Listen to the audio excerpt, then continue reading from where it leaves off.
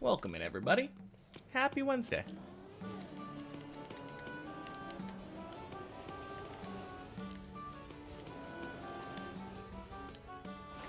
Nice.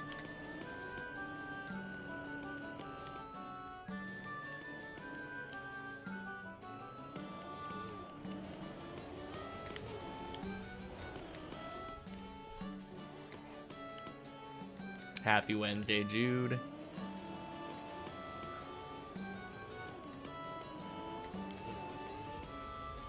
Oof.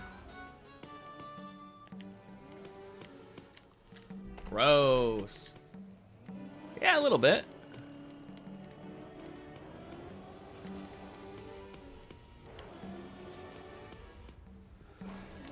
Whoa. Oh, wicked save. Cooper, welcome in. Happy Wednesday.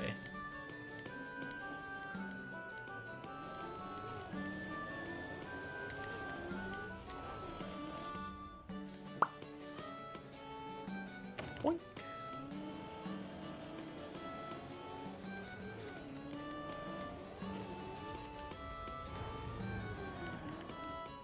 So I got to floor 14 on Monday after you went to bed? Yep. Felt good, but also kind of felt bad the way that I failed it. Very uncommon fail, and even more uncommon, like, recovery path, I guess. It definitely feels like normally when you fall down, right? Where I did there, you usually just land in the pool.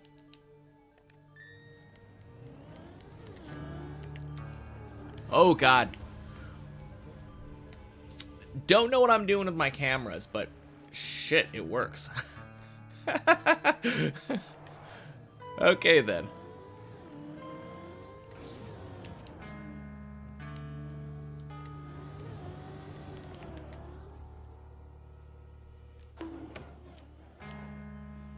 Kind of looked like I threaded the needle in exactly the way that you wouldn't want to. Yeah, 100%.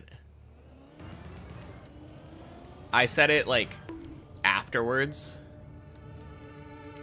But in hindsight, I now know that given the angle that I was at, definitely needed to release significantly sooner. If I had just basically completely released going into that jump, I would have been golden.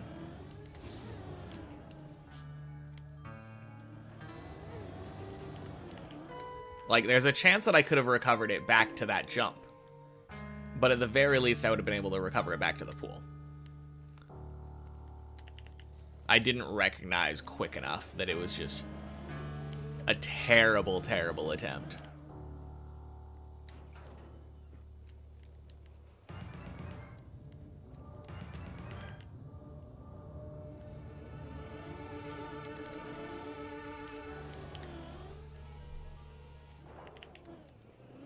Beautiful.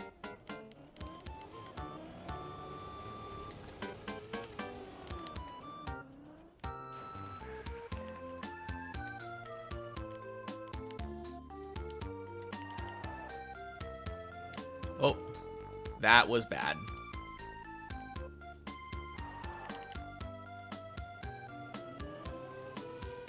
There we go.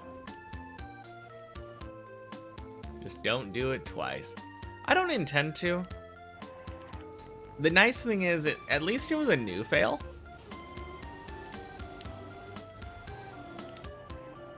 Oh, shit. Speaking of doing it twice. Alright. I'm doing a different thing for warm-up this morning. Welcome in, Wonky John. Happy Wednesday. This morning for warm-up, I think I'm just gonna do 3 11 clears. But when I get the 11 clear, I will continue the run as far as I can.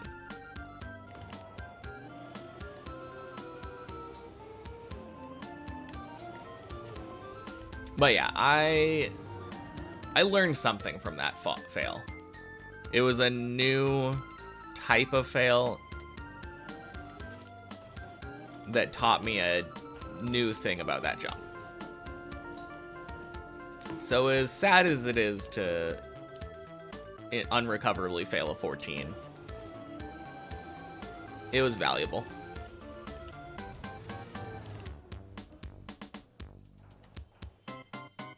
Eleven's the biggest roadblock. I don't know. For the last like 2 or 3 weeks, I had been not making it past 11. Fuck. Prior to that, like right before I got to floor 15, I was probably like 60 or 70% floor 11 clears. Maybe even higher. But like I was more often than not, it felt like, getting to 12 if I got to 11. And then after I came back from practicing 15, that all kind of just went downhill. Don't really know why. Probably just because I hadn't practiced 11 in a while again. But yeah, I had a rough time going for 11.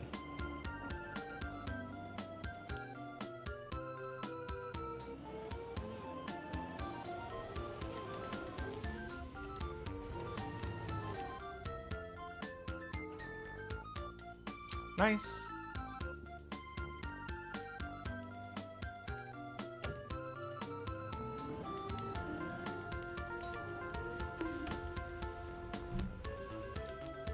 Cool, clean. I think my car almost flipped there, but I did a counter steer to recover it.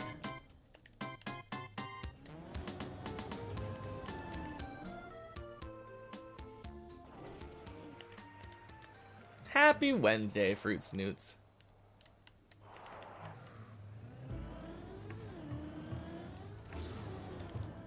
Oh, is that gonna overjump? Yeah.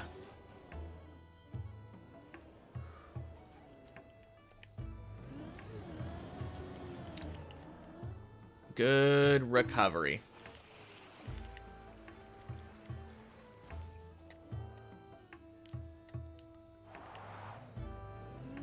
No, that was actually really nice. I noticed it soon enough, and I was able to just fix it.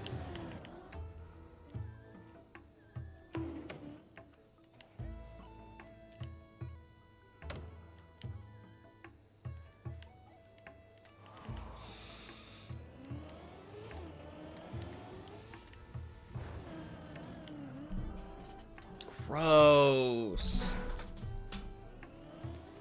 Oh man, I overjumped there.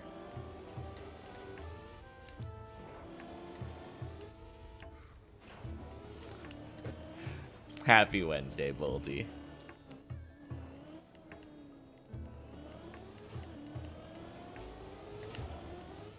Oh god.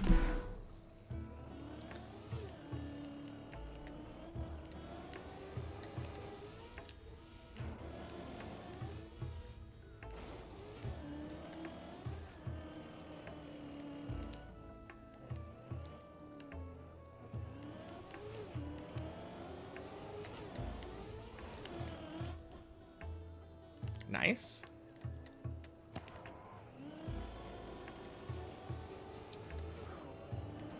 Yeah, I think it's gonna end up being like a really short week this week. Oh, fuck.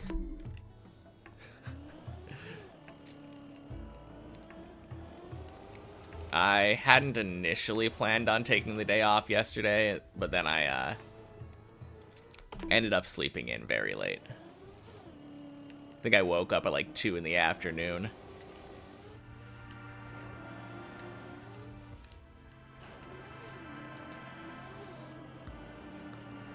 And then got plans tomorrow. I don't know if there are any plans on Friday, but might not be streaming on Friday. We'll see.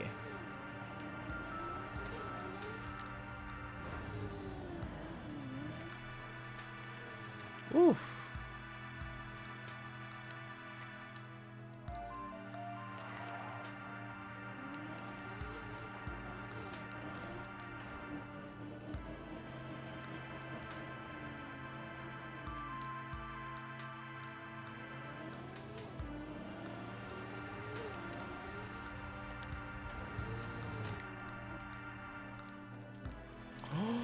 You are joking. Oh, I released just like a half second too early. Painful.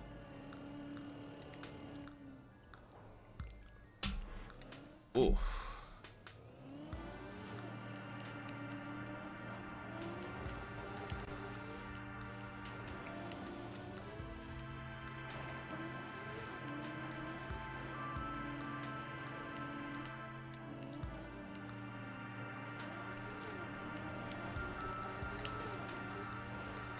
Gross.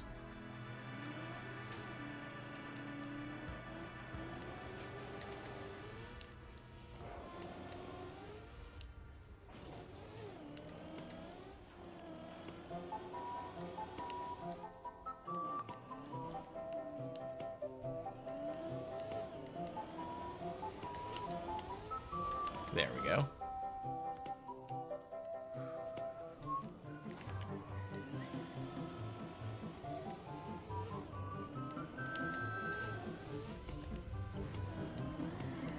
Clean. Nice.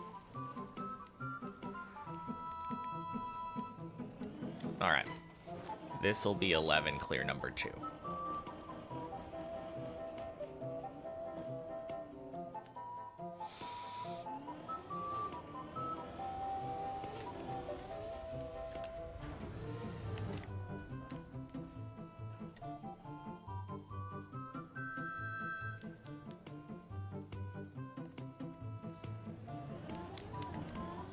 Welcome in, Blurry Cleric.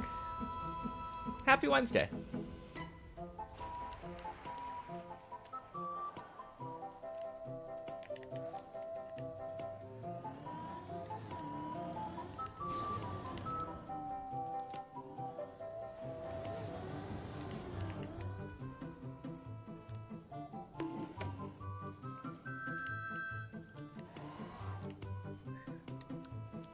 What is that? 1, 2, 3, 4.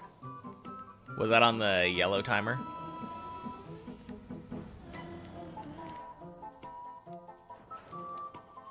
Okay, gotcha.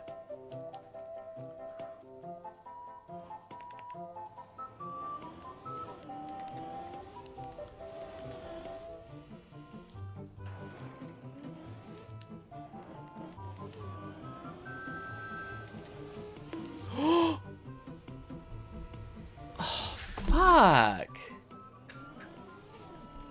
That is the most frustrating 11 fail. God.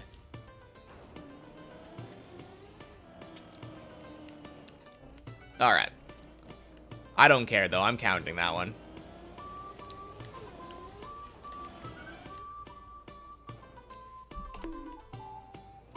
Stream is like a minute lagged. I think it's like probably 30-second lagged.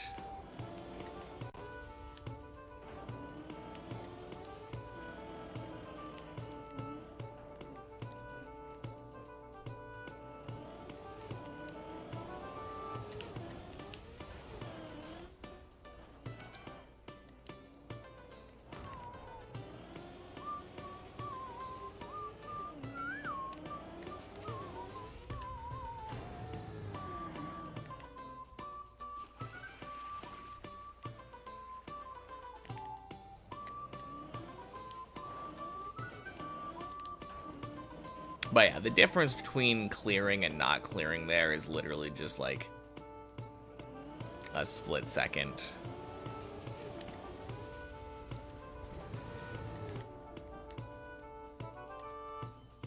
I don't want to make the warm-up last that long.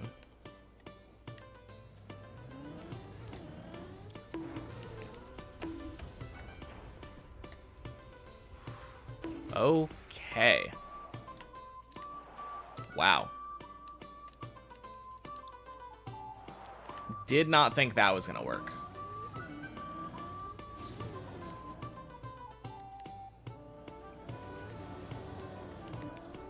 Yeah. Normally when I hit the wall ride and it goes bonk, it's just a clear sign that it's absolutely dead. Good to know you can get a weird bounce. Are you kidding? Oh, that fucking jump. I mean, I know I got a little bit more... I jumped in a little too far. Could have done with the release there, but...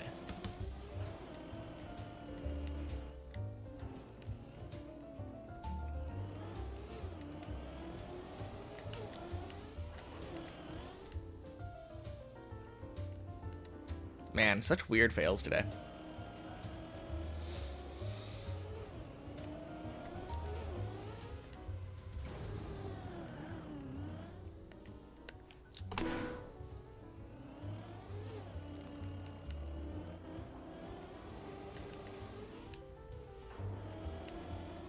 No, this is exactly the problem with my normal warm-ups, though. I normally get 11, like, first couple tries within 4 or 5 minutes. And then just move on to 12.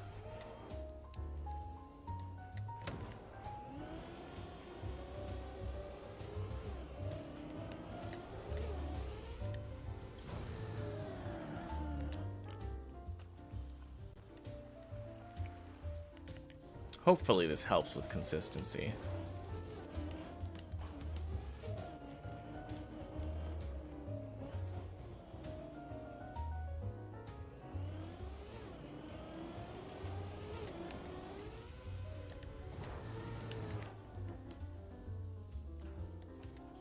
Nice.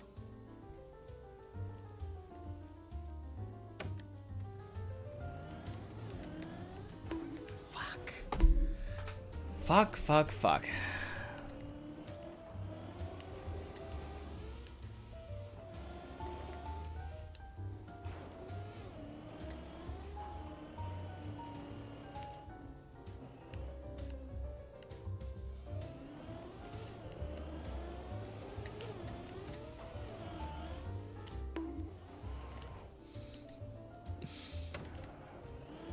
I hate that wall ride.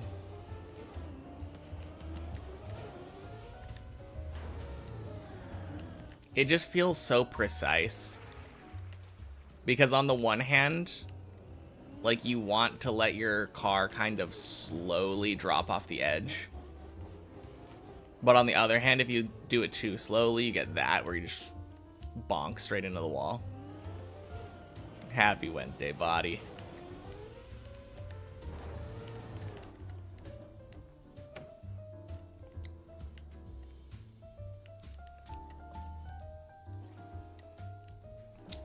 Okay.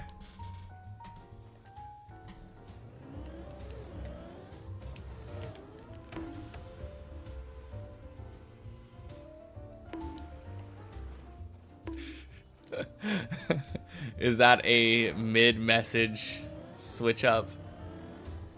Yeah.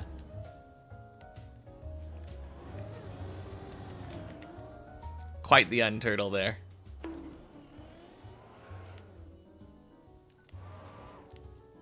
Don't stick. Yeah, I mean, if you do it too early and, like, jump too far to the right, you won't stick to the wall, right? It'll be bouncy.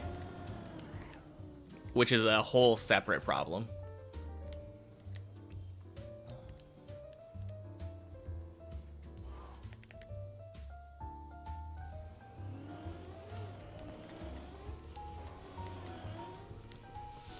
God damn it. This got interrupted by something more important happening. True. Oh, man.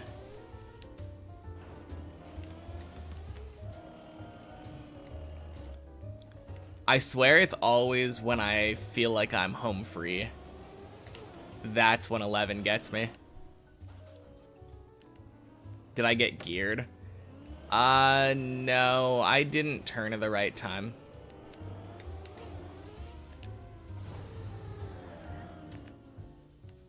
I think I turned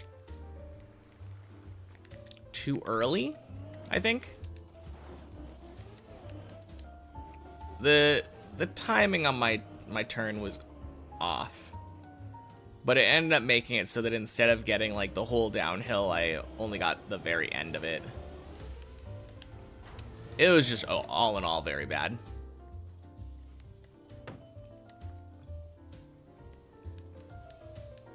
I wasn't exactly surprised that I failed that.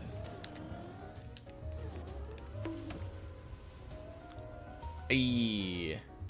Super clean wall ride.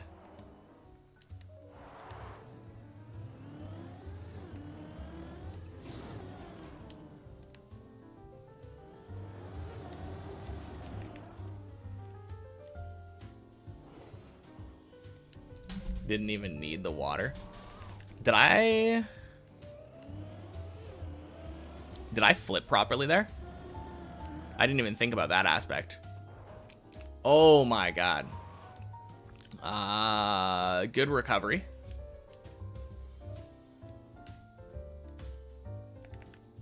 Landed very clean.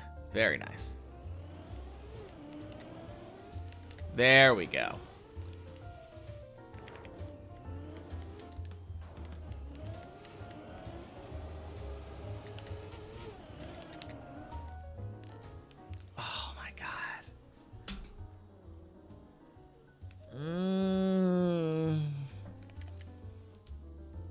This fucking jump, man. I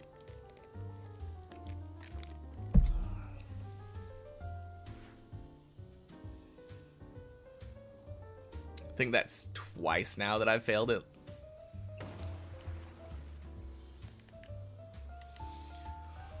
Yeah, that's rough. Oh well. Luckily, it's not a bad recovery.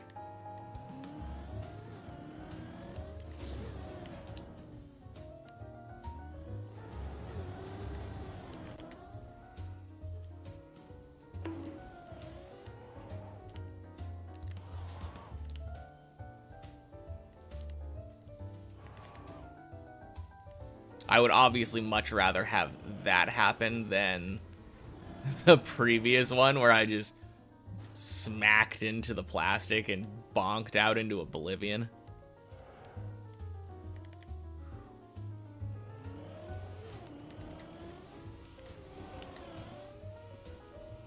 Close enough.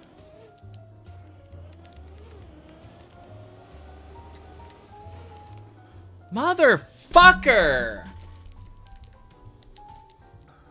Okay. Fuck that jump. I'm practicing it individually. And then I'm moving on to the main map. God. That is so fucking frustrating. I hate this jump. Of course, as soon as I do it by myself, I get it like the most clean that I could possibly do it.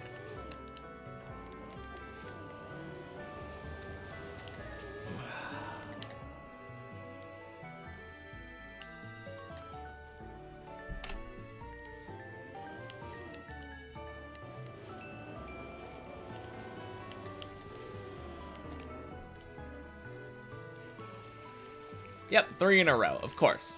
Of course.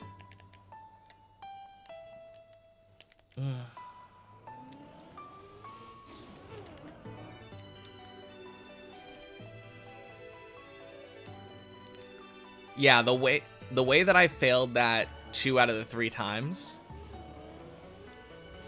was not at all a way where it would have recovered. Like that last one that I got, it was falling out of the tower.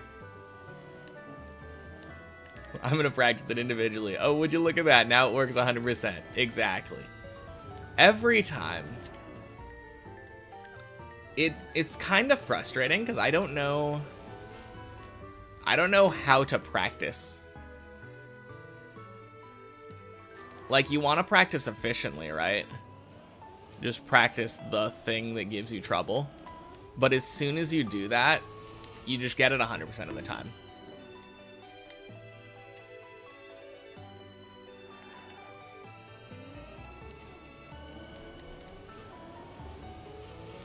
I know I've had some people suggest doing, like, the jump before and also the jump to kind of simulate it better.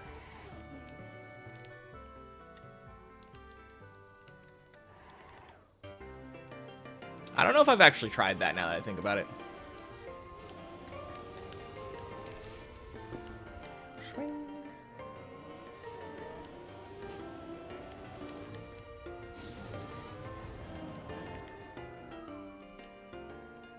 Cool. 50-50 on 12.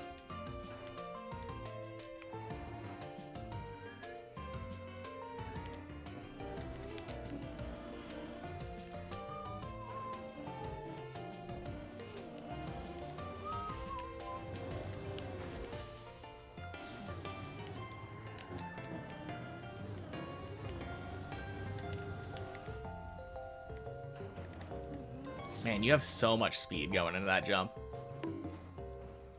A low flip. Onto the booster. Yeah, a little bit. Normally I flip out a little bit later. But if it works, it works.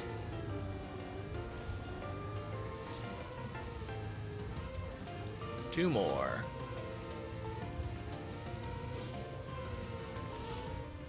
Whew.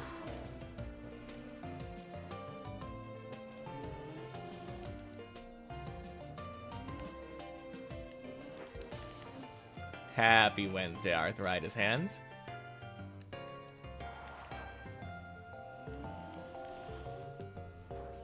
Nice. Good luck today. Thank you, thank you.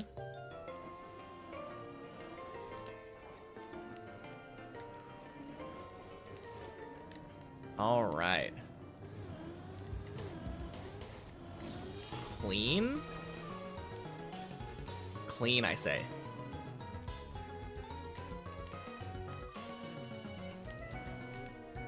Nice. These little seams that just barely don't connect properly.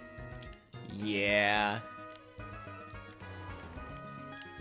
I feel like, honestly, there's not too many of those instances. Obviously, the worst one that I can think of is, like, the floor 1 ice slide. Actually, there's a lot of instances of that happening on floor 1 where it's just, like, random cracks in the map.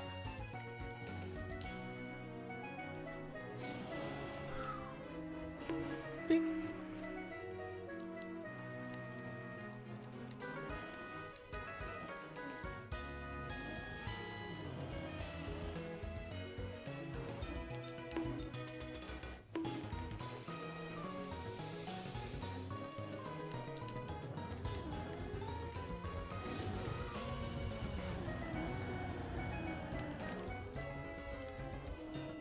Cool.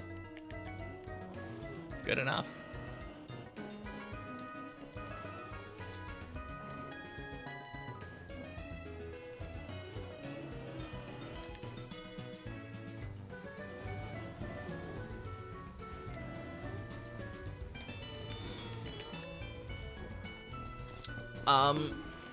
Oh. Nightmare to test.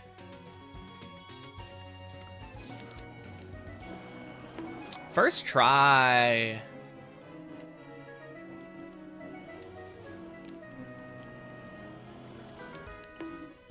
Actually, obviously it's first try. The way that I'm practicing it right now, I only get one. Yeah. I don't have the normal checkpoints that I've been practicing on.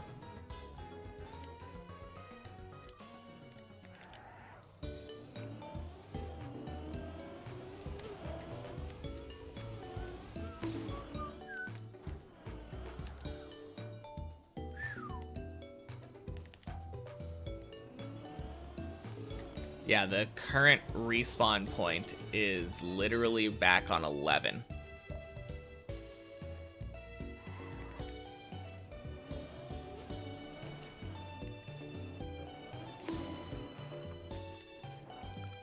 So gotta kind of play as if it was the real map right now.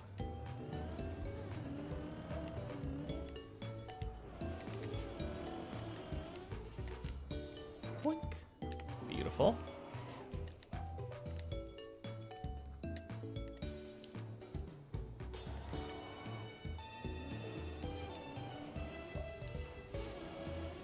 Although it is at the end of 11 now.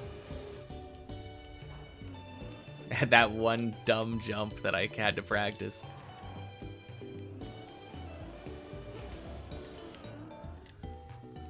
Alright, here's where the Monday failed. Gross.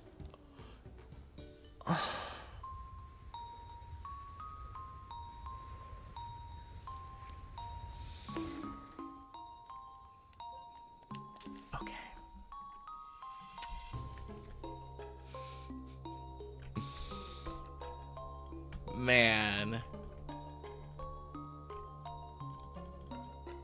What a dumb jump. Okay. Obviously, as soon as I spawn myself up here, though. Oh, would you look at that? No way. Who would have guessed?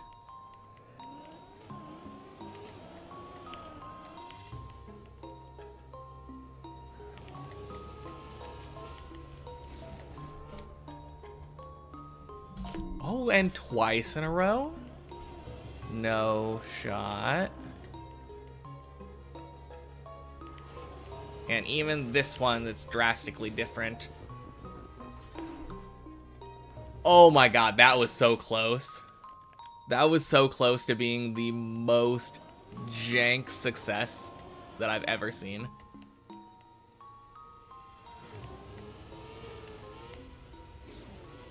Yeah, that's basically what happened on Monday. Happy Wednesday, Ira. Welcome in.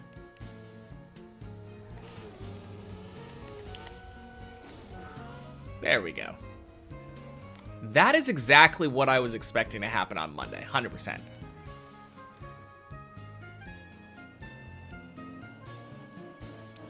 And then it didn't get any grip at all and just fell diagonally off. True. Yeah. What a day.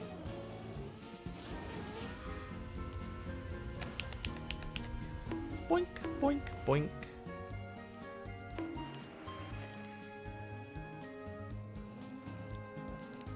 Hard to say what's safer with that. I think once you notice that you didn't get the angle. Well, there's two things. First of all, you want to be like far left side going into it. If you release and don't get the grip, it's still bad. True. But I think like the biggest thing is actually just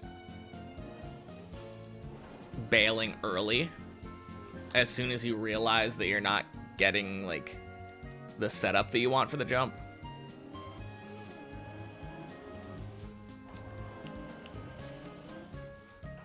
But yeah, I think if I would have released on Monday, I would have been able to save back to 14.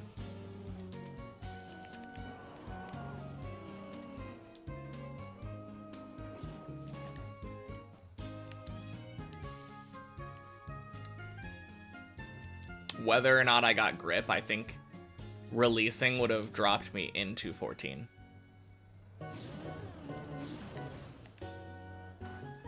The moment you see the car rotating that slowly, you should just release immediately. Exactly. That was precisely my thoughts.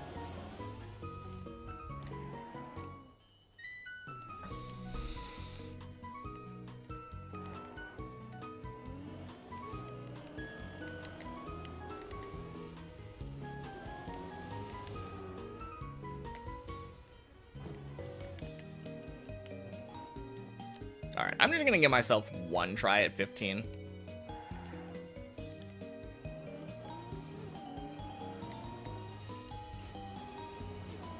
And then I think I'm going to the main map. Boink. Sploosh.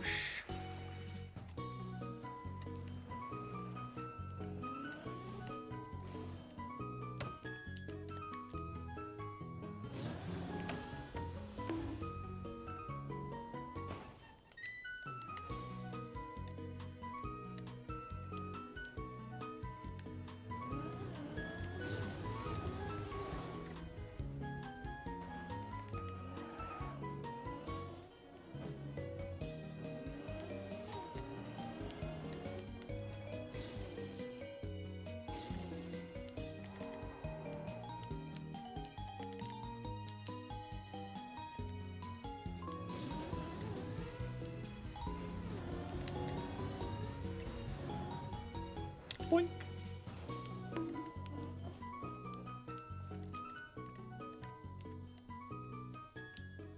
Happy Wednesday, Tolly.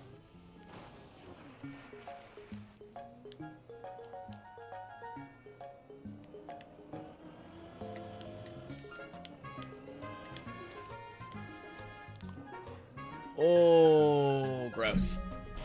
Just the normal, spending time with family. Of course, I fail the planets exactly the same way I did on the main map.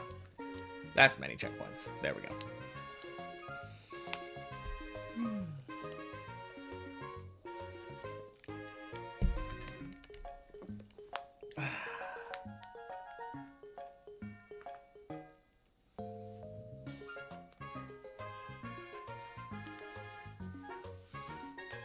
Happy Wednesday, Alec.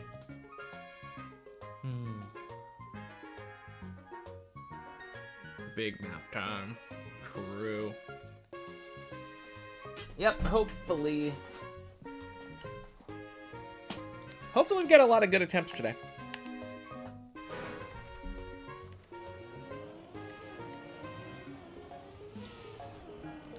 Fair enough. Sounds good, Jude.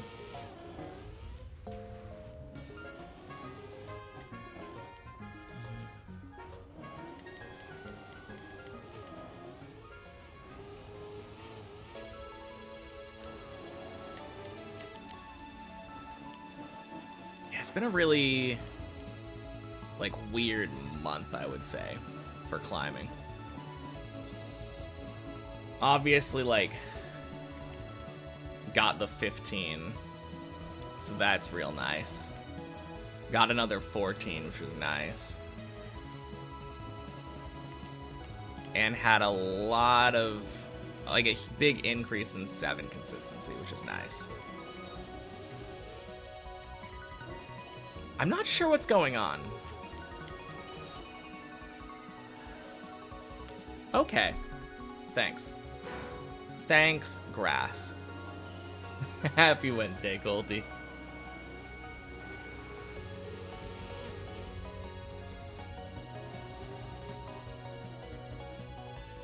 Yeah, that was penalty grass. I'm pretty sure that section that I was sliding on was penalty. After that one, not sure what's going on either. I mean, I think I just missed the turn barely for the actual intended spot where I'm usually trying to turn. It happens.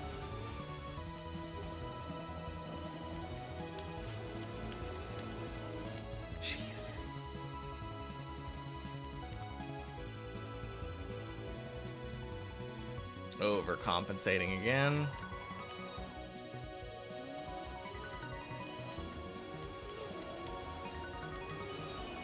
There we go. Tossed on 12 today. Let's go. That's a PB though. I think last time we talked about it, it was 11, right?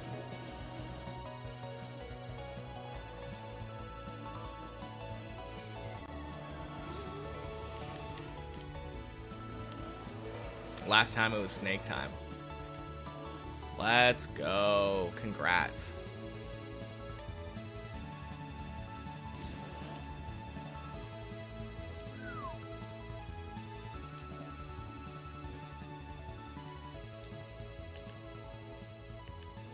Is it a toss if you PB? Not in my book, for sure. I agree. Feels like obviously Colty is very much of the opinion that all the stuff until like the last floor or second to last floor is very easy and shouldn't be failed based off of how practice goes, but I feel like any time you're on a PB you could instantly fail just because of PB nerves. PF jump. Fair, but I don't know. I feel like most people would consider that jump. I think the jump that your PB is at on Deep Dip 2 is still the one before Quack, right? I think if you take that jump in isolation, most people would be like, oh yeah, that's basically a PF jump. But I would never shame anybody for that fail. Nerves combined with that, like, that kind of left turn. Very common. It's a PF jump at high up, exactly. Happy Wednesday, Salamandra. If you don't get the finish on every run, it's a throw. Yeah.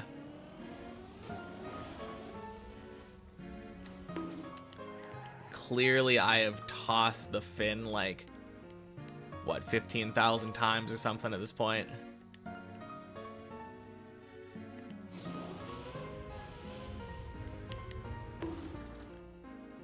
Wind pushed you off. Oh, yeah.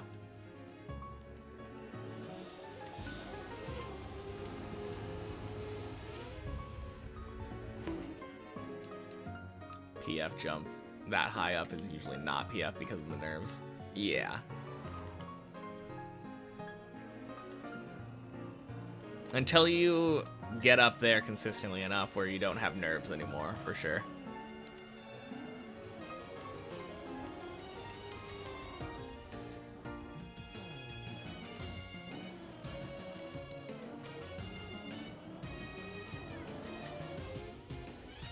Now, how PF is this PF jump? Is it literally like line your car up, aim, and just hold gas? Or is it like Elcon PF?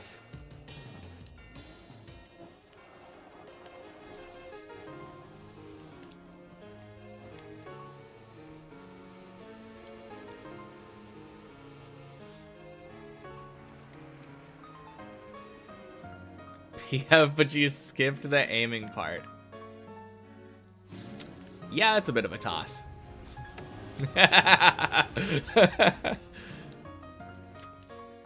Oh, man.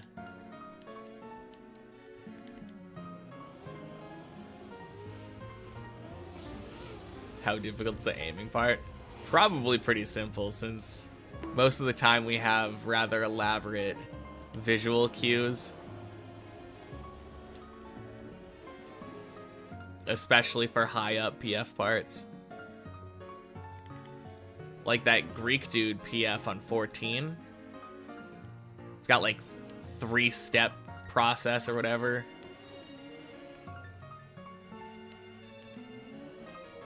Realistically should never fail to aim. Can you still do it with nerves? Absolutely.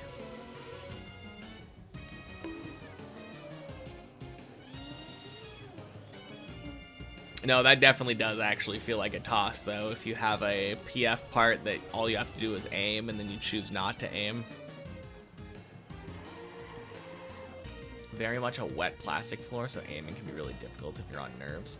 Oh, okay. 1 aim, 2, 3 fin. Basically.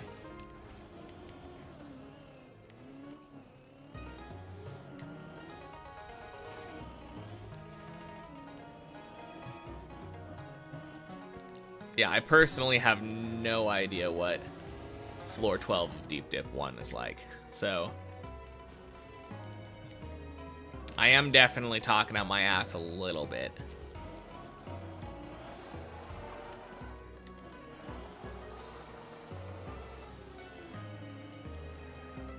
Aiming for a press forward with wet tires does sound more complicated than a normal press forward. Super easy, that's why you skipped it. Oh.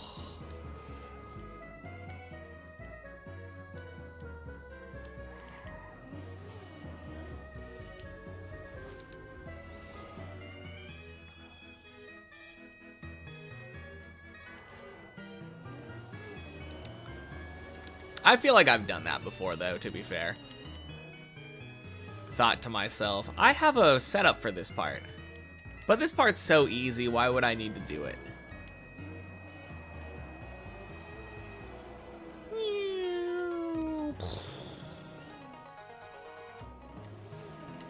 Sounds more like overconfidence. Yeah, a bit.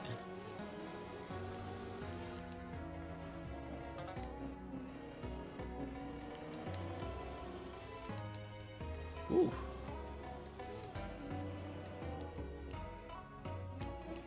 Always skipped it in practice, that's why you skipped it on the main map.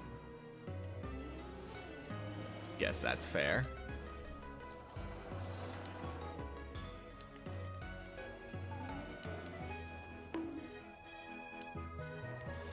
Now, I have something similar on 11. On 11, when I'm doing practice, the second jump, I always jump directly left up onto the platform instead of the straightforward right jump that I do on the main map. So occasionally on the main map, I do the same thing that I do in practice. Usually not, though. I'm usually pretty good at controlling myself there. Because I know the way I'm practicing it is not as safe. But yeah, sometimes muscle memory gets the better of you.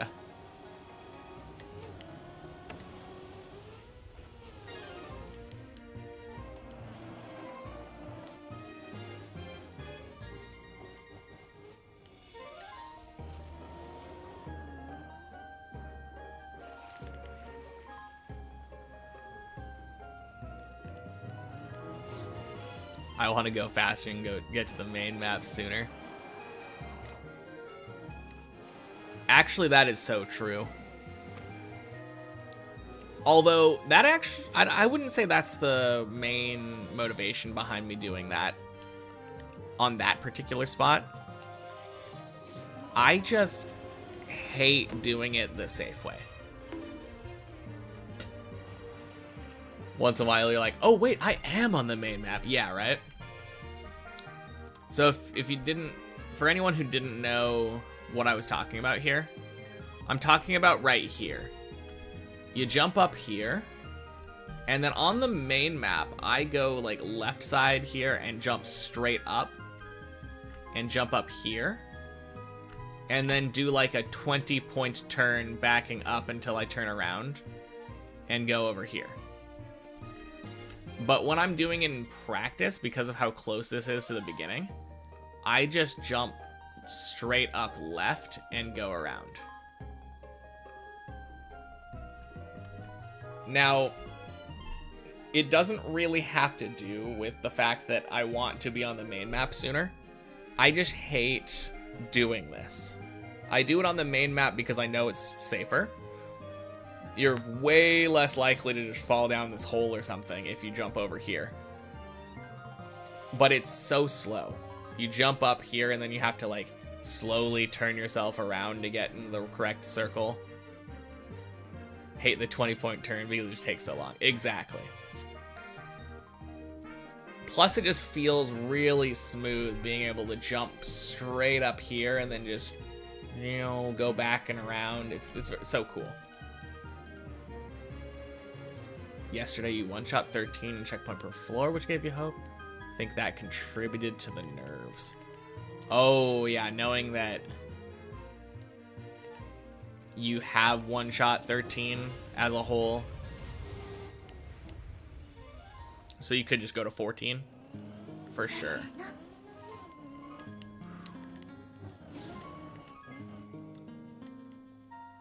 Okay.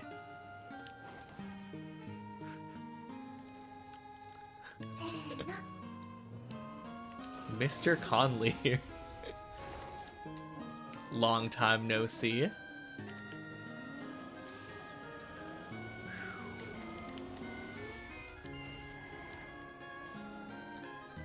Man, that is a name, though.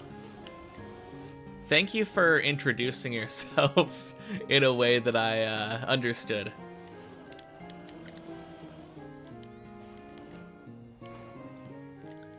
Because I don't know if I would have recognized you there.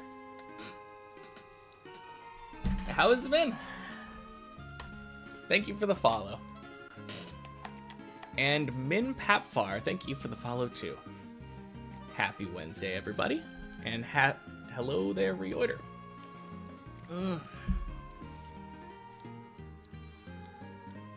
Being smooth on the tower map is too rewarding. Yeah, until it's floor gang. Boys say hi.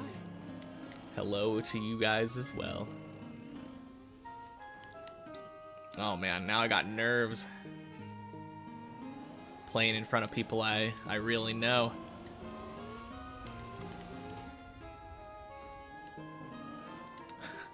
Crossing my fingers I don't die.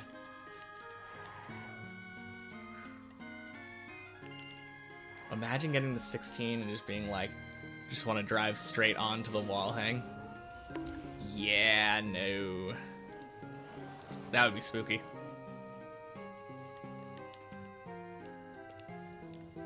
Although, with the wall hang, I don't have a setup for it right now. I kind of have a setup, but it's just not that much.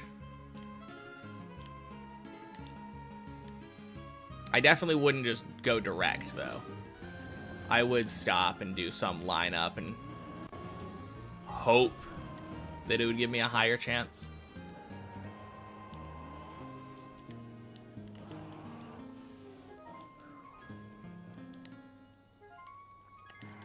Until you have a properly practice set up, it could work out. Yeah. Yeah, right now, I don't really. Although, I do have ideas now. I think last time I was doing Checkpoint Friday, I found that driving more directly, like taking the jump lower and jumping into the wall felt like it was helping a lot.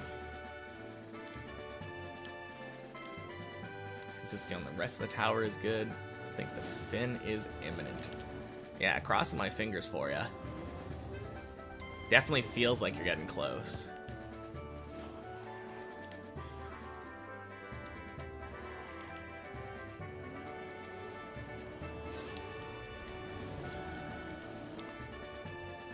Boink.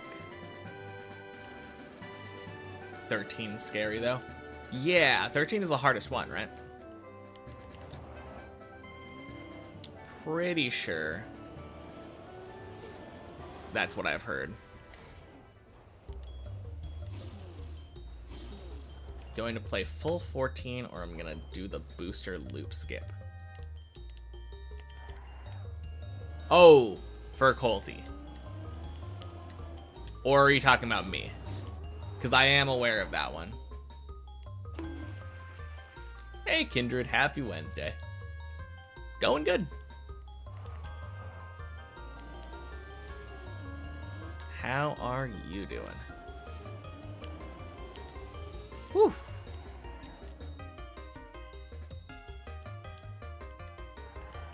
Skip's too easy to mess up.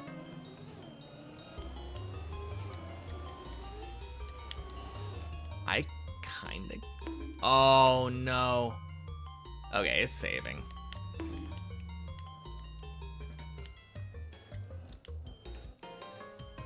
Quackant.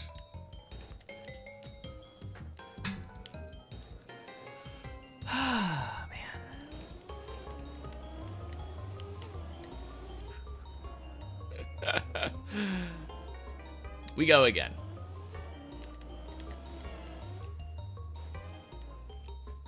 No!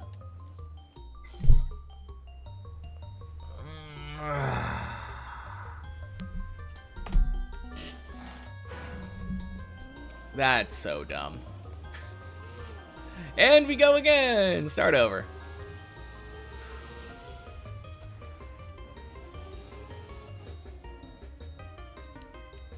Oh, man.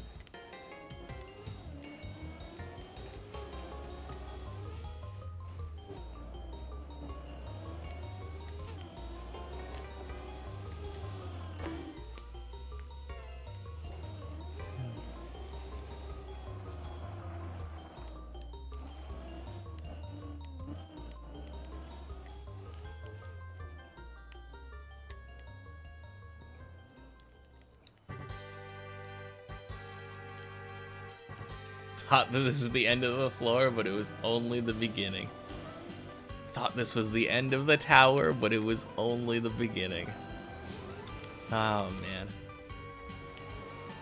Welcome in, Lori. Happy Wednesday.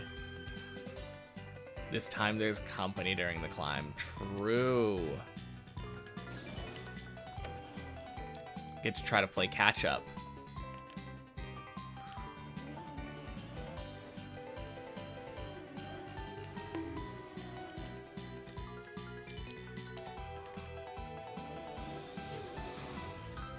Whew.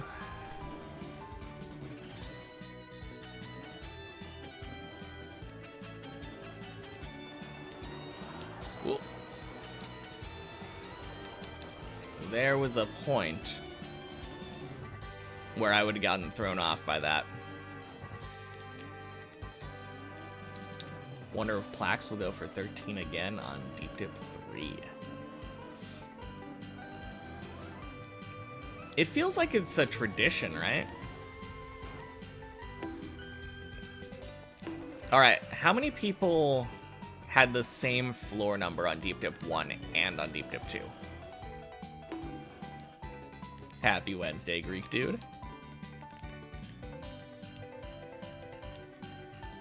Because I don't know the Deep Dip 1 mappers.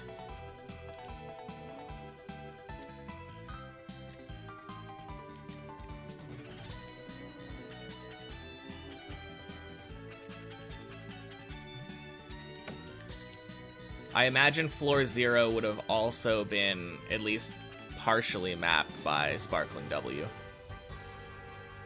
You don't know Deep Dip 1? Yeah, me neither. Pretty sure Maji didn't map for Deep Dip 1. I think Deep Dip 2, or floor 2 on Deep Dip 1 was Reuter? Which means that's floor 2 on Deep Dip 1 and floor 9 on Deep Dip 2.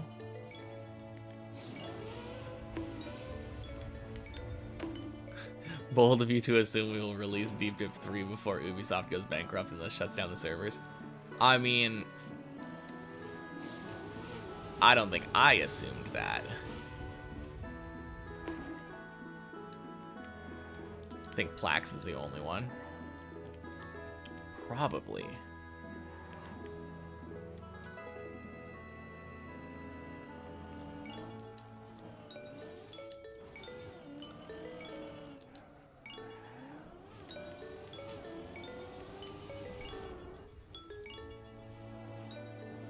Back-to-back 16 clear yesterday. I think you're about ready to go for quick per floor clear. Let's go. That's sick.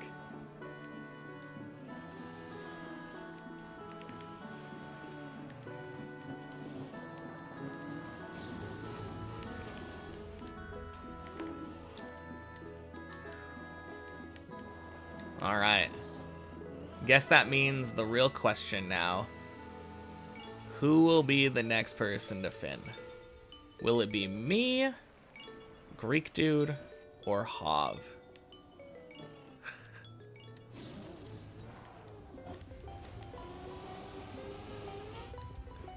I think those are my 3 guesses right now. Unless a wild card comes in.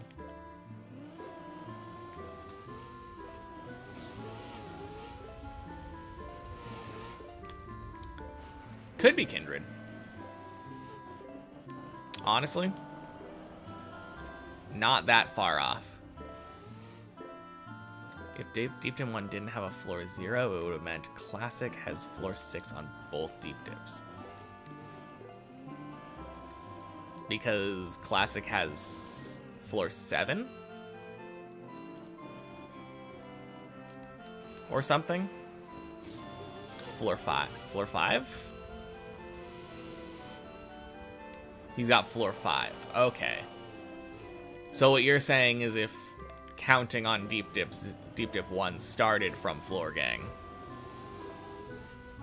as floor 1, 2, 3, 4, 5, 6. I don't know. I think that would have meant that Classic would have had floor 7 on Deep Dip 2, because I don't think the counting method probably would have changed between. He's finished per floor before. Oh, Kindred. Yeah, I mean, could be then.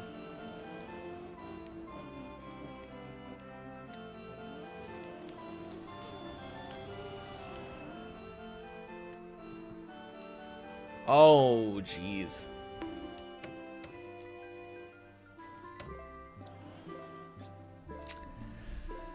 Thanks, Tony.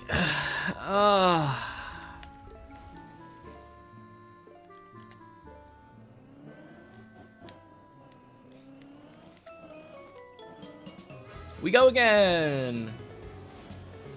If you start now, maybe you could beat us. I believe, Lori, you got this.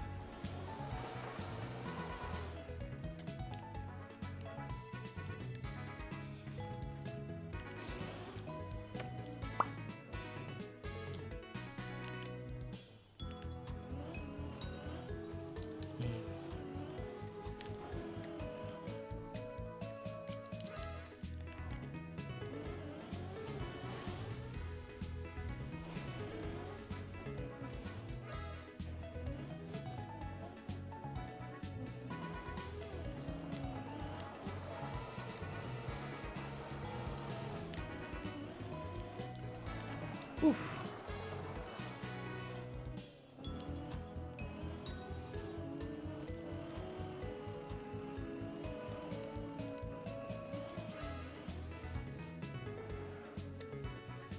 Oh yeah, so I started something kind of interesting last night.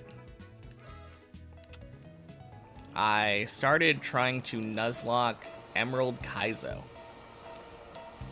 which I think is kind of a notoriously difficult thing to try to Nuzlocke.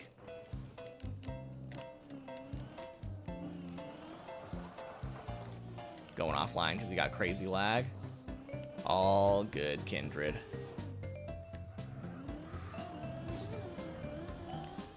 Boink, boink. Sploosh.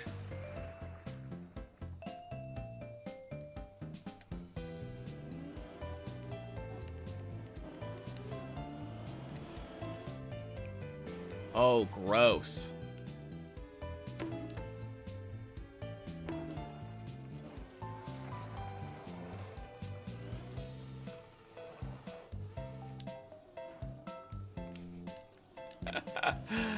Oh, man. No idea what a Nuzlocke is? A Nuzlocke is rather simple. So basically the rules are as follows. You play the game like normal, right? But once you get Pokeballs, there are essentially 2 rules. 2 real rules, and like a third kind of fake rule.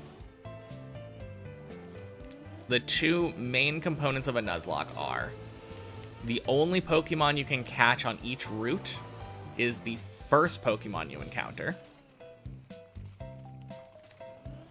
And then the second rule is, if your Pokemon faints, it is dead and cannot be used anymore in battle. Either you have to release it, or you have to, what I like to do is I like to make a graveyard box so I can see all the dead Pokemon. It also lets me keep track of what routes I've caught Pokemon on.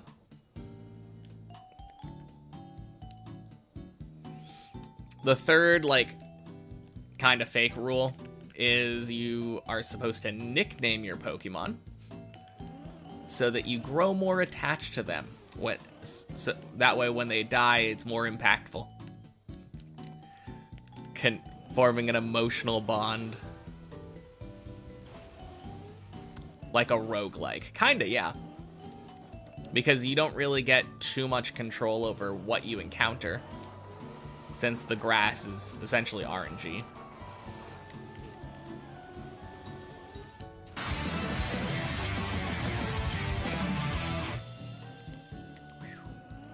This is a race now.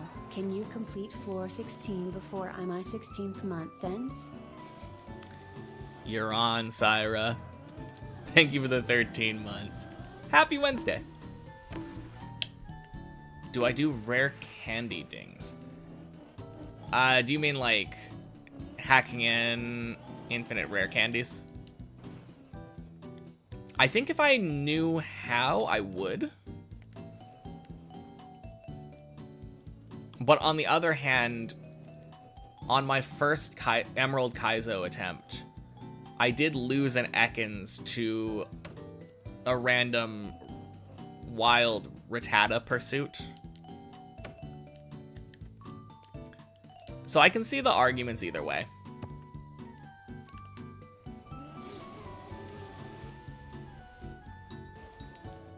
It's fine though, because I nicknamed that Ekans Failure.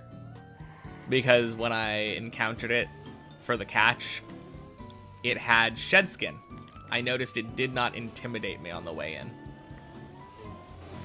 So I wasn't exactly invested in that Ekans success. Literally second battle that it was in, trying to level it up. Died to a Rattata.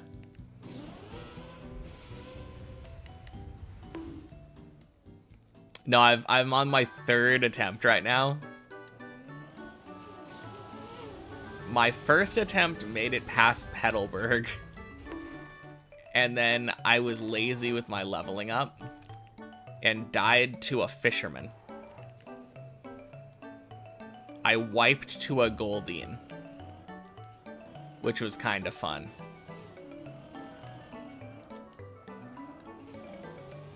And my second attempt was extra short because I really wanted to catch a Magby and was lazy and didn't like level up my Pokemon at all before going for my first catch. So I ended up having my Mudkip die to a Magby.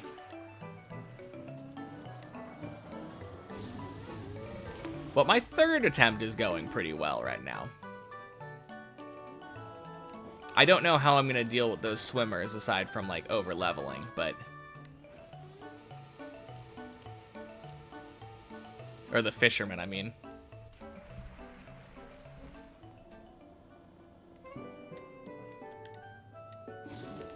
No, I love that game so far though. It's so cool, the changes that they make. I got a Gulpin, which you obviously wouldn't normally get that early into a Emerald gameplay or a playthrough. And I think like level 9 or 10, my Gulpin learned Fire Punch. Which I'm almost certain is not part of his normal learn set.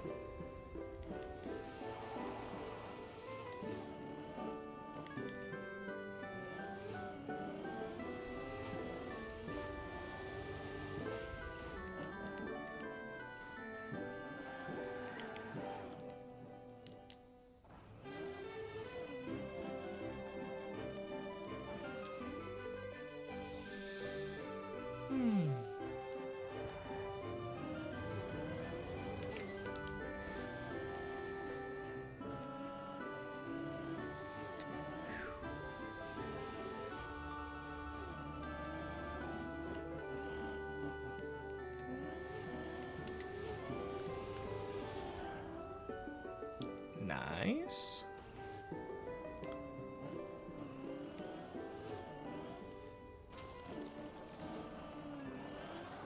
Oh my god. I just looked at my timer and I noticed that I'm at 15 minutes on floor 4.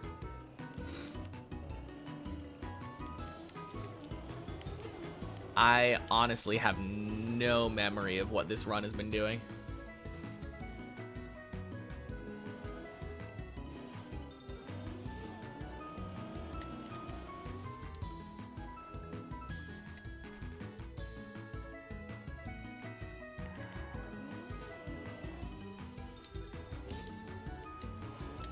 Oh, jeez. I just went back and reread Syra's sub-message. The message was complete 16 before 16 month. But can you beat Pokemon without getting hit? It is possible. I remember Smallant did it with Platinum, I think. Does not seem like a very fun challenge, since it's basically just get a level 100 Pokemon that has a priority move. And moves that can't hit. Or can't miss, I mean.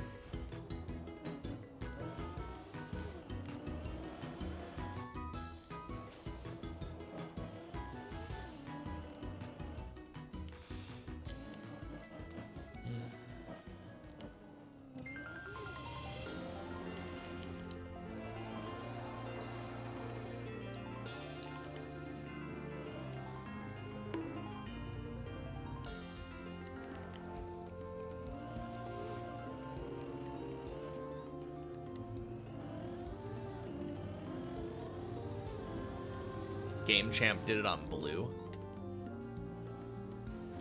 That sounds awful.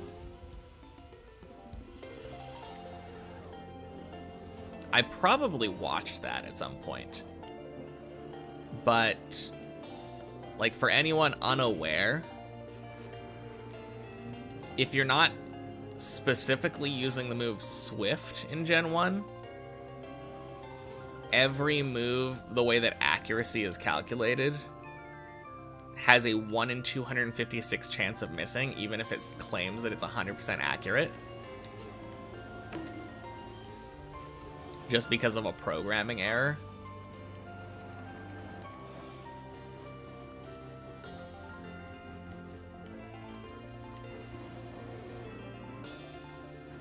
Luckily, like, Swift completely bypasses the accuracy check and just hits. I'm pretty sure that's probably what the thing that Game Champ exploited. Or made use of, I guess.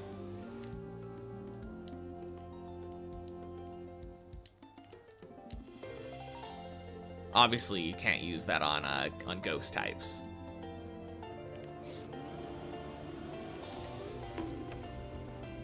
Boink. Sploosh.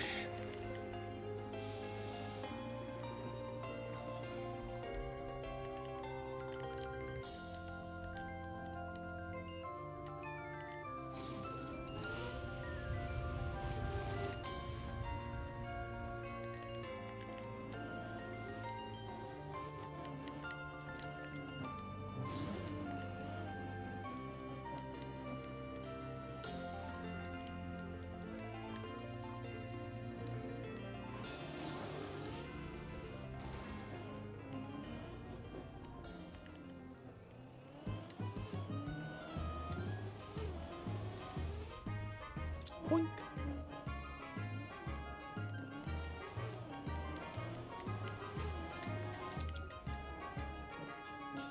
Had nightmares and then almost convinced himself that imagining damage is still damage. Yeah. I do remember that video.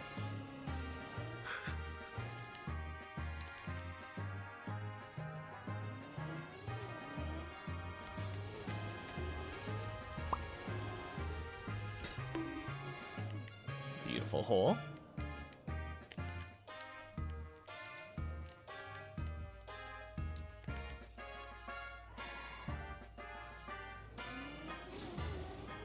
Boink.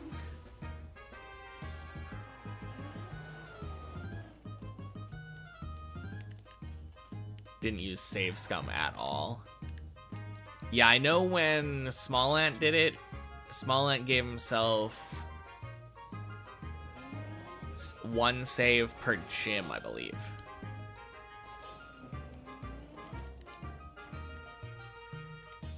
Which feels very fair.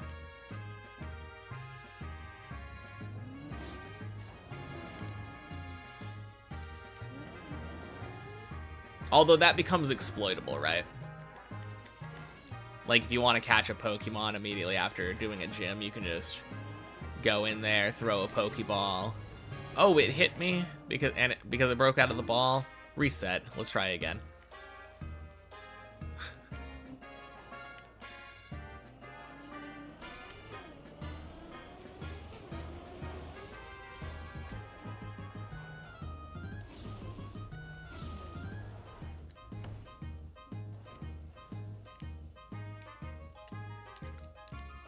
Hit the 1 and 2 5 6 Gen 1 miss. Yeah.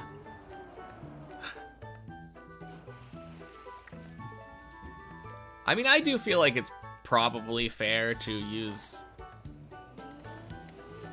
saves, at least like conservatively. If you're not saving before like every battle, then it makes sense. I think Small Ant's way of doing it was probably like a really good middle ground.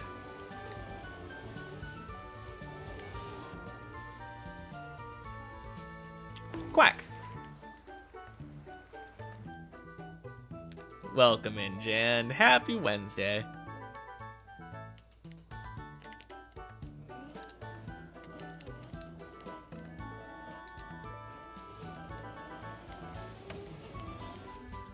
Boink.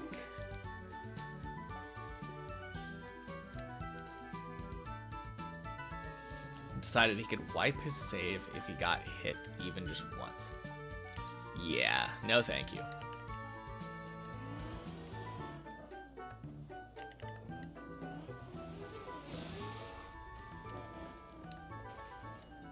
Do not wish that such torture upon anyone.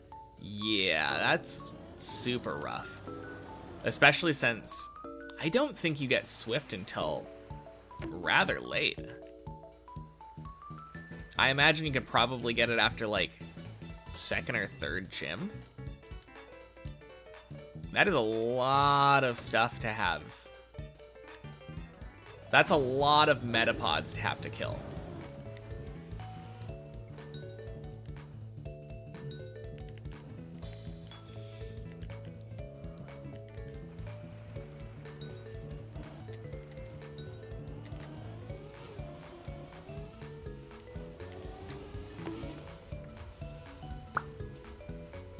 Not to mention the first rival battle is always going to be really annoying with that rule set.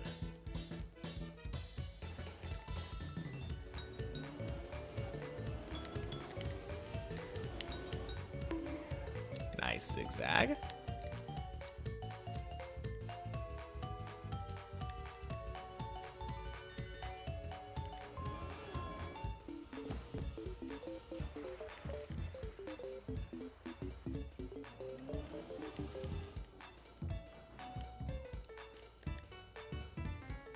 No, it is kind of funny, though. I'm pretty sure, specifically, if you're playing with that rule set in Gen 1, you don't have to fight anything before Viridian Forest after you get the rival fight done.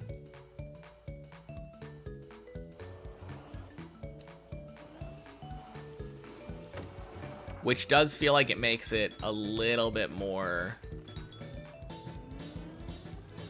exploitable anyway.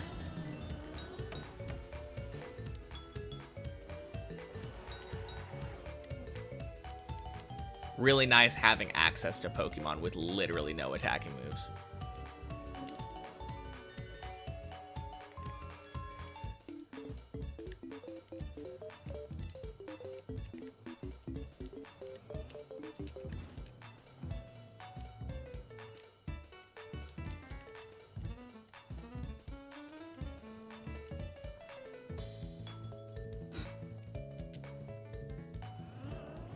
One question about this: how do you beat your rival without getting hit after you pick your starter? Luck. Every turn, your rival has a choice between the attacking move, like Tackle or Scratch, and something like Growl or Leer or Tail Whip or something. So if you're able to get lucky and have your rival hit either the non-attacking move, like 4 or 5 times in a row, with crits on your side, hopefully, or the rival could also get the 1 in 256 miss that makes it so they don't hit when they do it.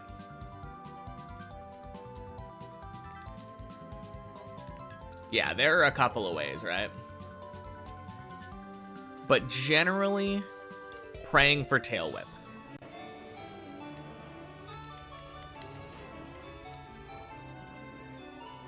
And I think Tackle wasn't 100% accurate during the early gens. Yeah. Exactly. So, you choose Charmander, and then pray.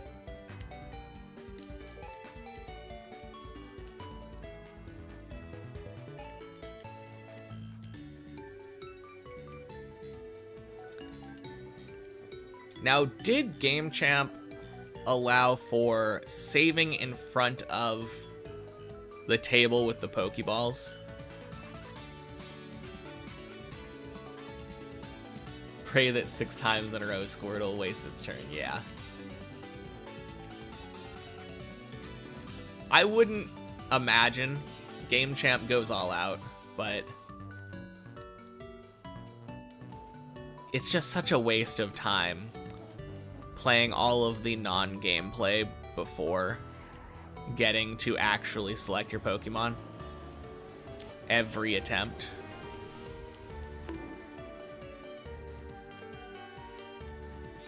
If I was doing it, I would definitely have a save space right before picking my starter.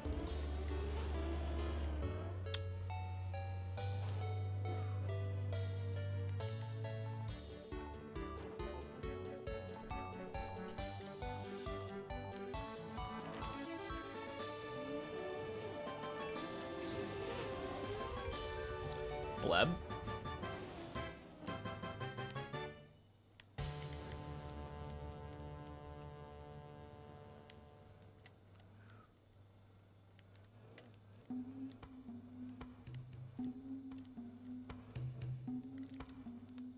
Happy Wednesday, Fusan.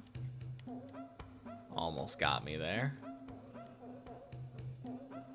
Chose to try to trick me right before the turtle. Bold move.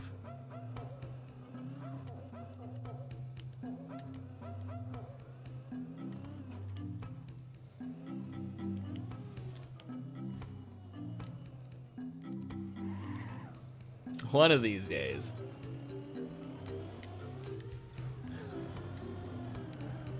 Probably. I'm not perfect. I like reading things out loud.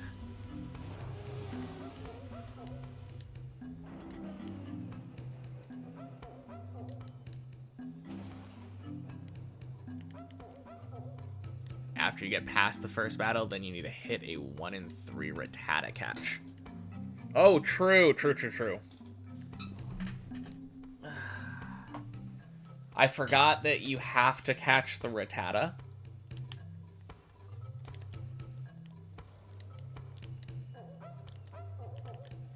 Although,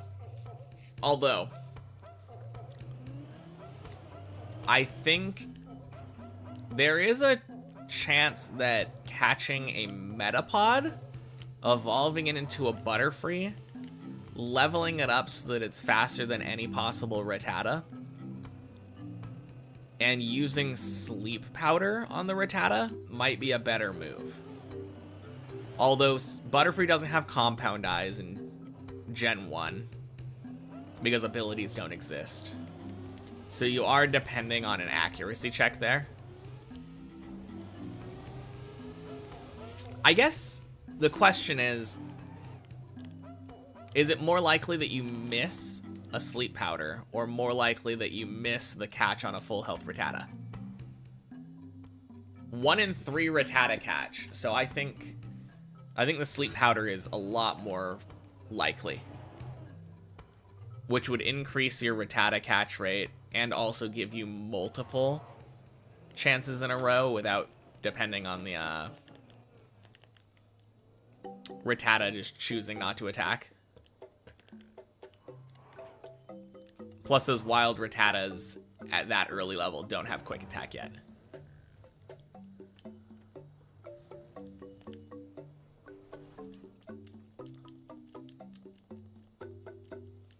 So I think if I was doing the challenge, that would be my game plan. It would be really annoying, though, because a lot of switch training. Obviously, Metapod can't do crap for itself.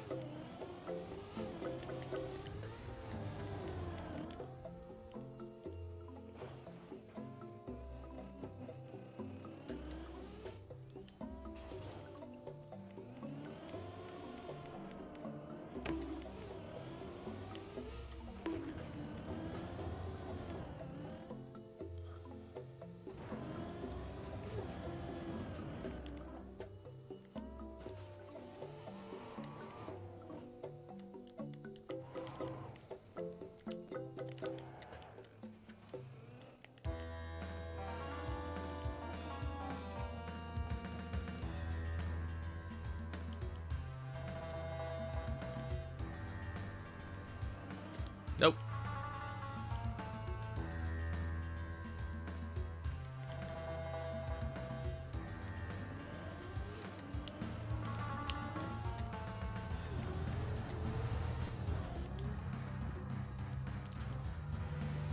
Okay. Need to have the speed stat to start with so you can run from Caterpie.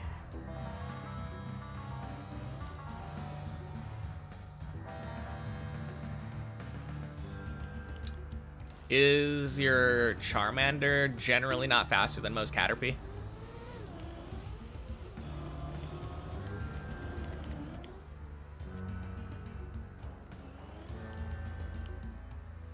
I'm not sure. Maybe it's possible that a level 6 Charmander will be slower than a Caterpie.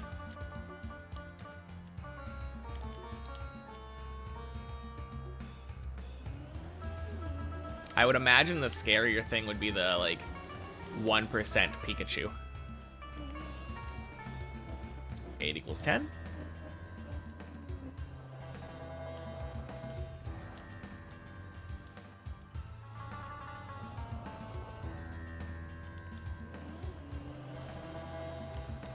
Happy Wednesday, Hav. But yeah. Assuming your Charmander is faster, if you're playing it perfectly safe, you lead with Charmander, switch in on the Metapod or Kakuna, then switch back to Charmander for the kill.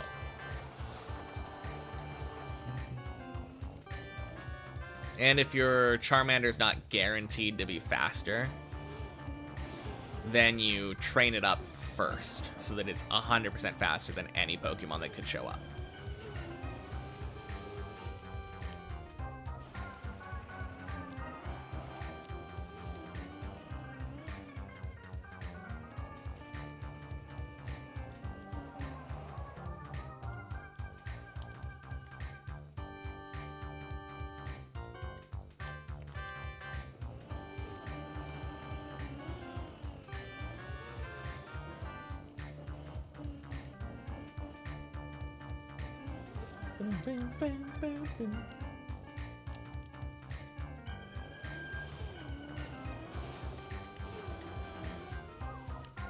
Nice.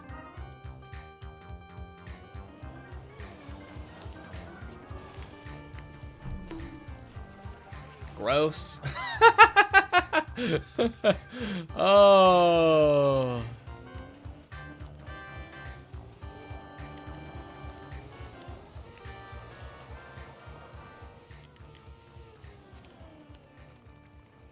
All right, good bail.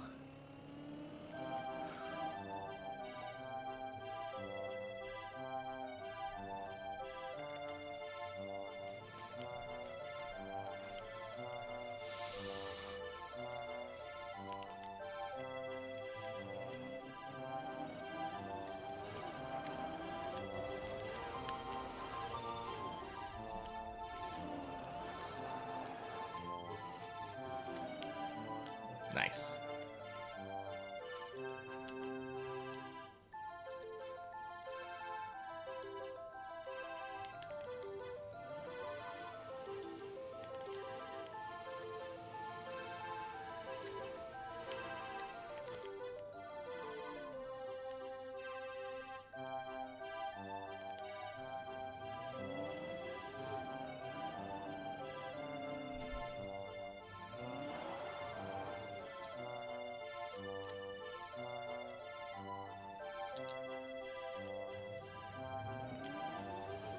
Been like 20 years since he played any Pokemon.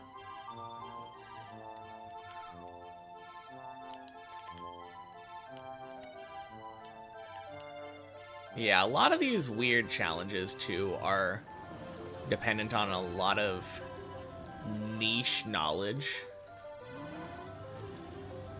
of very specific mechanics that you didn't really think of even if you did play it. Boink.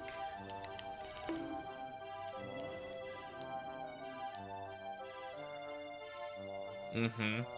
Sounds about right. Alright. I will be right back. I don't feel like needing to go to the bathroom during an 11 run. Cool. See you.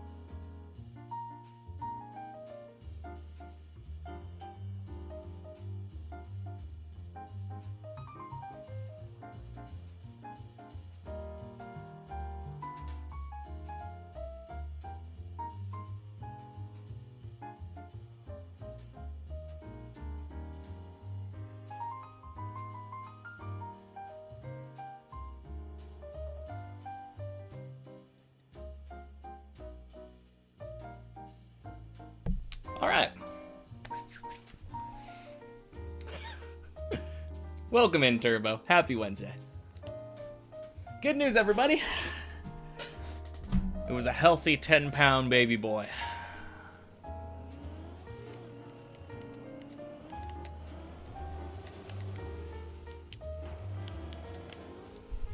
And shit.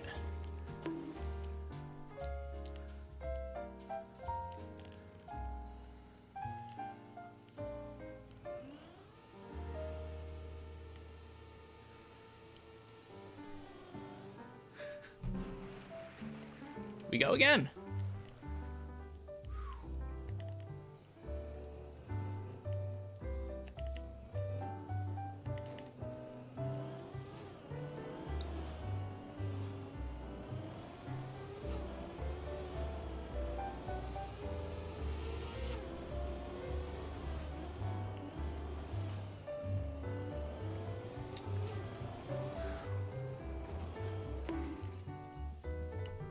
Glad they put a pool save there.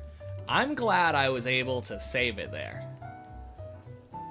That was a snow hill. Got rather lucky. Happy Wednesday, Kevin.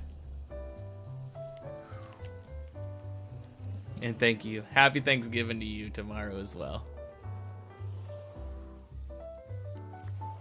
Almost certainly won't be here tomorrow. Got places to be, but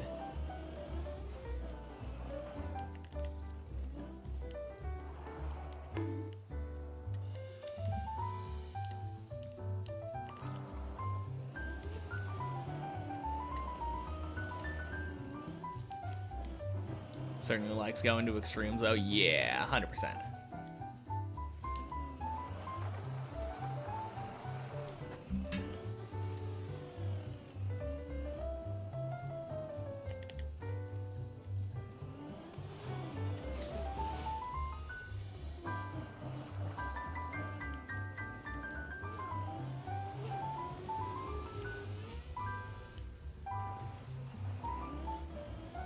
No, that one...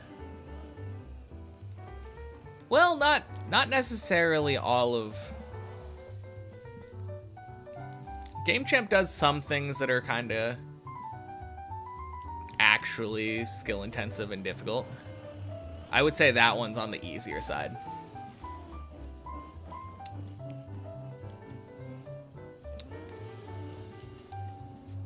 Yeah. My brain was instantly going to like hitless Mega Man. I never played that one, so I didn't really necessarily have a full appreciation of how difficult that was.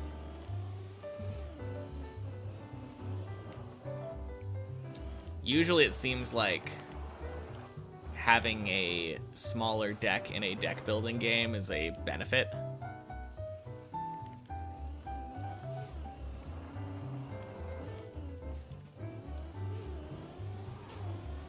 Like, I know in Slay the Spire, if you're able to get like a 1 or 2 card deck, basically makes you just infinite damage turn 1 every time. Actually broke his hand attempting it. Damn.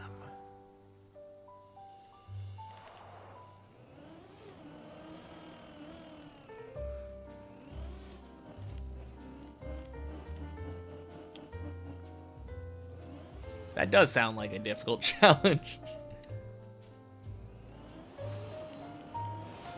Can't say I've ever broken my hand trying a gaming challenge.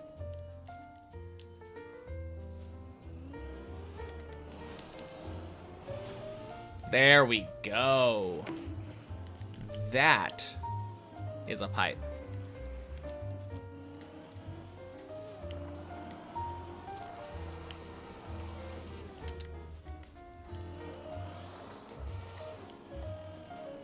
Decided to go white mage only run for Final Fantasy 1. Huh.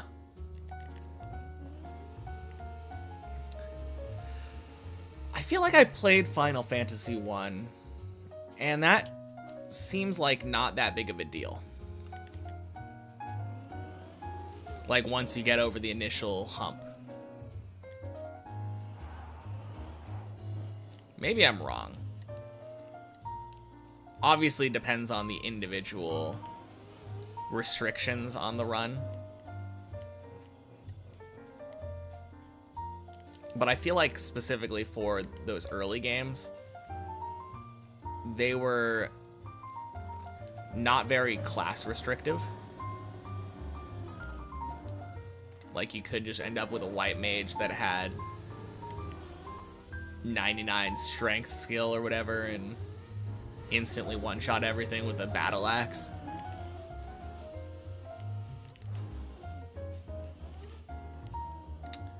Alright, we back.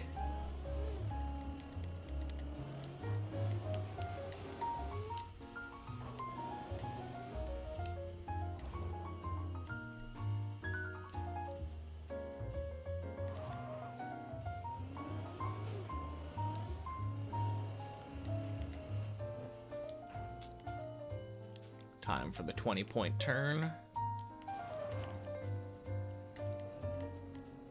Not bad.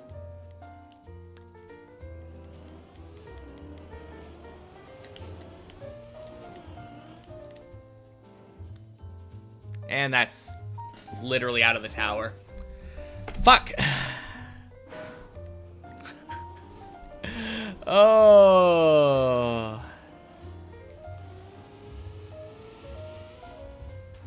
Rip.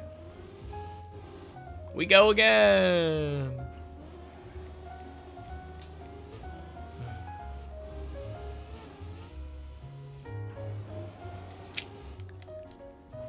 Well, 2 runs to 11 already.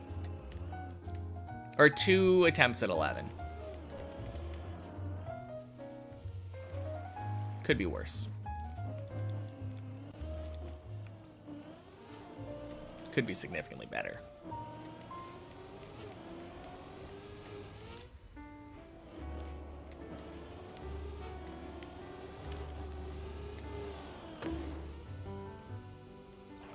Wisdom was not programmed in that game. Right. I do think I watched a bit of that, because that sounds very familiar.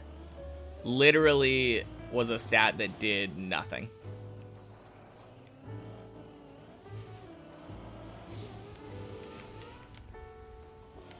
Value existed, but only has a value. Yeah, just the stat is tied to something and gets incremented, but literally doesn't do anything.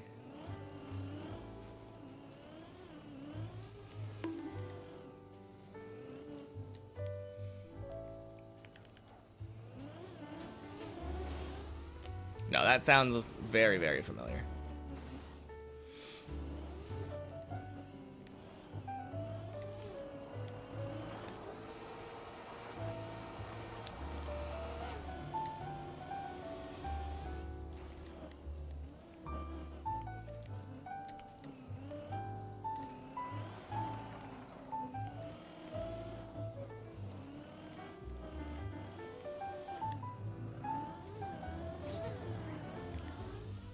Boink, boink.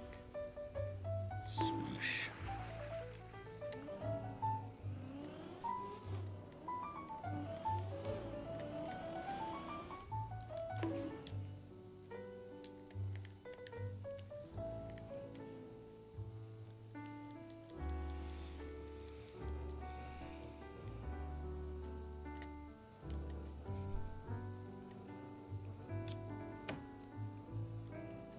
Yeah, old games are weirdly programmed.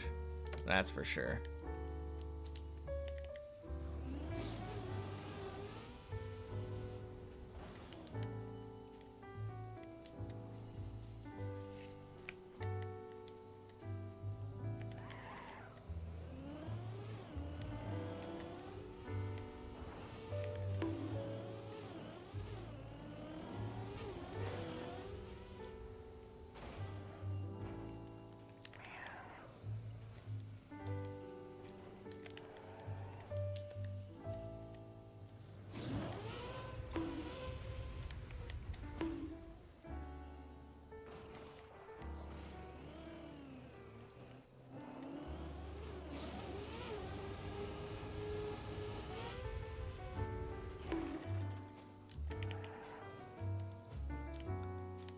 Feels like we're so back.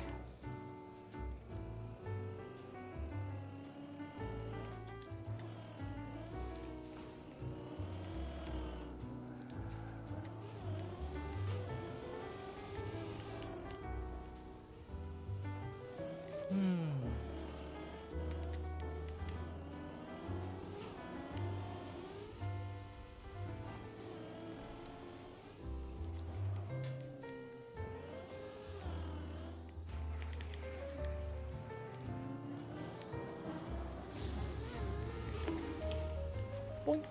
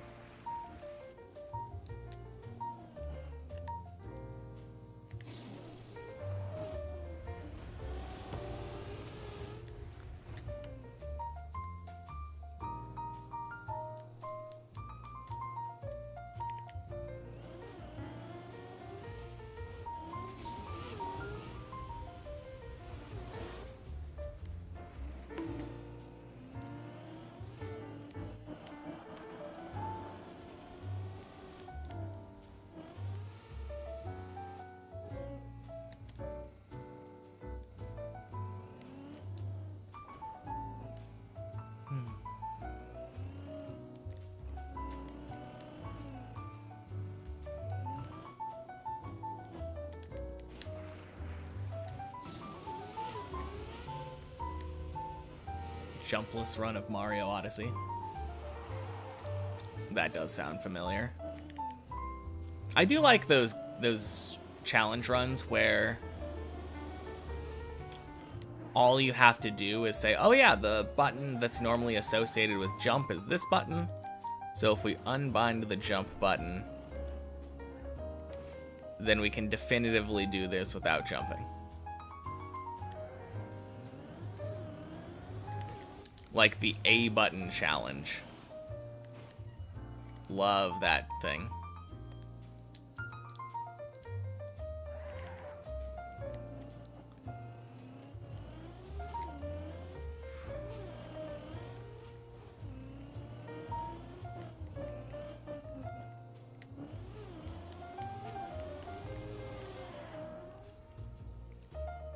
Sometimes the only button that does anything.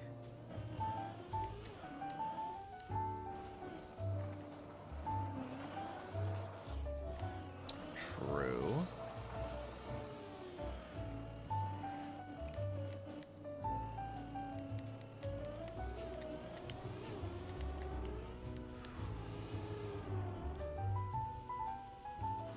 No, I do remember I think I watched a video relatively recently by Bismuth.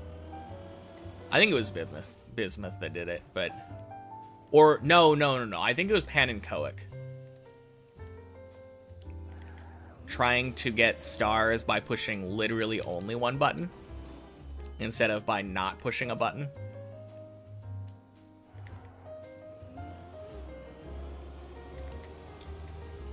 Wild that is possible. In-game counter counts talking to NPCs as jumping. Because it just counts how many times you're pushing the button. Yeah, that is kind of crazy. Unless you punch them, right? Punching the NPC counts too. Or if you punch the NPC to talk to them, does that also increment it? Huh. Weird.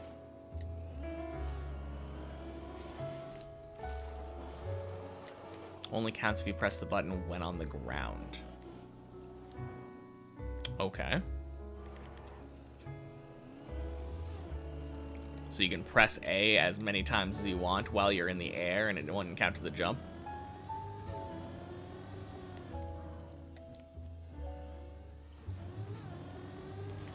Kind of makes sense.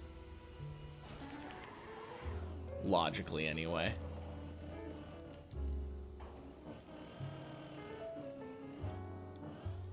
Boink. Sploosh.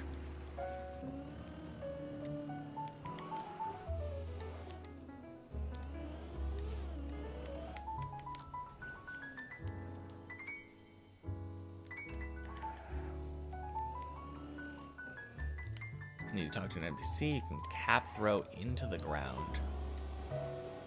Oh, we're talking about Odyssey still. Okay. I kind of got into a Mario 64 mindset.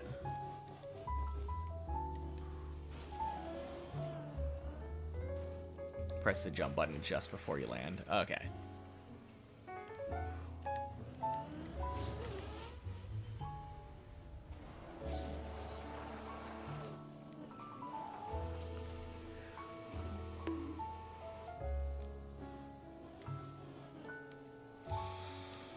That kind of makes sense. I feel like I don't remember Mario 64 having a strict jump counter. But there's like a bunch of stuff on the stats page in Odyssey. God, I haven't played a Mario game in so long.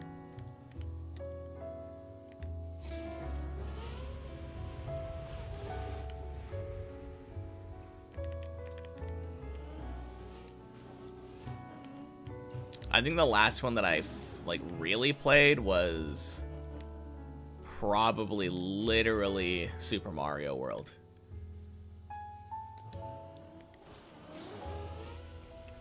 And I do remember playing a little bit of the Wii U version, or the Wii U game.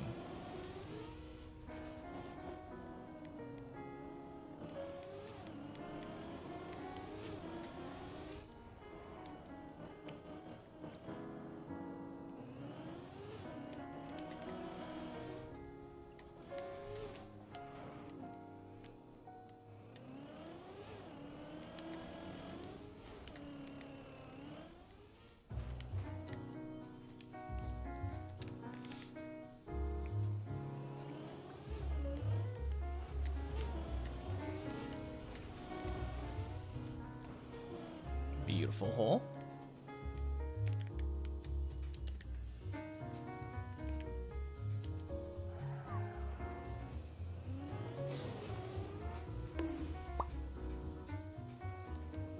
Boink.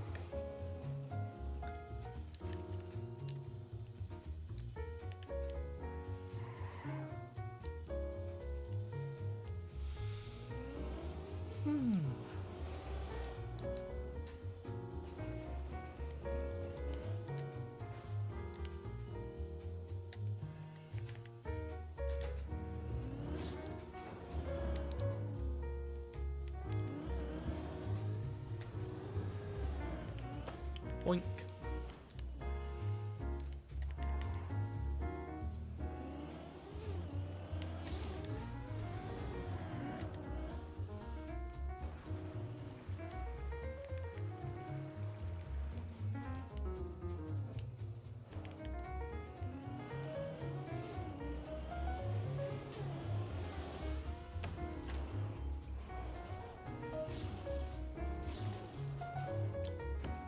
Nice. 07 Hav.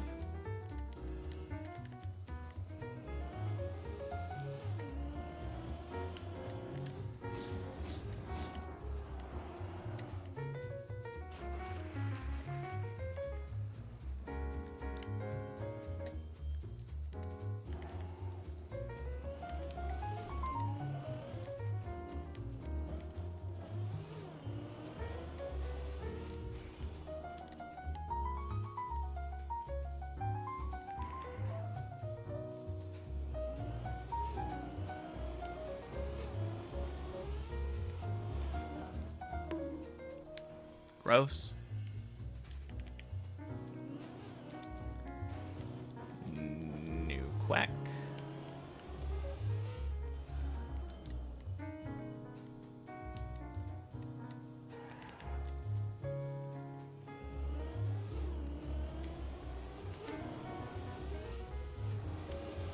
There we go. Quack.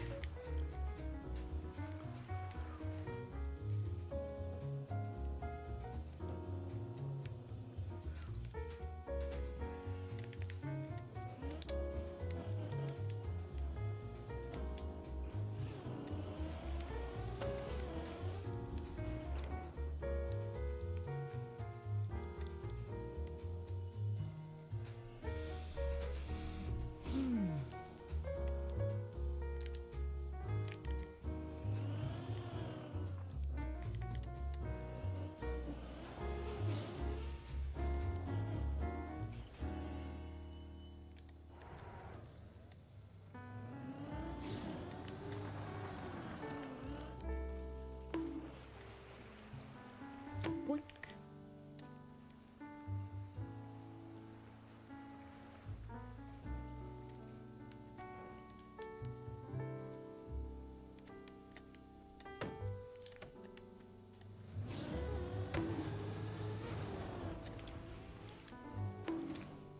Nice.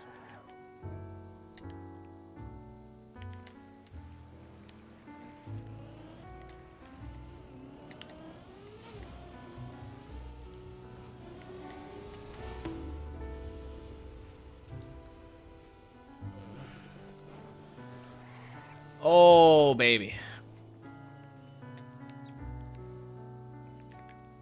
Clutch break tap.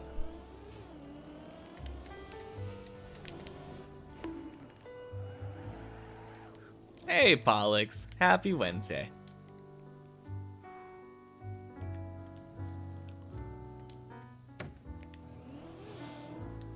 Boink. Feels like it's gonna be a good day today.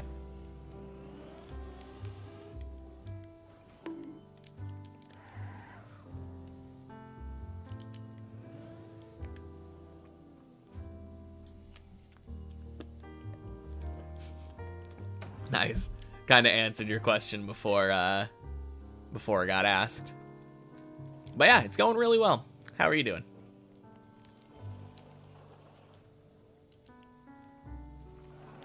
The last day I played on Monday, I got a 14 attempt near the end. And today I've gotten 211 attempts so far.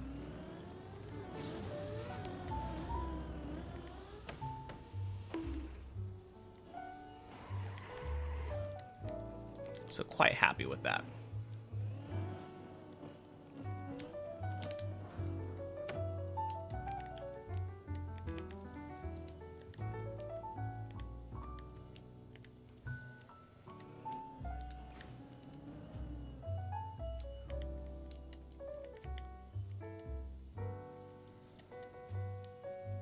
Life's getting better, so guess fine. Nice. That's always good to hear. Whew. Floor 8. That is a fast 8. Sub 17. Zoom in.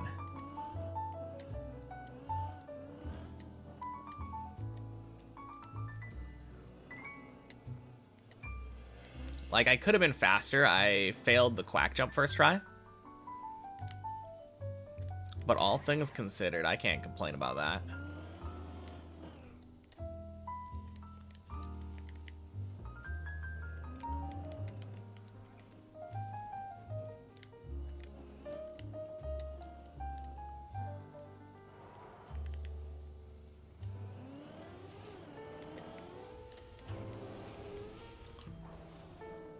Nice.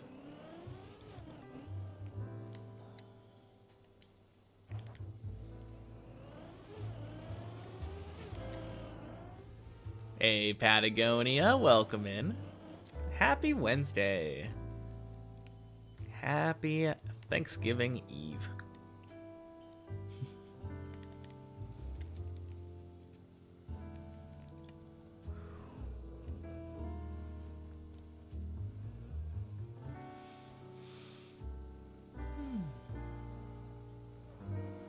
Did I say Thanksgiving? I said Thanksgiving Eve.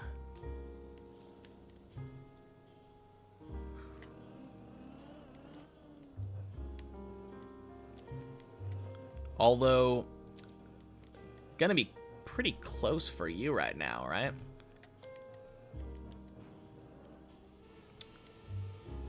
Probably 2 more hours. What's it for? What's what for?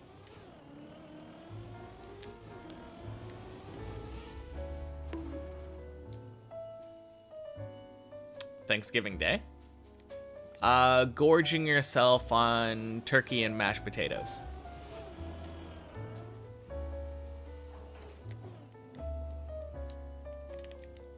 That is the whole purpose of that day.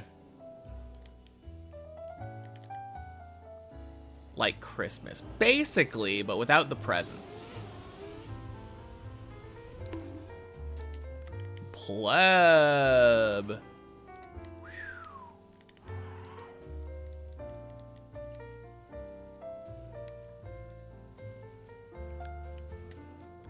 That one could have gone far worse. I was expecting it to be a dead turtle.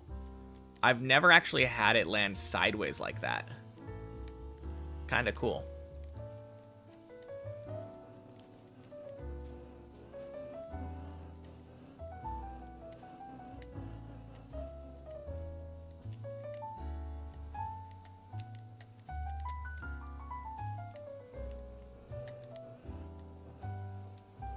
All right, no idea what I'm doing right now.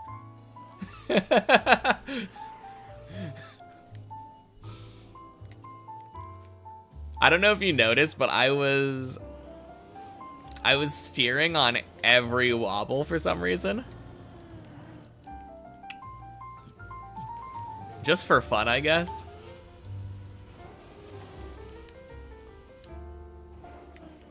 Well, could have ended up worse.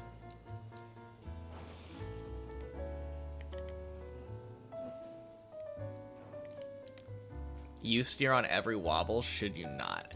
If you're trying to go in a straight line, no. Generally, if you're driving in a straight line, you don't need to steer almost at all. Steering would really just be to get more wobble if you need it. Welcome in, Lars, Miss Rex. Happy Wednesday.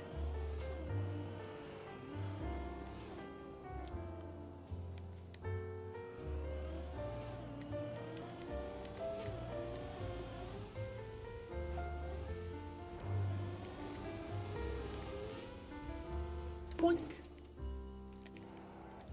Only to start it or to turn. Yeah. If you're starting a turtle and you don't have a lot of wobble, then you'll want to steer on every wobble. If you're turning, you don't even need to steer on every wobble. Like doing a 90-degree turn. I mean, you could steer on every wobble. Generally, when I'm turning and I have a lot of wobble like I normally do, I'm literally just holding the direction that I need to turn. Obviously, that being inverted because of the fact that we're turtling. But if I need to turtle left, I'm just holding right.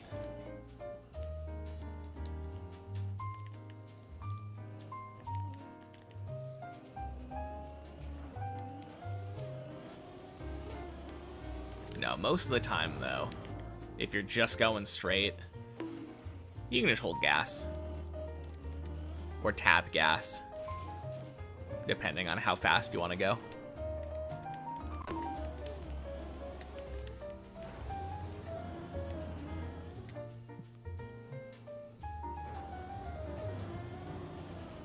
Hardest part about turning while turtle is not accidentally counter-steering. Again, it kind of depends on how much wobble you have intentionally. Or initially. Because you can steer the wrong way when you're trying to turn, like, if you have enough wobble. Wow. Thanks a lot.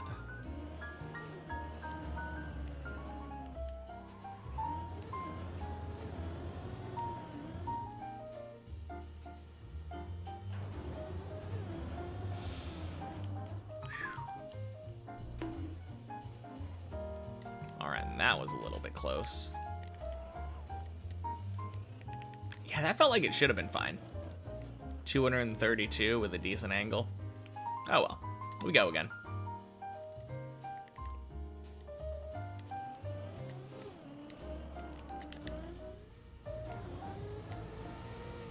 $234. There we go.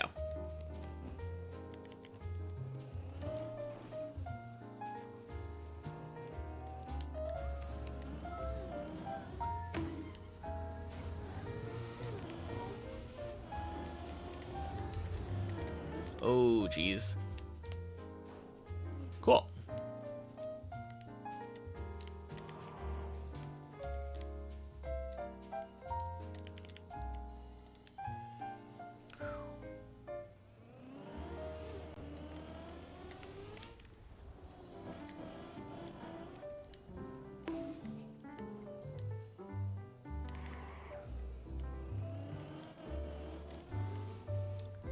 turtle fast, shouldn't wobble too much.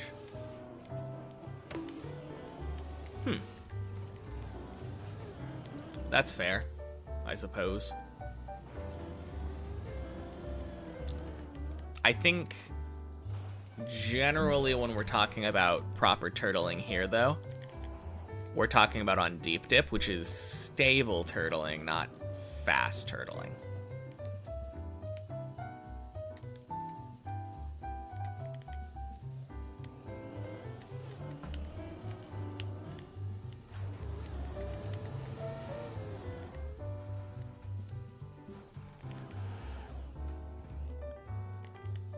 Yeah, exactly.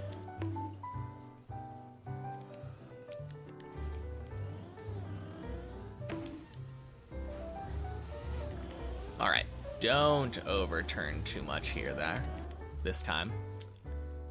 Beautiful. And actually remember to turn this time.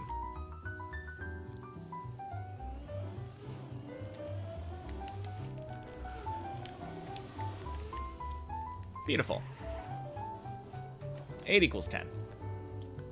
Faster turtling is really only required when you get to proper trial maps. Okay.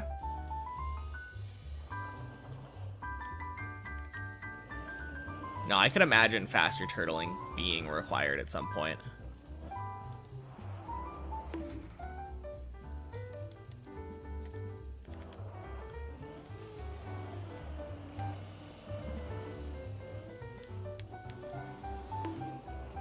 That would actually be kind of cool for Deep Dip 3.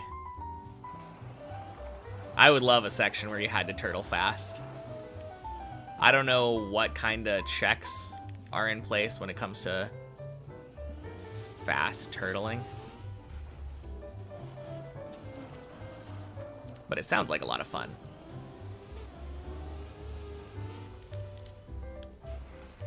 Extreme skill check? I suppose so.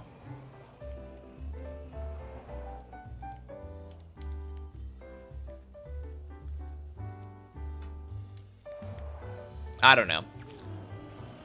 Do you think there's anyone among, like, Bren, Lars, Hazard, Elcon that couldn't do a fast turtle?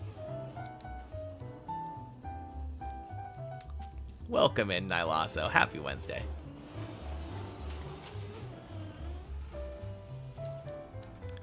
Way you require faster turtling is also having a beam too narrow to properly turtle on.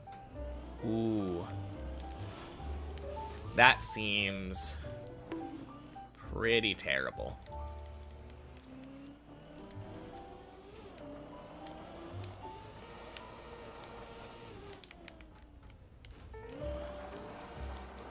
There we go.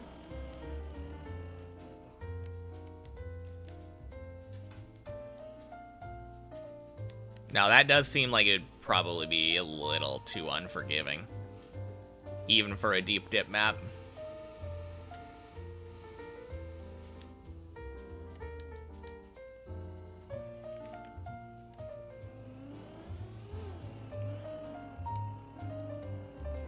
Need to control your wobble to where your cars touch the rail and carry enough speed to somewhat restart the turtle on the other side. Yeah, that sounds rough. I think I've seen what you're talking about, where you're basically like moving your tire from side to side so that your tire is always in the middle, basically.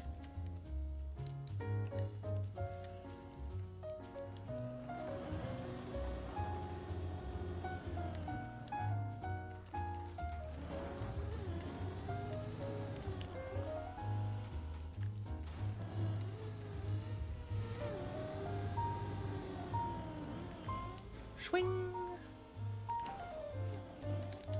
No, that would be rough. 100%.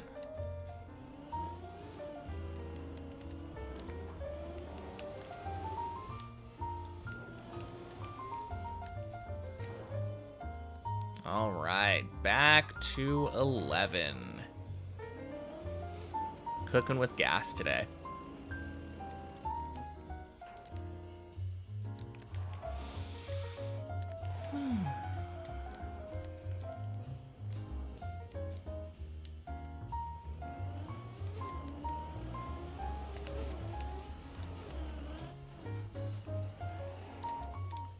we go. Boink. Day's PB, by the way.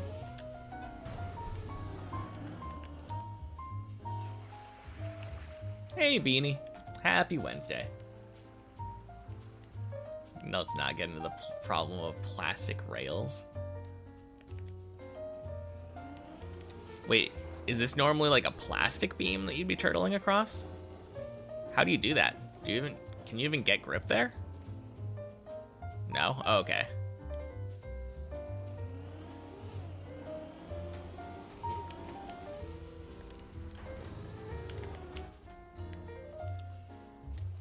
Oh, what a recovery.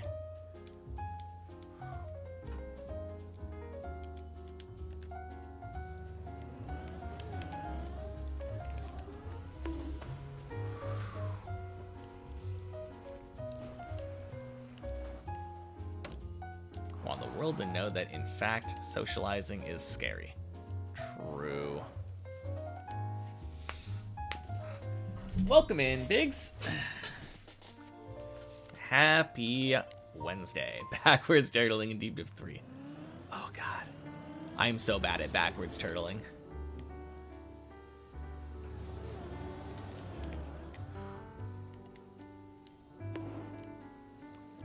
The only other way you could think of to make a turtle speed check. Oh, with a plastic beam. Gotcha.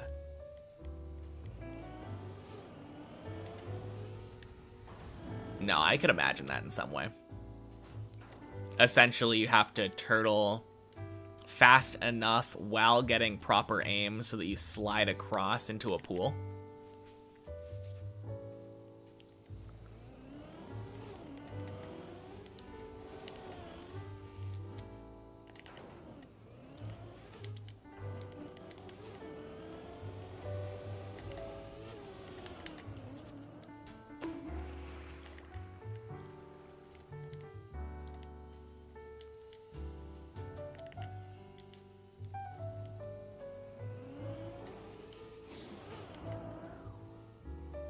Let's go. Daily 12. Alright, let's plug in.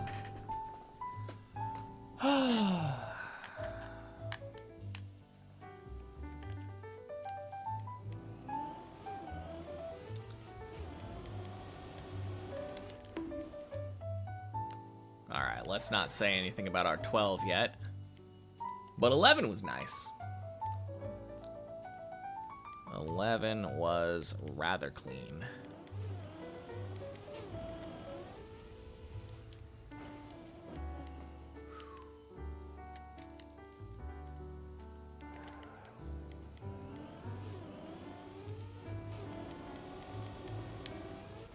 Nope. I think that would have worked, but I didn't like it.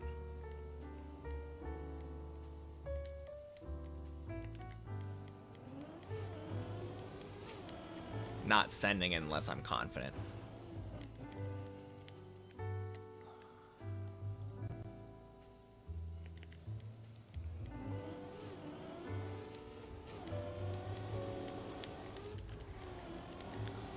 I highly value my 12s now.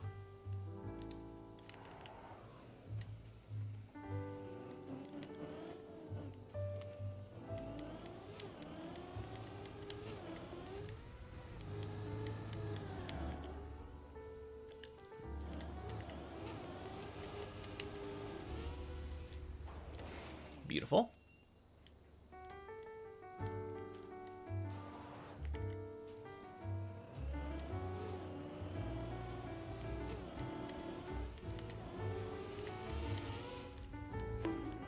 All right, close enough. I was jumping too straight, so I wasn't comfortable with actually making it over the platform. That's why I released.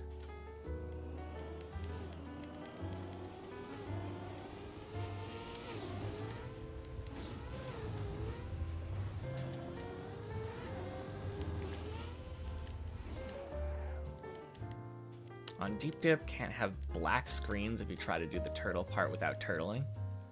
Don't actually need to find ways to make turtling the only viable strategy. Oh, do actually need to... Yeah. No, true. I forgot that that's kind of... Fuck.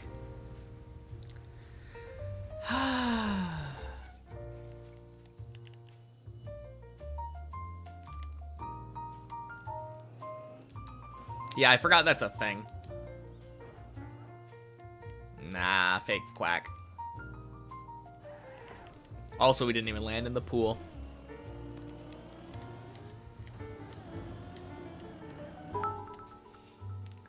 Happy Wednesday, Andysaurus.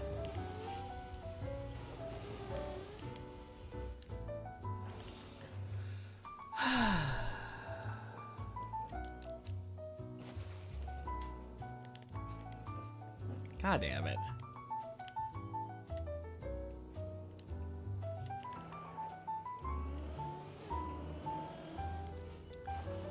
Man, 12 fails are so painful.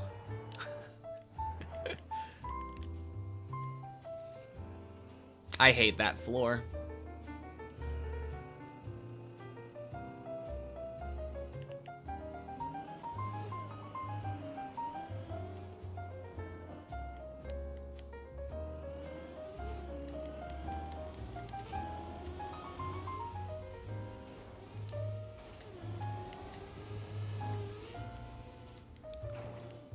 There we go.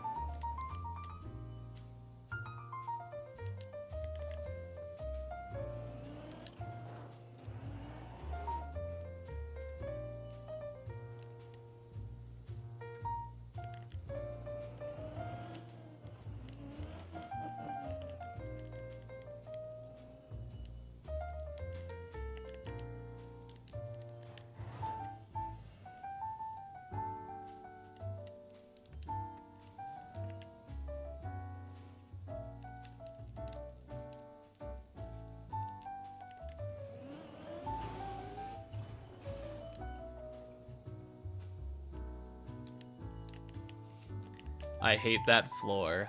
Most Deep Dip 2 finishers about floor 1.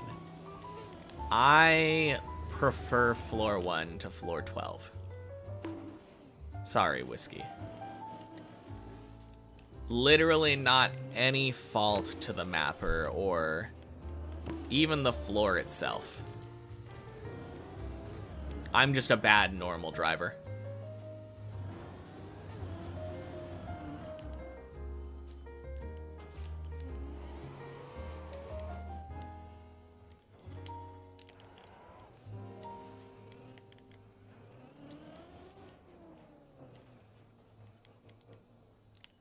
Hate that floor, it's too normal. Yep.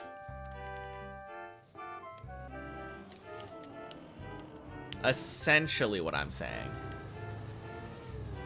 Ooh, jeez. Oh, man.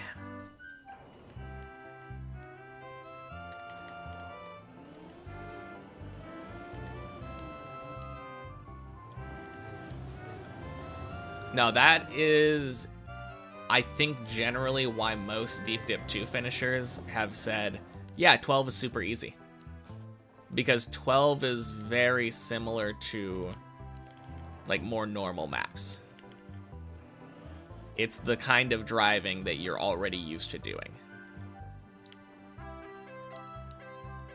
Fuck straight off.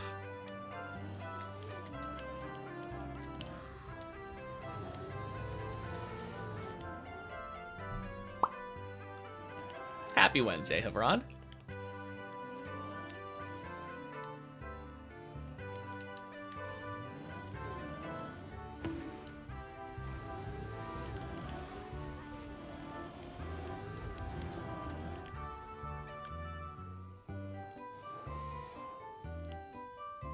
Fake floor 10? What's fake floor 10?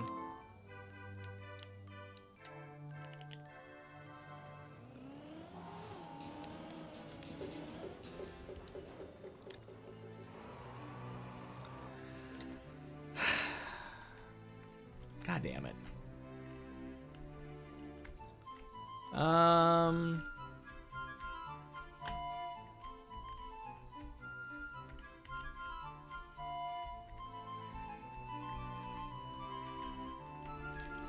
Alright, I think I just...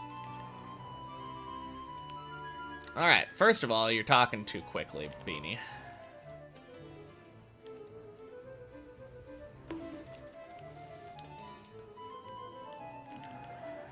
God damn it.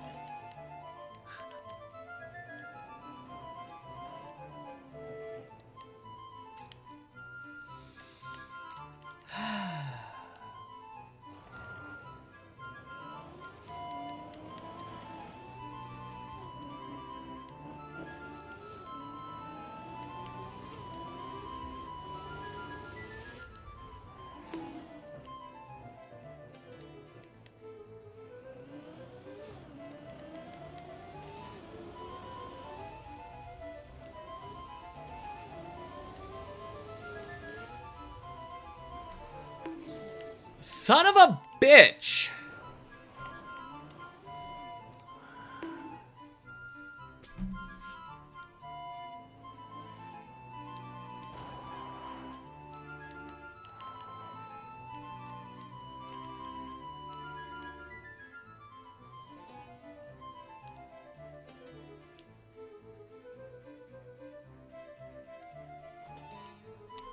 Wow.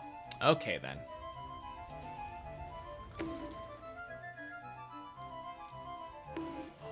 Are you kidding? I missed?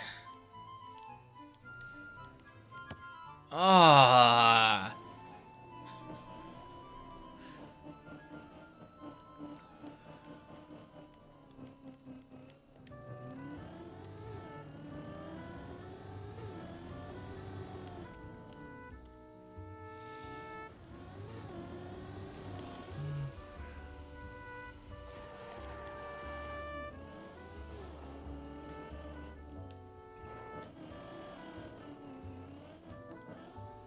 Boink. Sploosh.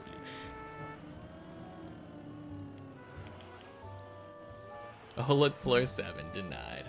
Yeah. I didn't think I was getting to floor 7 with the way that I failed that. I expected that, but I expected to fall to the backwards jump floor 6 pool. But instead I have to do 5 again, which isn't the biggest deal. Basically recovering to the same place, just taking an extra, like, 3 minutes or something.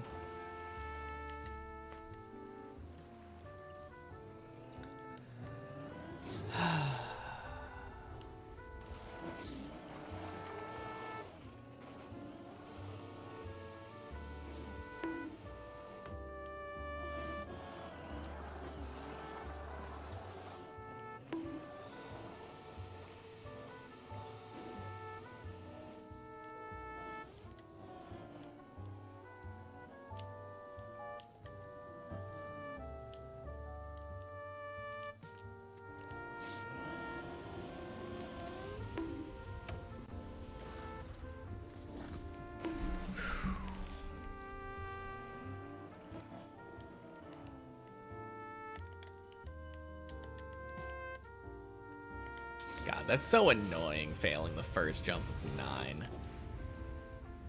I hate that pool.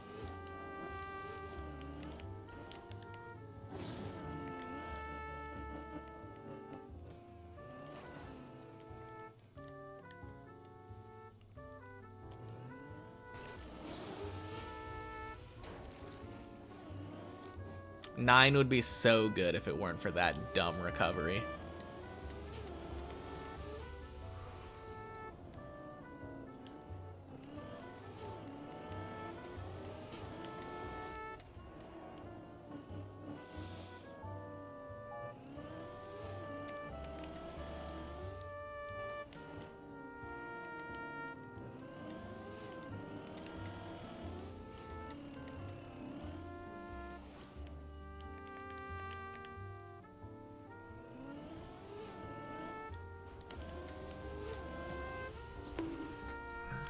What am I doing? Ugh. God damn it.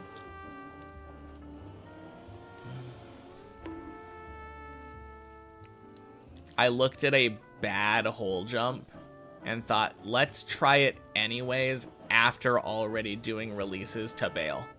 Like, what?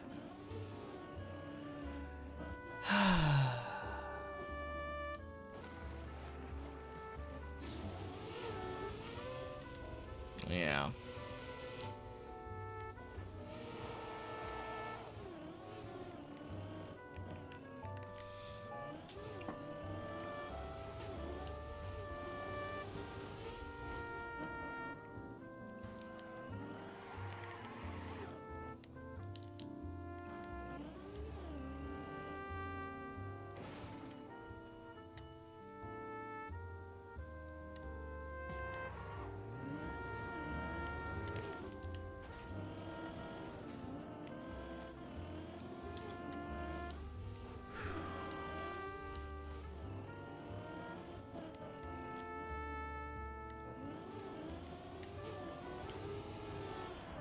What? Oh, right, the ice cream truck. I think that's what I saw.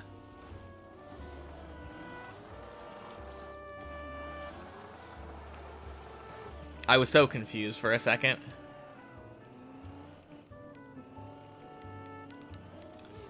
I swear I thought that I saw a squid. Hobbs chasing me. Yep.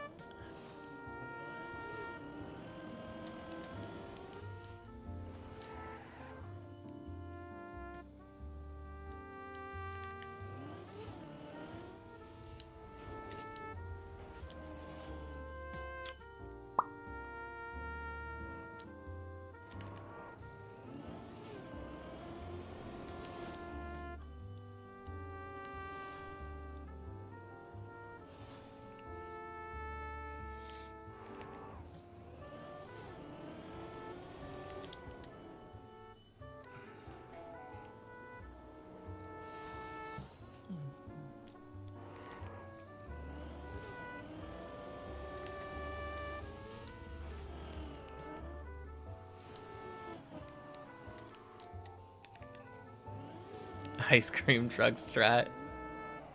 If it works, it works.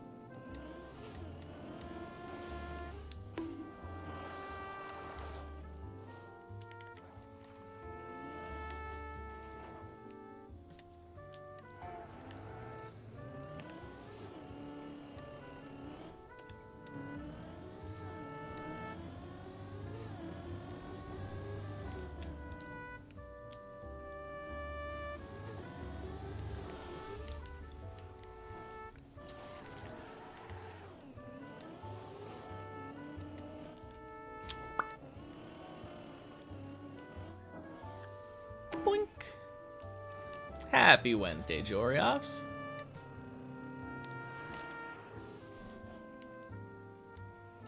Just saw the driver for the ice cream truck.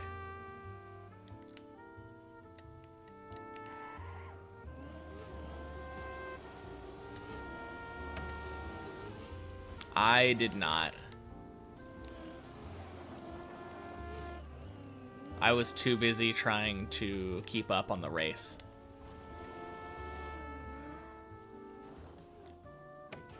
What am I missing out on?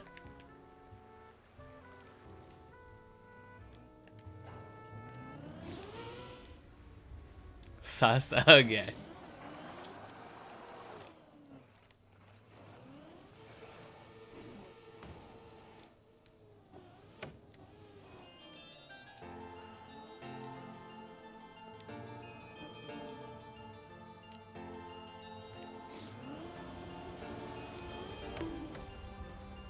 Boink.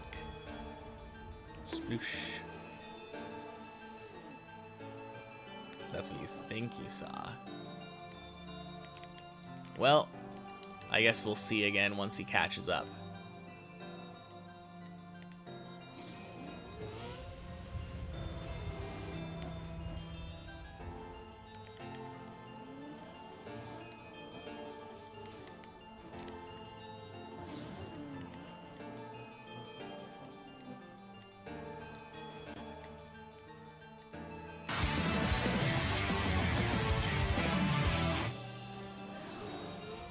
Happy Wednesday. Happy Wednesday, Jeremy. Thank you for the 6 months.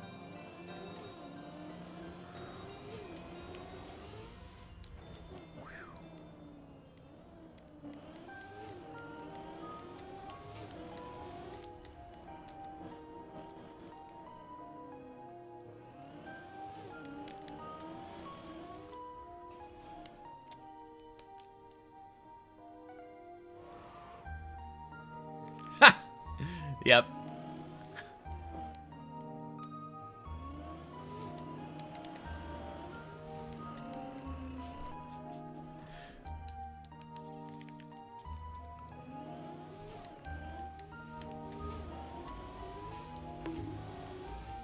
Beautiful hole.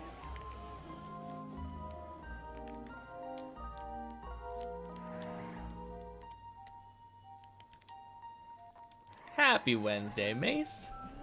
At the gym, so I don't have much time, but hi and happy Wednesday. Nice. Is he actually seeing that car while driving, or is it just server side? No, he's seeing it while driving. I can only see that from his side because he can see it. It's just the car skin he's using.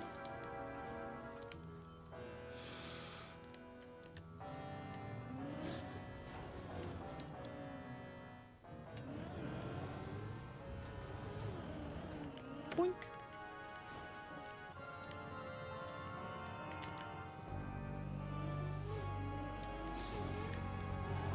But more importantly, if Hav were to finish this run right now, and someone were to go back and watch his replay, that's what they'd see.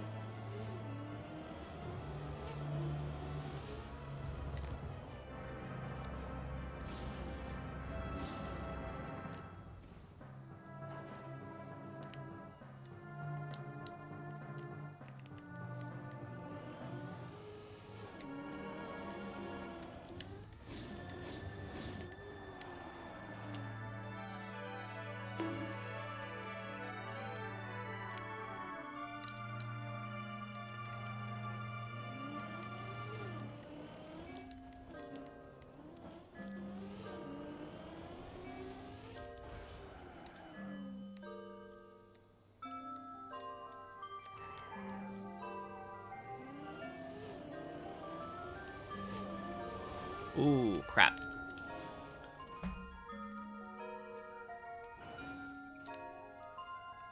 Clean.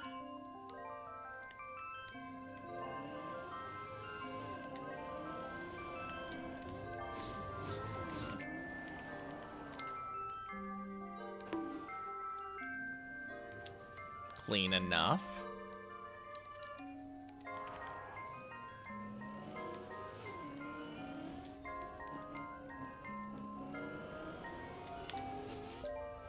Gross.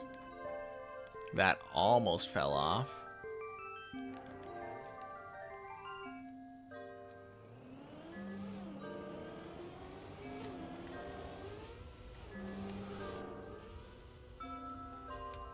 Whack.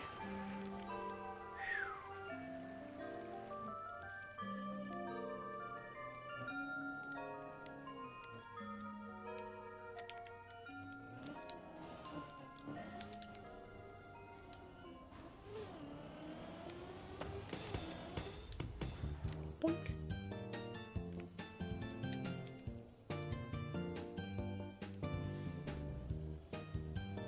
Oh, that's a message.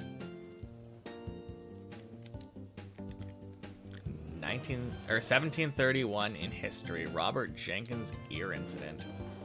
Spanish Coast Guard cut off the ear of a British mariner, Robert Jenkins, in the Caribbean, which later became a cause of the War of Jenkins' Ear. Huh. Interesting.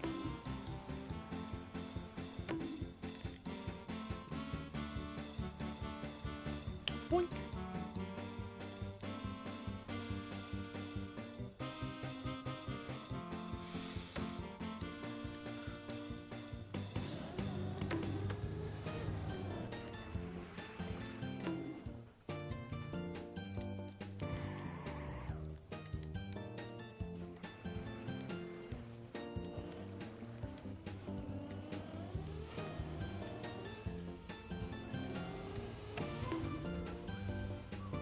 Perfect evening, put you on the TV and getting some evening work done.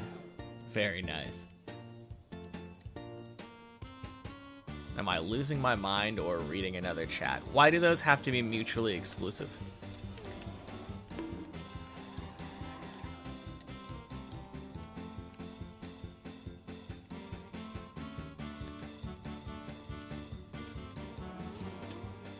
Boink. Sploosh.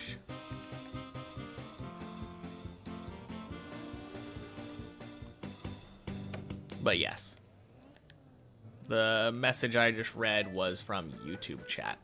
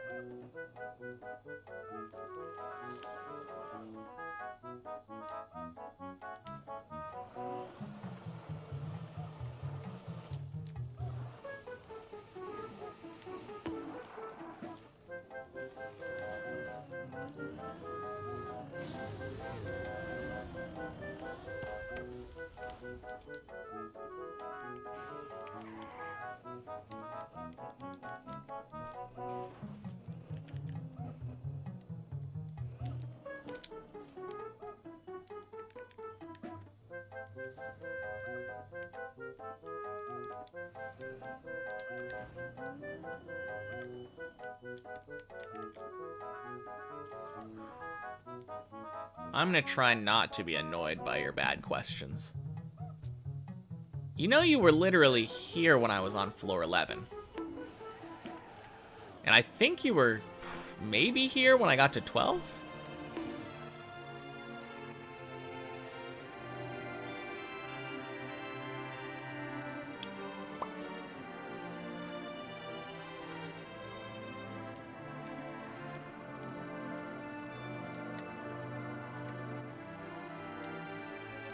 I got to 12 today. Indeed, indeed. Service too poor, choppy stream, but good luck and enjoy the climb. Sounds good, Mace. Talk to you later.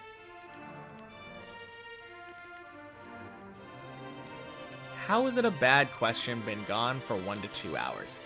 Because I saw you type a message when we were on 11 earlier.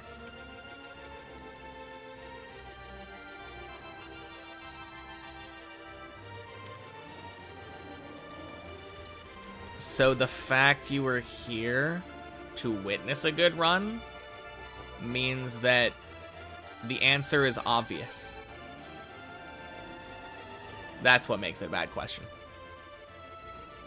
11 and 12 aren't good runs anymore. Those are average runs. Yeah. I guess that's one way you could interpret it.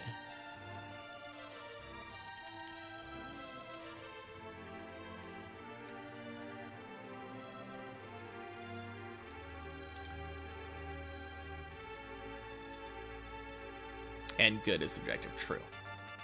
Saw me on 11, wonder if I went higher or not. Then the question should have been, did you ever make it past 11? Because it's annoying seeing somebody ask a question they know the answer to.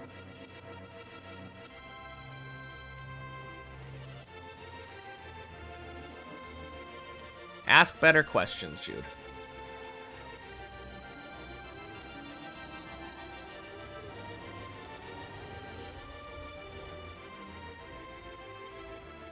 Tuning in off and on since you're getting ready for company.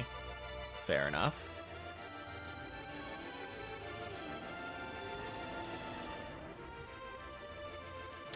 My response is the same. Ask better questions.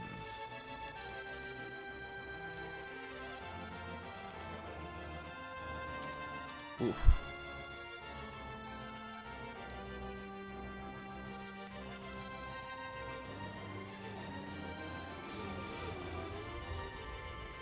Bleb?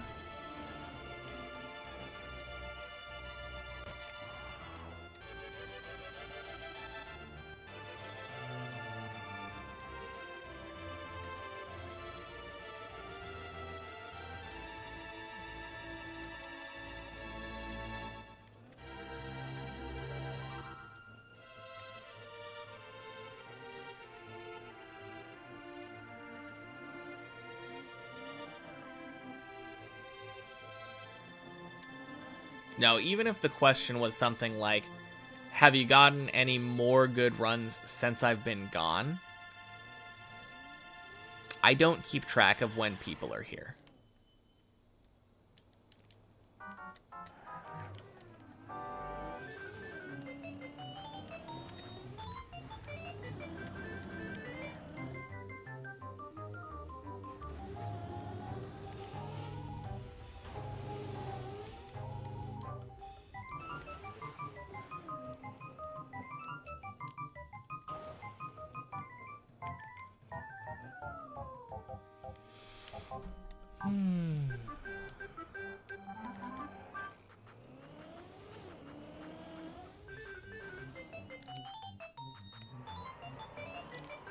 Honestly, though, feel like it might be about time to remove your question privileges. I feel like this happens just about every time you're here.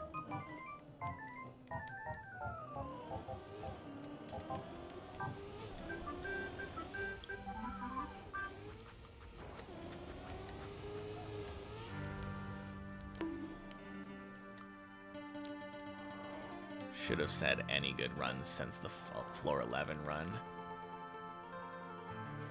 Just don't ask if there have been good runs. Ask specific questions. Have you been to 12 today? Objective question.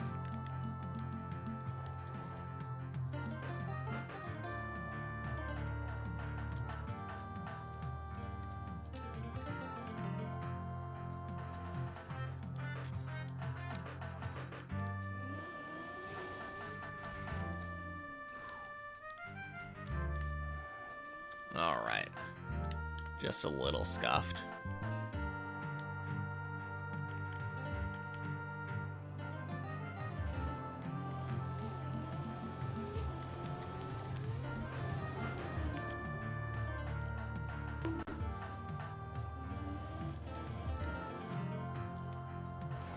Nice job on the new PB. Thank you, Blurry Cleric. Happy with that PB. Is there a higher power in the universe?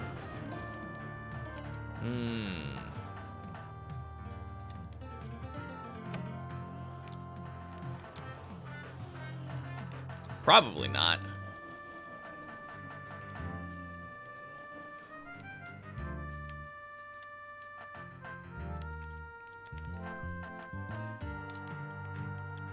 Happy Wednesday, Globy.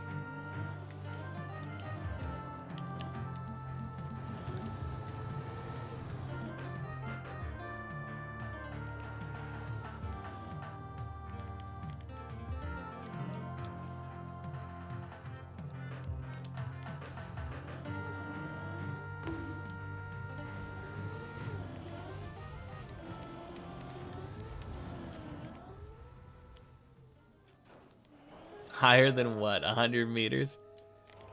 True, I am the higher power. We're over 1,000 meters now.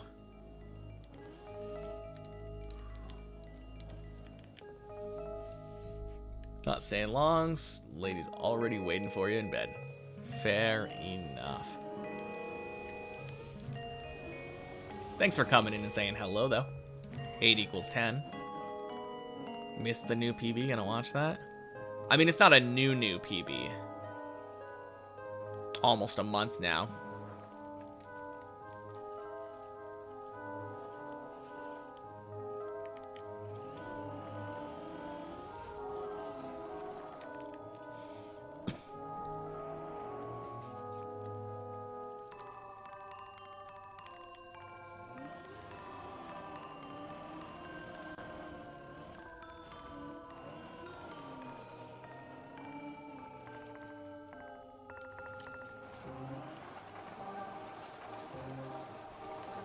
Good luck for today's runs then. Thank you. I believe this run that we're currently on was on 12 at some point. Day's PB is the second to last jump of 12.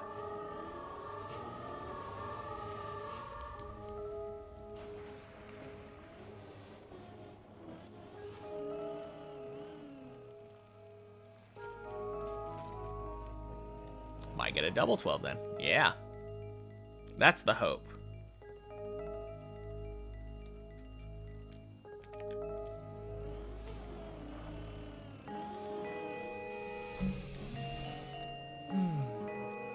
Been a good day of driving so far, I'd say.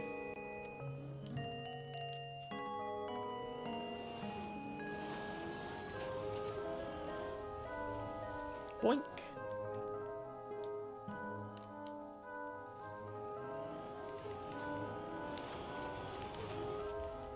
Nice.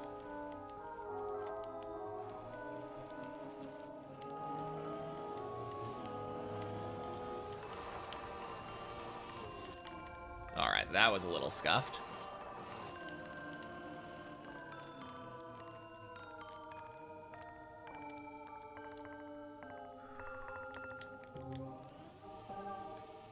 It looked very clean, but it did not feel that way.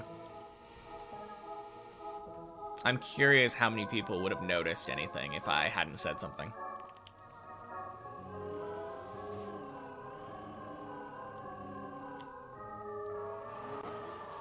Got this huge iPad eating dust on your desk and you've been searching for Nintendo emulation. Would be amazing to play Pokemon on it or something.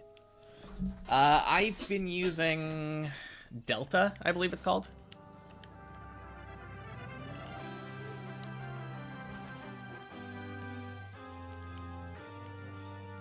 I believe it can play like every Nintendo handheld held up to like DS.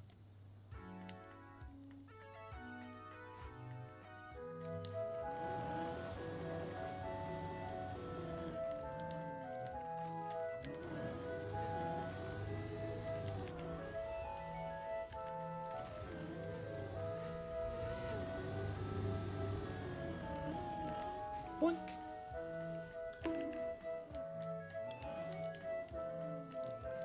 All right, we're so back.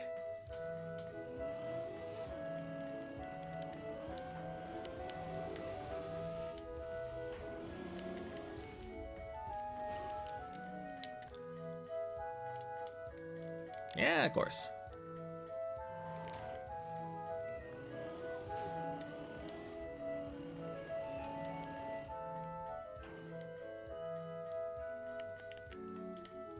Good save on that first jump, by the way.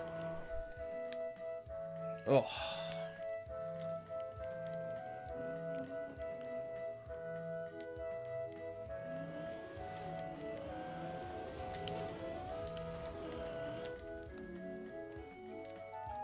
Clean.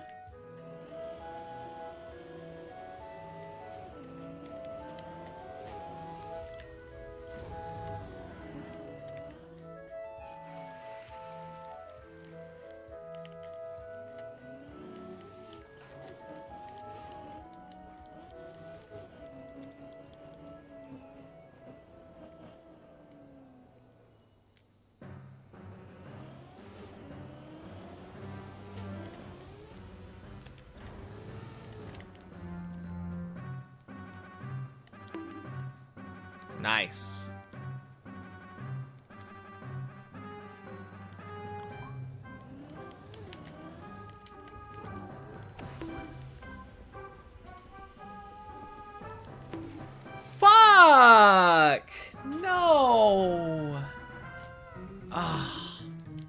Okay. Oh, you're joking. I mean, it was a pretty bad attempt, but it was so close. Man. What do I think about the Switch 2? Crazy what Nintendo's getting away with in terms of monetization. Nintendo's a really greedy company. And it's kind of crazy to me that they're able to release stuff that is like just so much worse quality-wise than like other consoles.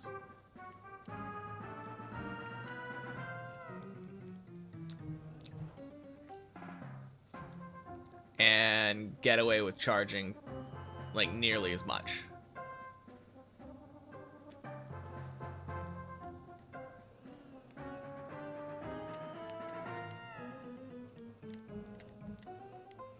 I think my favorite thing right now about like all the Nintendo stuff has been when people take current like Switch 2 graphics games and then put them side by side with PlayStation 2 cutscenes.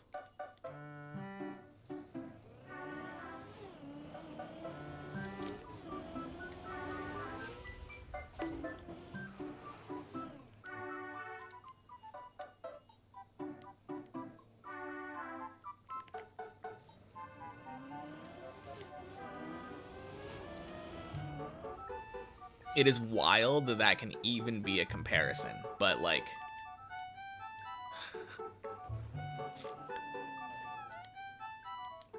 I mean, obviously cutscenes are gonna be significantly better than the normal gameplay, right? But... still.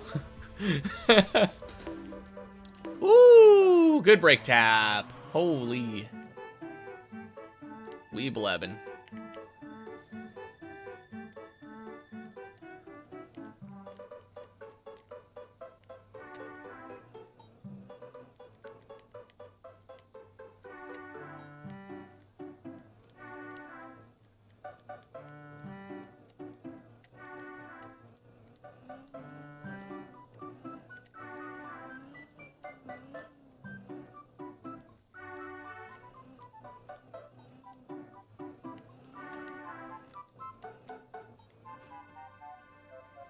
Watched a video on the subject recently, really opened your eyes.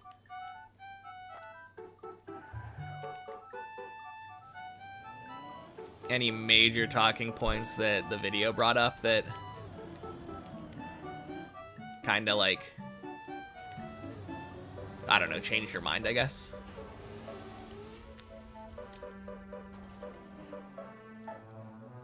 Happy Wednesday, Tack. Long time no see. When was the last time you were here? Has it been over a month?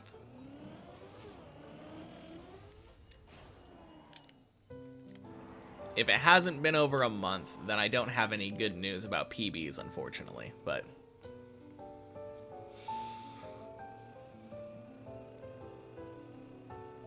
been a good day today, though. Well, good enough, I guess. Decent day. Like 4 11s and a 12.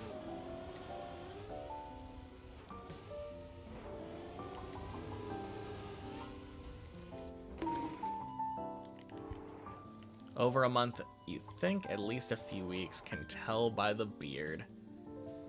Yeah, it's been a month. A month tomorrow since the last time I got a PB. But it was a massive PB.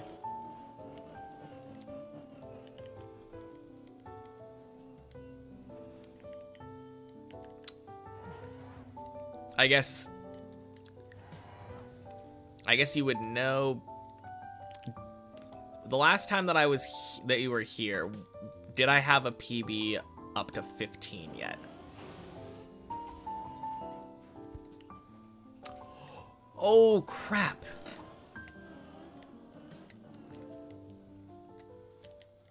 Really?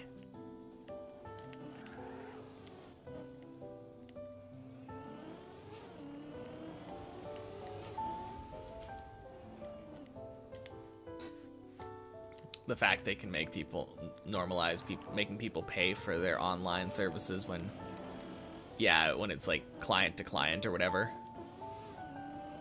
Yeah. No, Nintendo Online is a scam. I can't imagine playing on a console right now anyway. I've been playing like almost exclusively PC for a very long time. Probably like a decade now almost. If you want to play multiplayer on Steam, no one's charging you money for it. Actually, I guess Trackmania, the game that I am currently playing, charges you money for it. So maybe there's a little bit of bias there.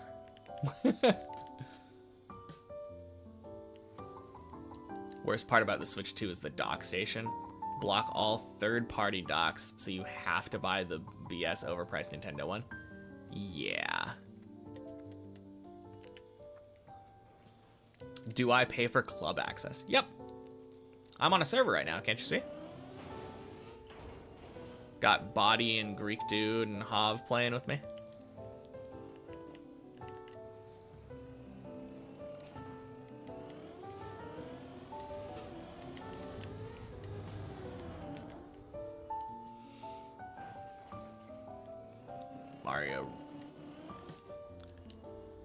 The Mario Galaxy re-release is a cash grab. Yeah. 100%. Petite Biscotte. What is this banger music? Zelda. Happy Wednesday. This is a jazzy version of Zelda's Lullaby going on right now. Yep. The video I'm watching right now is literally, or the video we're all listening to right now is called Zelda's Lullaby, but it's jazzy AF. Yeah. I love this channel. These jazzy AF songs, a lot of them are on a channel called Sarah, with a Kermit the Frog profile thing. Such cool renditions of classic Nintendo songs that grew up listening to. So much more confident than the last time you were here. Holy crap. Am I? Just in the last, like, month? That's crazy. I don't know if I feel that much more confident, but 8 equals 10. I did adopt that mantra, probably since the last time we were here. The idea that if we make it to floor 8, we're likely making it to 10. Less time to set up, and I'm super consistent. Nice. Oh, at least like 3 or 4 at this point. This run has been going on forever. No overthinking, just broom.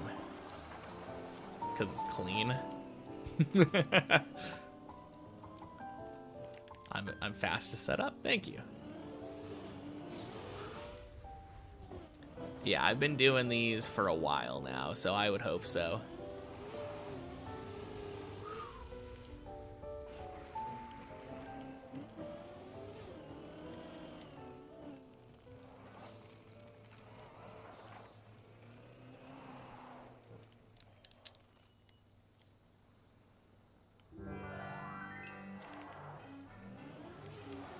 Your prediction was 1750? I mean, could happen. I don't know how likely it is that I'm finishing this week.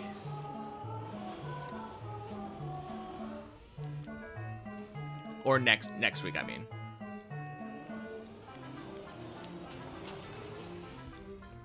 Nice.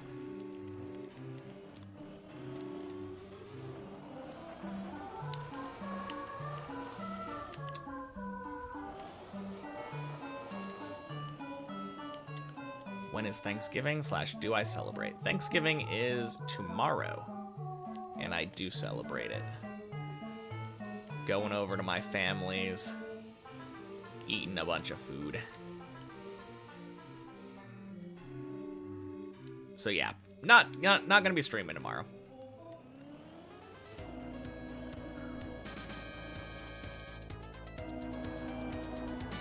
Happy Thanksgiving for tomorrow then. Thank you.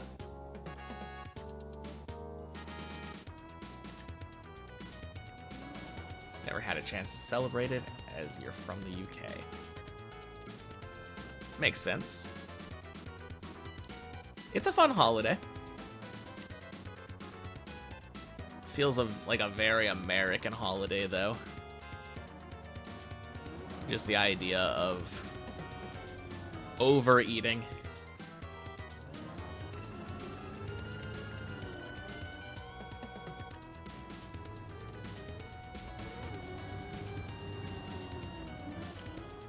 Boink. Invited by a friend, though. 100% take up on that offer. Oh, 100%.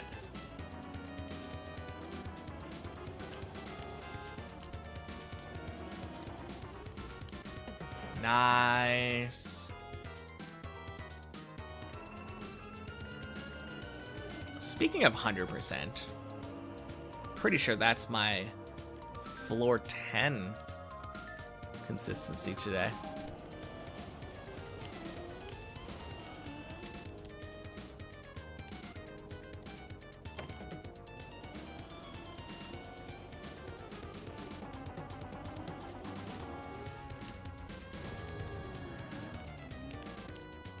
Nice.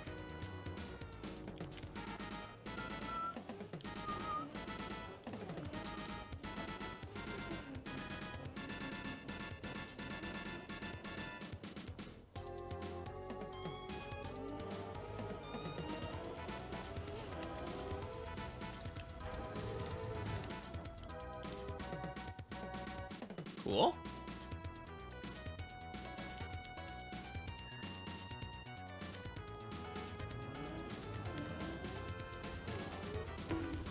That looks great, right?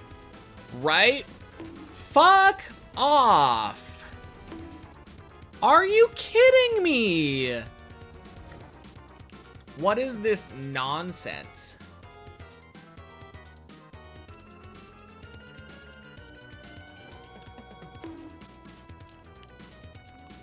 Okay, anything down here? No? Great. Oh my god! And it's just straight dead. Fantastic. That looked like such a good roof slide. Oh. God damn it. Yeah, good run.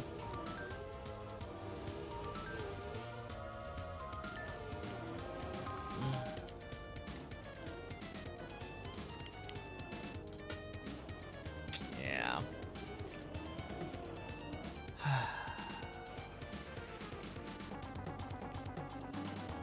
Oh, well. We go again.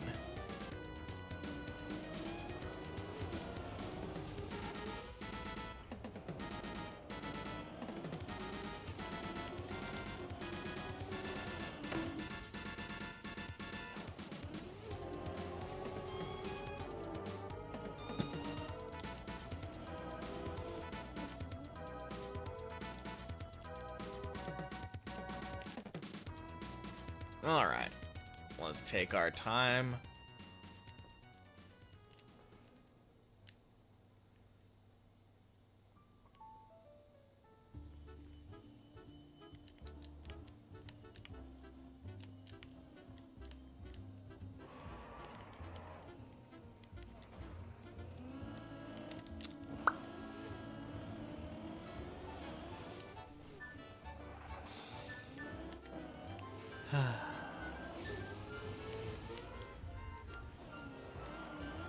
Man, today has been such a solid day, though.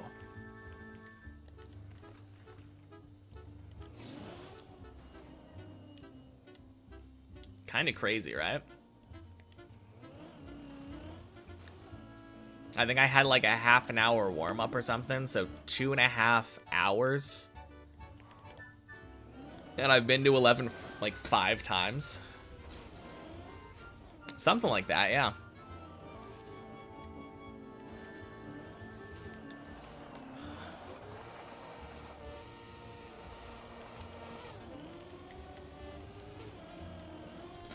Oh, God. Nope. Oh, gross. Okay.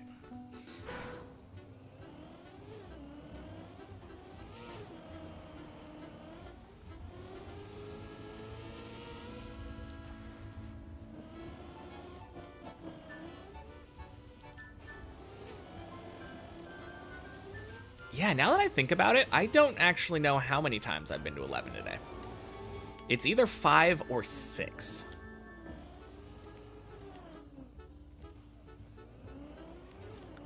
Because I distinctly remember, like, failing the first jump and saving back to floor 10. Because I failed to that ice hill, that snow hill. And then redoing floor 10, making it all the way back to 11 again, and then falling out of the tower. So if that last run was actually 4 11s, which I think you're right, I've been to 11 6 times in the last 2.5 hours.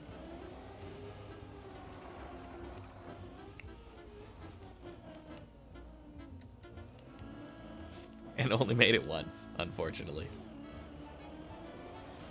DVD logo's 200K now. Yeah, I realized I was getting very tilted because of how cheap it was. So it felt like pretty much every day somebody was redeeming like 1 or 2 DVD logos. And it's just distracting. Like, it, as much as I wish that it didn't distract me, it does. And I do see a noticeable decline in play quality. So I didn't want to outright remove it.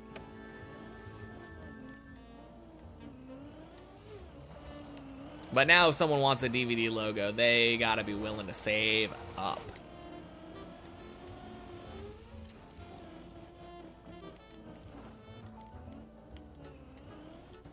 Makes it more special, too. I'm good. Thanks, Jorioff.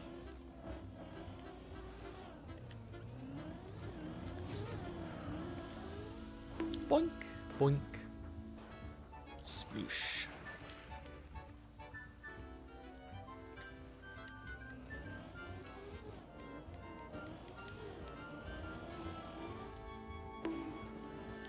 Oof.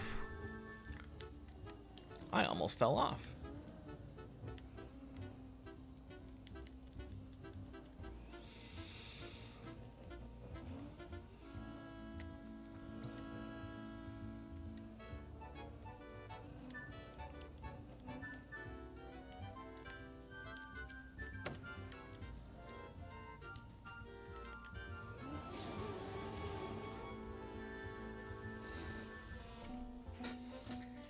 Oh.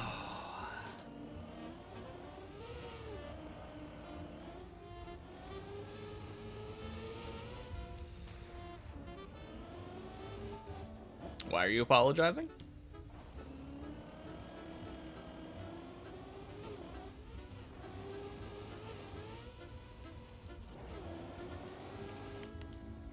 As soon as you complimented my consistency.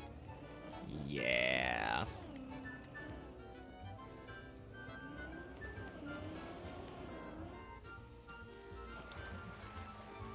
I mean, I wasn't thinking about it, so I guess maybe I am now.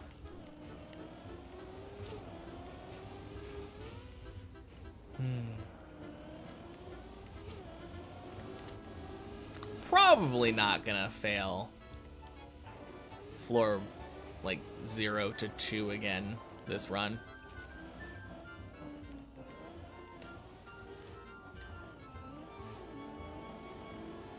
I don't know. We'll see. I'm not perfect. On the other hand, were you really complimenting my consistency, or were you complimenting my confidence?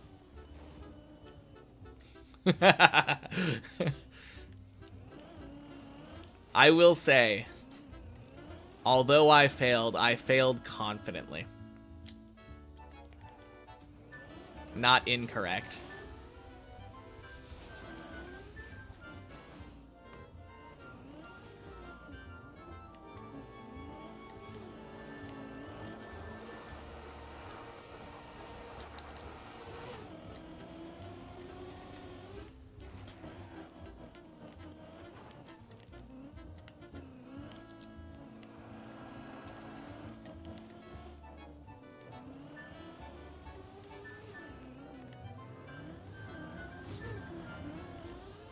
Boink, boink, sploosh.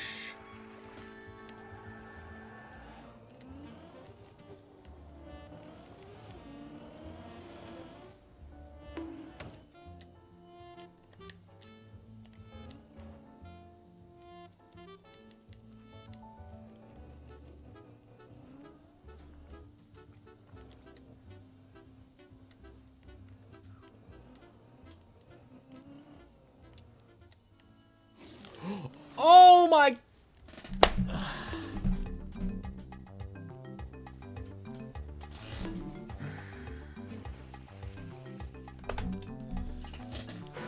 Fuck me.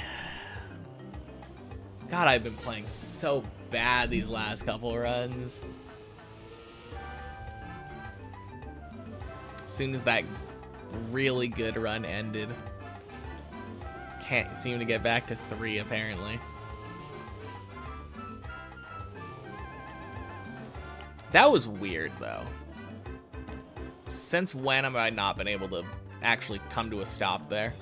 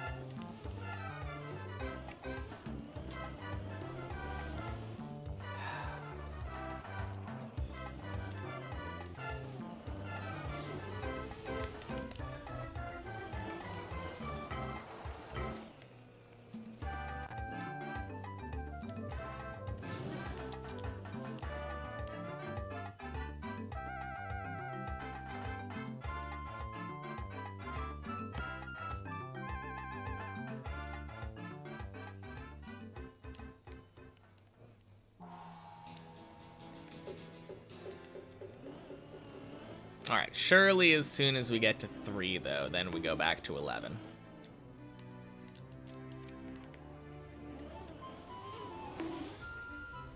Clearly, floor 2 is the hardest floor in the map.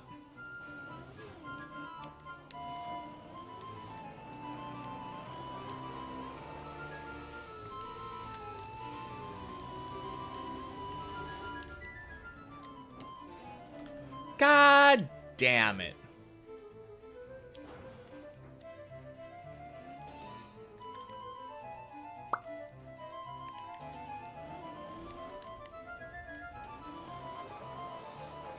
Three equals 12.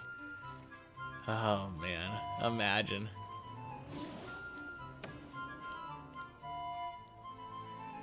Clearly it's the reason you haven't finished. Must be the hardest.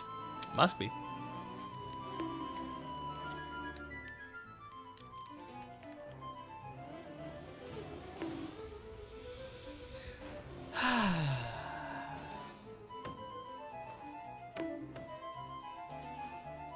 Okay. Very close to dead turtling there.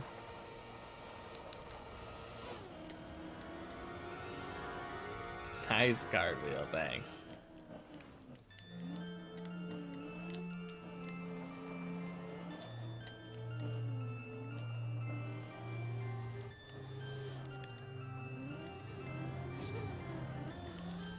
Boink. Wicked.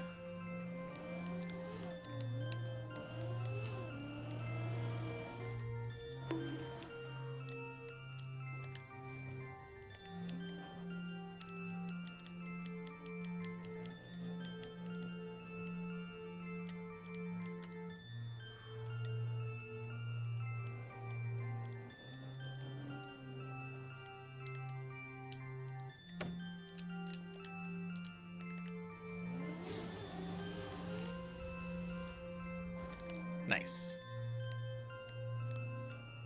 We did it. We made it past the hardest jump on the map. Clearly, we just finished now.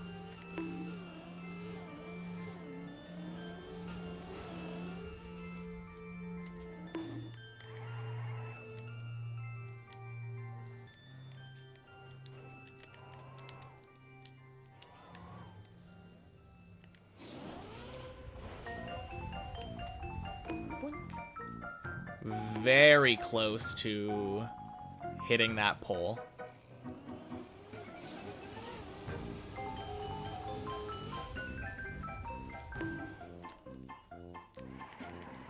Okay, actually, like, pretty good turnaround there.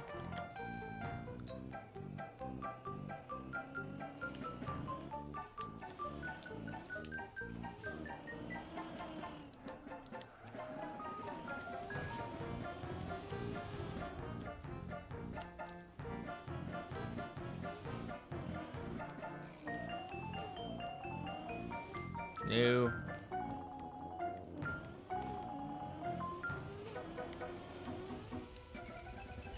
Hey, we did it!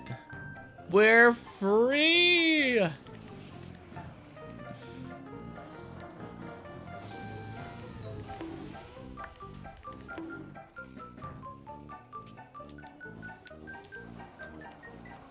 All right, 3 equals 17.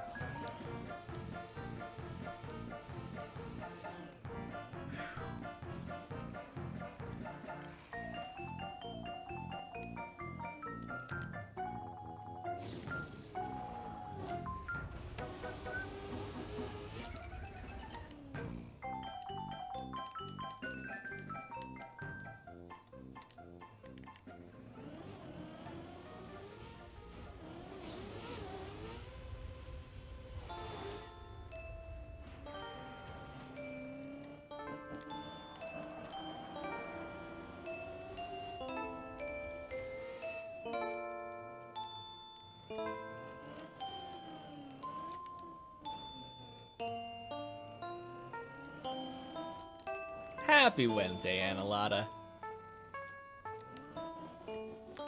You came here at the perfect time.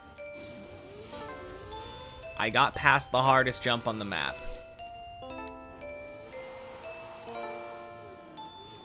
Means clearly we're about to finish.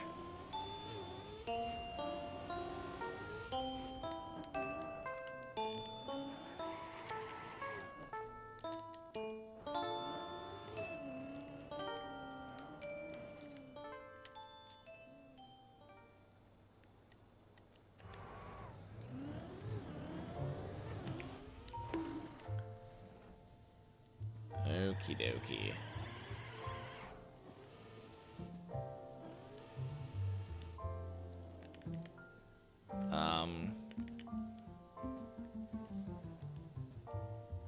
I think I can get up this. But this is very scary. Nice.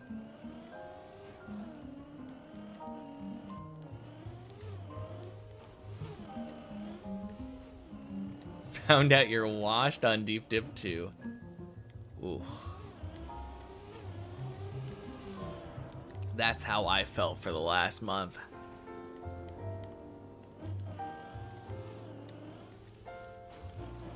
Under 10-minute Deep Dip 2. I mean, I didn't say I was doing it in the next 2 minutes.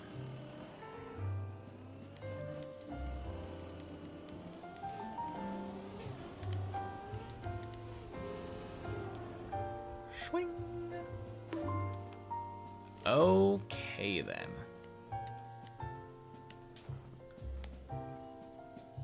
Gross.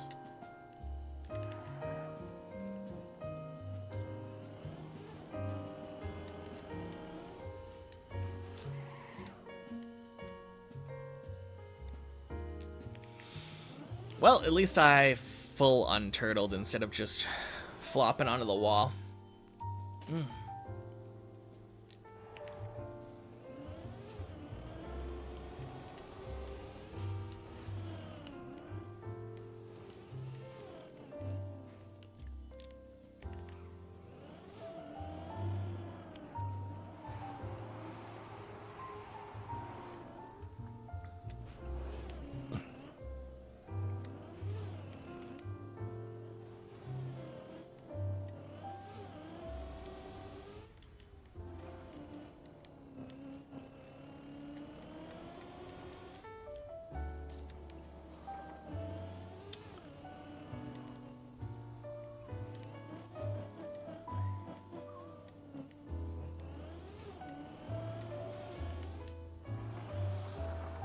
Very nice. What do I think is the best way of practicing on the many checkpoint map? Of practicing on many checkpoints? Probably you want to pin down the jumps that you tend to have trouble with and get them a lot. Like, get that muscle memory down so you can do them many times in a row. And then just, like, even if you're about to get the next checkpoint, respawn before you hit it. If you know you're struggling with that specific jump. I don't know. I feel like if you want to practice, though, probably replay editor's better.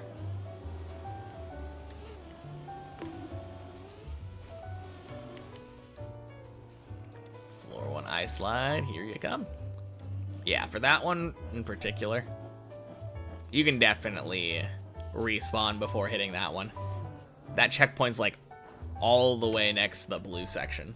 You usually don't even go over there.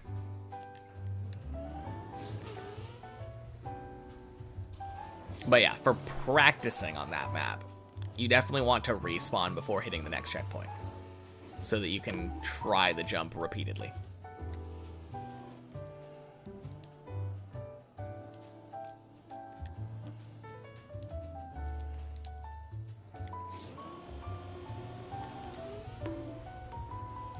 Boink.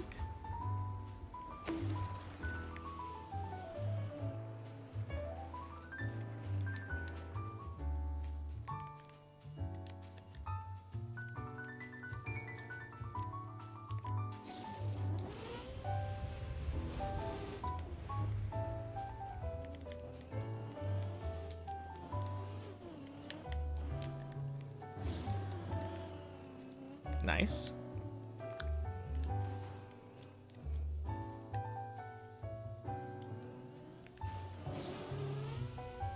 Cool, cool, cool. Back to 6.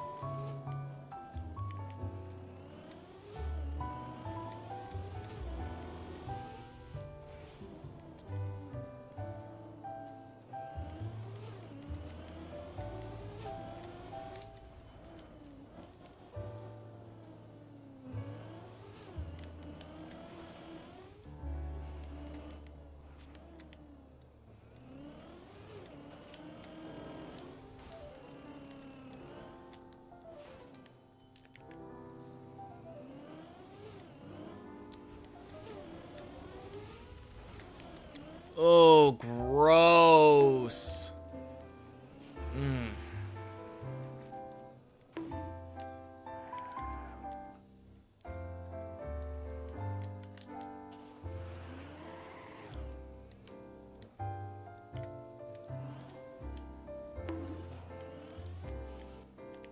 Cool.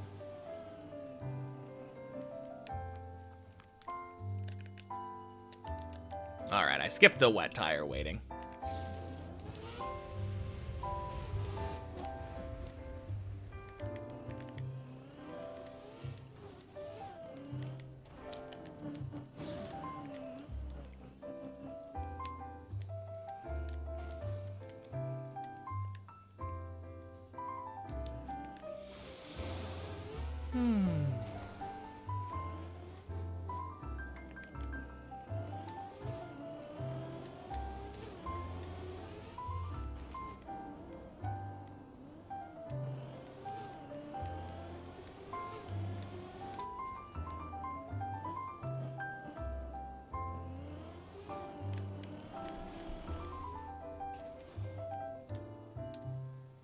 Nice.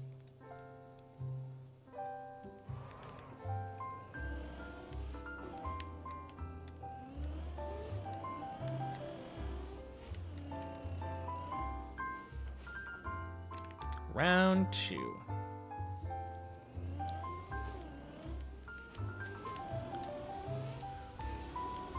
Beautiful hole.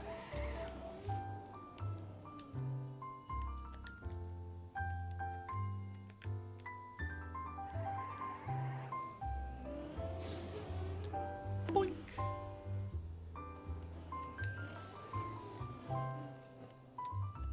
Always very tempted to just drive straight off there.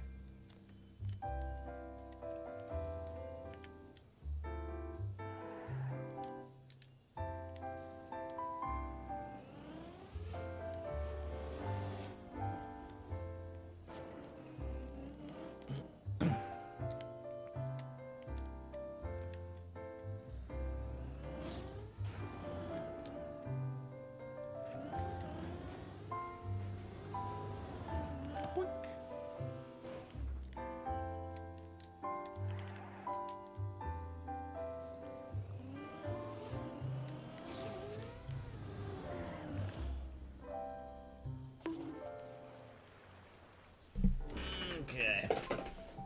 Guess I'm getting a water bottle out. Probably a good idea. Cheers.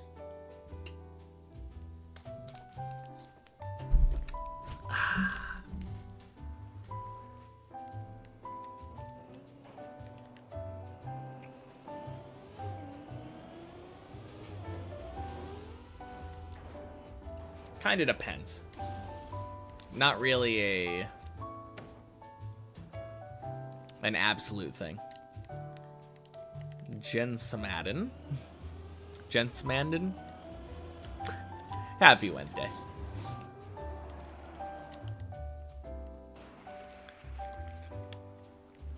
The main problem right now, I definitely can't give you an absolute answer. My PB is ridiculously high at this point.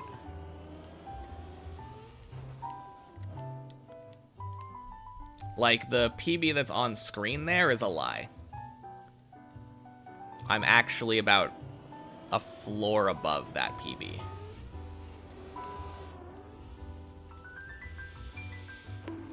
So basically, every time I want to... Quack! Every time I want to attempt... Ooh. Quack. Very nice. Thank you for the 3 months, Toli. Boink. But yeah, every time I want to attempt my PB, or attempt to get a new PB, I have to climb all the way back to 15 and basically beat all of 15. Climbing to that point in the first place is very, very hard. So trying to do it consistently is incredibly difficult. When my PB was where it was on screen there, near the end of 14, it took me 3 months to get my PB that I have now. And it's been about 3 weeks of attempts, I think, without a new PB. Why didn't the checkpoint update properly? The PB update properly?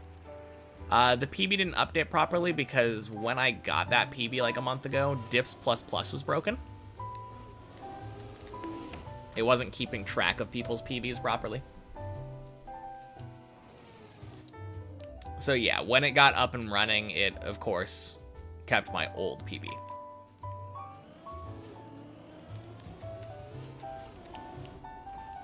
I'm saying about a dedication though. Thank you. Appreciate it. Yeah, we will finish eventually. It'll happen sooner or later. Only like 1 floor and 3 jumps left to go.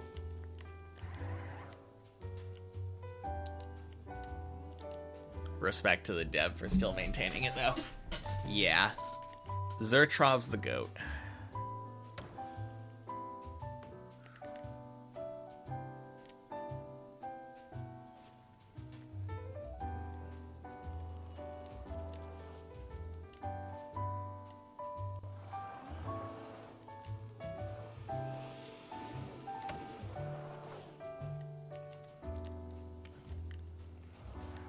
It is a rather important plugin, though, because it works with, like, all of the tower maps. So if it goes down, it breaks for, like, everything. Haven't seen the cat in a while. Are they doing okay? Yep, they're doing fine.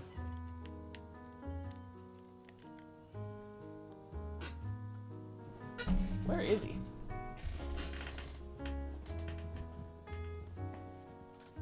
I actually have no idea where he is right now.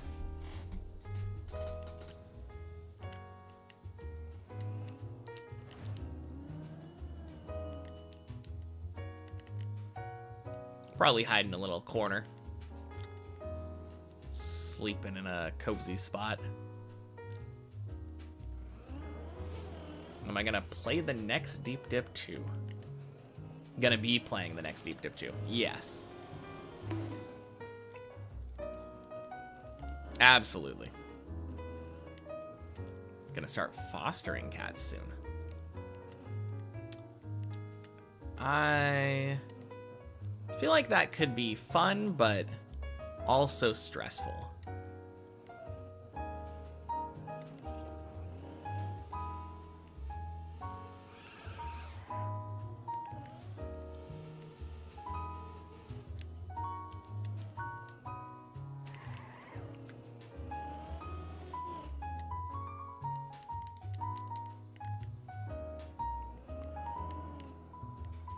Been waiting to do it for a while now. Now that you're settled into your flat and have space for it, want to do it? Yeah, sounds like fun.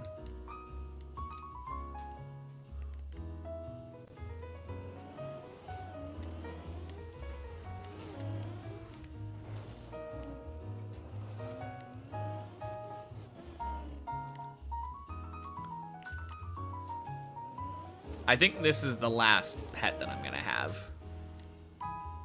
Unless I have, like, kids.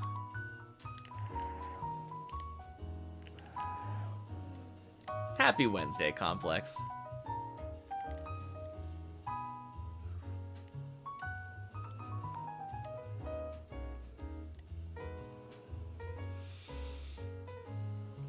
Any particular reason?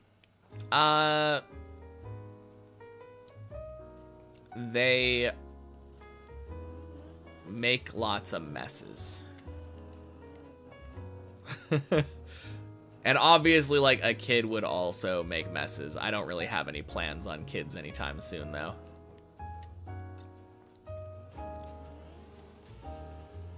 They're just a lot of maintenance.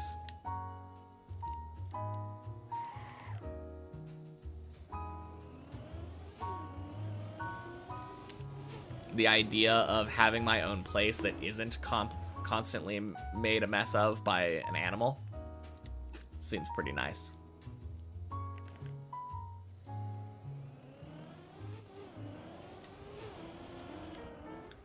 Bit of a pain if you want to go on holiday for any period of time. Exactly. That's the other thing. You got to get somebody to watch out for your pet.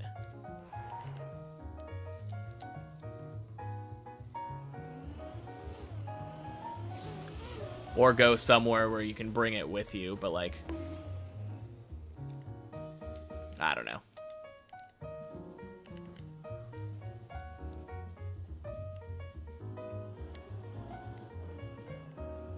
No, all of the above.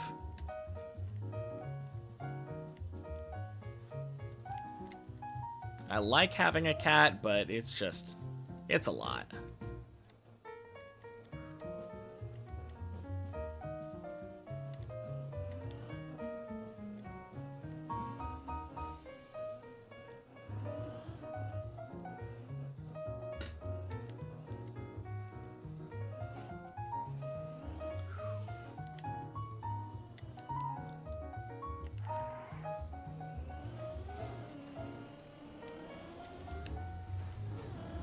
Hey, it's B-Tune.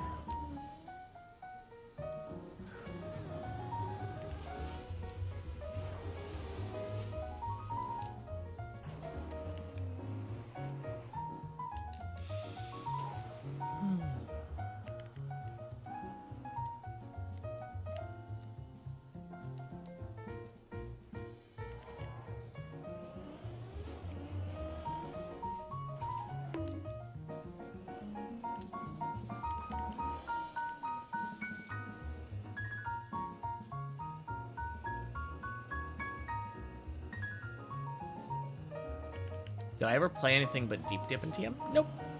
This is my first and only map. Not counting checkpoint versions of this map.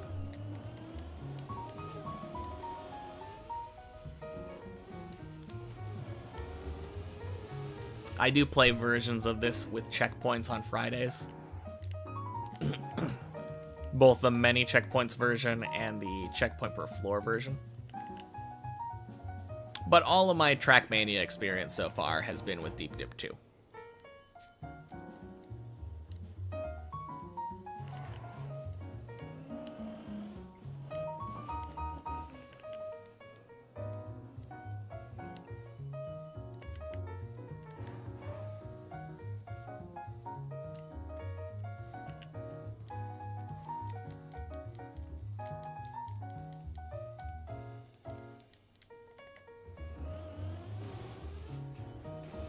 Nice.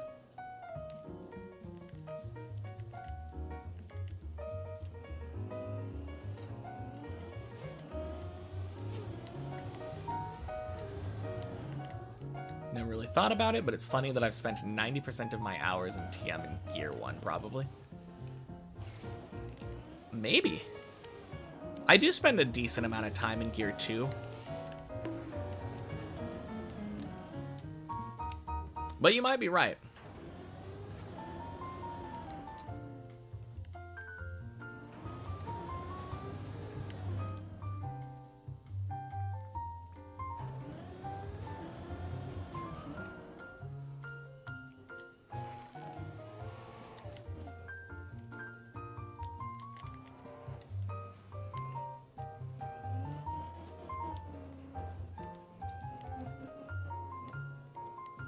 How many days since Deep Dip 2 came out has it been? Curious as to know how many of those days I've played as well. Well, I didn't start until about a month after the event started.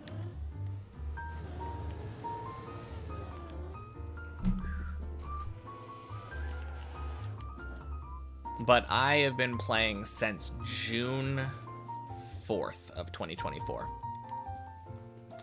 Oh, God. Oh, I missed the skip for the first time. God damn it.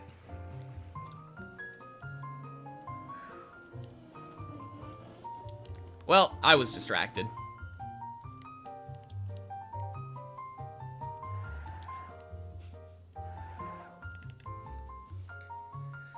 Played every day or like 6 times a week on average. I was doing 5 days a week with a Sudoku stream on Sundays, and then I switched the Sudoku stream to more Trackmania, or to more Deep Dip. So I was doing 6 days a week for a long time, and then I switched to 5 days a week.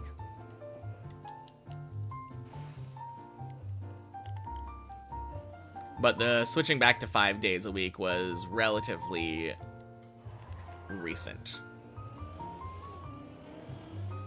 Happy Wednesday, Hukert.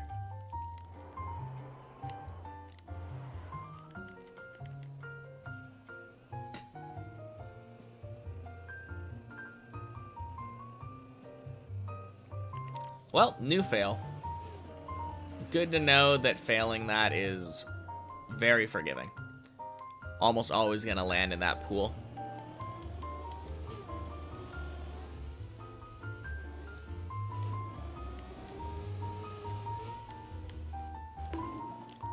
No.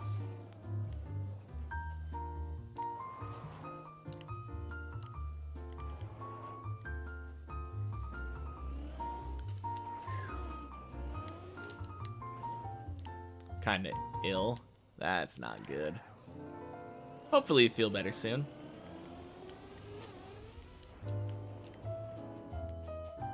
I feel like I've been in a constant state of on and off, minorly sick. You had COVID last week? Ooh, that's not fun. God damn it.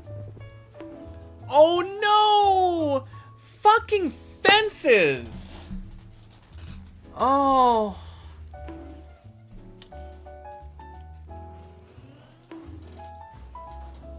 God, what a garbage map.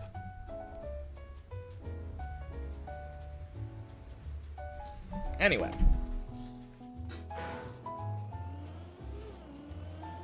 Have I heard of the Trackmania games? Vaguely.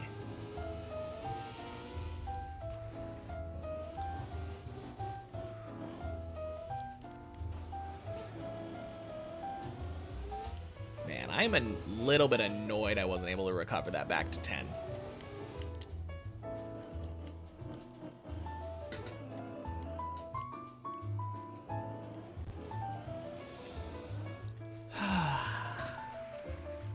Honestly, though, doesn't surprise me. I've been a little tilted since that that hour and a half, like, floor 12 run.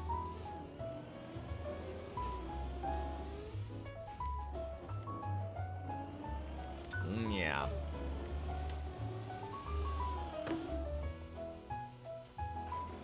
Competition, like, between countries and different categories. 9 categories, you think? I know someone jokingly said Fuju US representative in the trial category.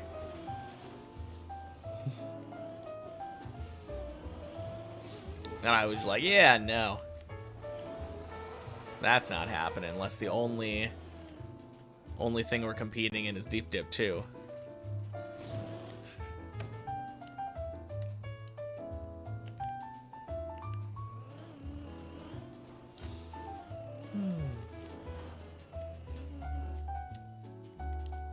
Hope you'll be in the mapping category. How would that work? Because, like, any kind of racing can be objective, but mapping is very subjective.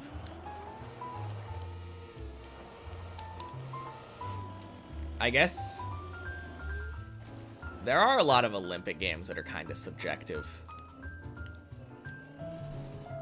Oh my god. Stop it.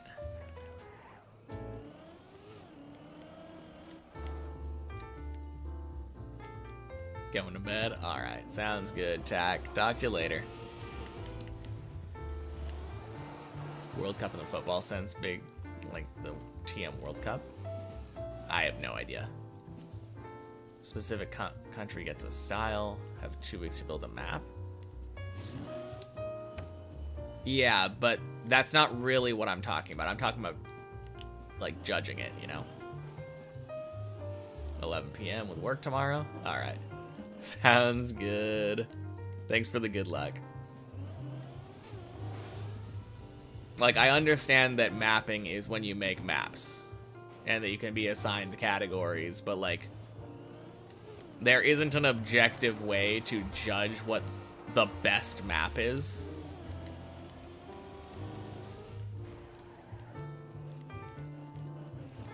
If you're just playing, like, pre-made maps of different styles, there is obviously an objective way of knowing who did the best job. You look at their timer at the end of their run.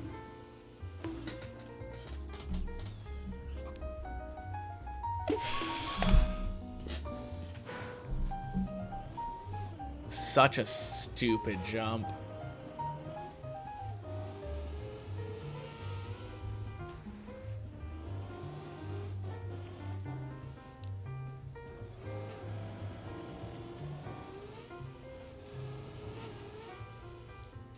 Yeah, I guess that is a thing that could be. It could be like one of those ones. One of those, like, puzzle competition things.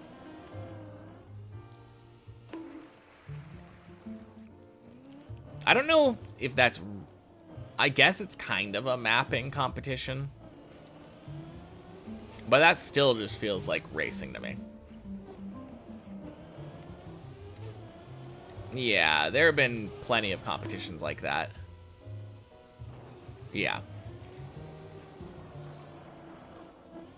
Like I said, though, that is, just like Complex said in that last message, too. That is more of a puzzle, not really a mapping competition.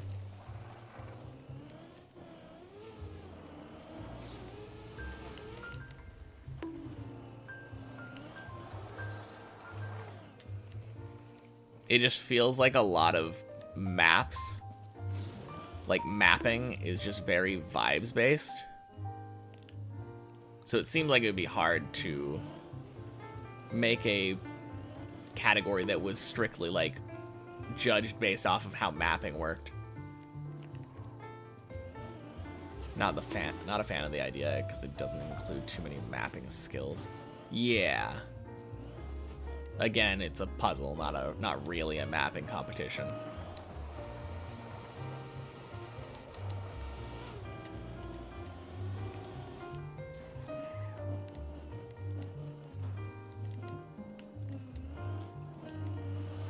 Judge based on different categories.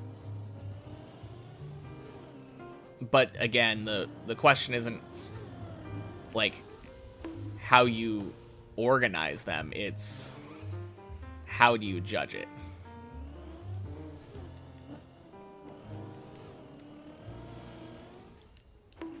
Just a panel of hopefully unbiased judges,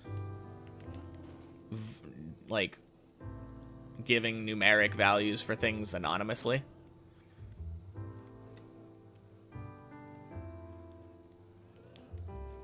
Going to bed.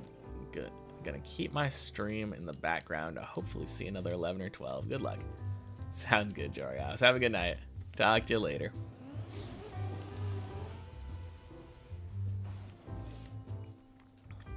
Yeah, I'm not a huge fan of that kind of competition, though.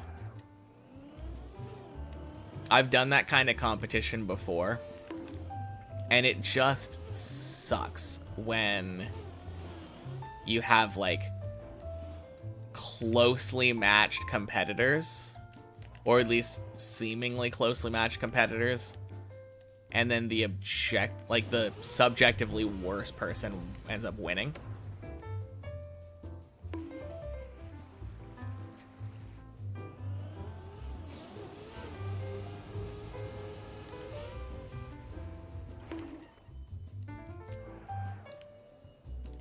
Public vote if it's public competition. Could become a popularity contest. Yeah, I mean, you would have to not have... Well, the problem is a lot of people competing are going to be like streamers, right? So my initial thought was that you just have the maps available to vote on, but don't have the author's name to prevent popularity contests. But if a streamer, who is the most likely person to win a popularity contest, streams to their like chat or whatever, showing the process of making the map, their chat's going to see what map they made. Yeah, public vote is just a popularity contest. It's not a good form of competition.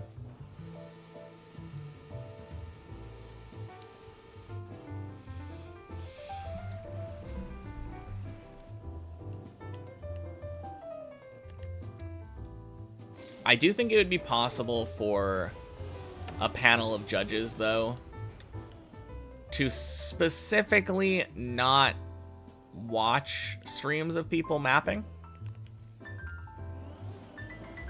Like, stay off of Twitch for the week before the competition or something. Or maybe it's a day of thing where they have to make it, like, rules saying they can't stream it then, but it feels quite restrictive. Yeah, I mean, if you make rules saying you can't stream something, doesn't that just make it so that streamers are disincentivized from actually participating? Because, like, if they're a streamer that actually, like, makes their money. Their livelihood depends on them actually streaming. At that point, it's just for fun.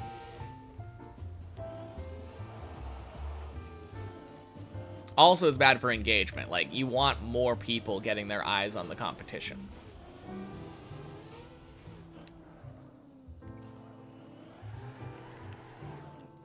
I think it would have to be a group of judges.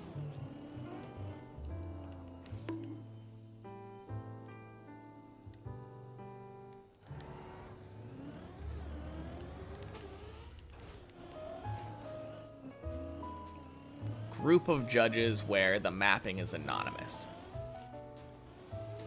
Although, the funny thing for that is that, yes, mapping anonymity is, like, possible or whatever.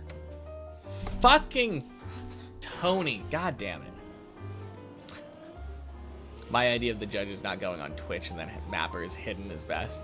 Yeah. The only problem for that, for me anyway, is that a lot of the people who would best be able to judge are usually going to be able to tell who the mappers are anyway. Even if there's no, like, signature on the map, or if the mapping, like, is anonymous. Somebody pulls up to a anonymized Lentillion or whiskey map or something, feels like they'll probably know who it is. And then the whole idea of anonymity goes out the window, and their biases are instantly like, oh, I recognize this mapper's, like, style. It's a hard problem. Like, that's kind of an impossible problem to solve, though. Because you want your judges to be knowledgeable, right? But at the same time, if they're too knowledgeable, then they become biased.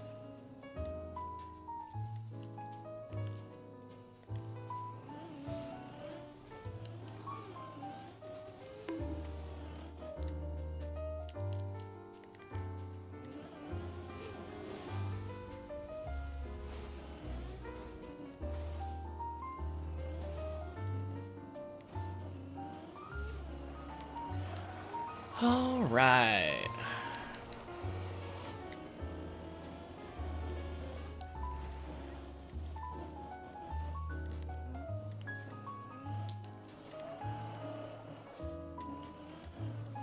No, I do like the rest of it, though. Outside of mapping, just the idea of having a bunch of different competitions and different styles and seeing who can win the best on everything.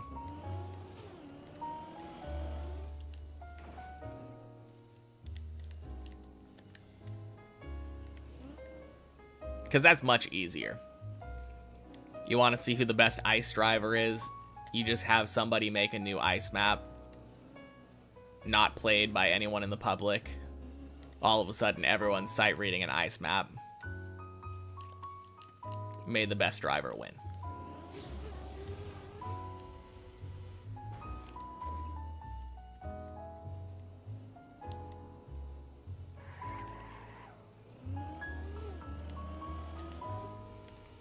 On the other hand, sight reading is kind of a skill in of itself, right?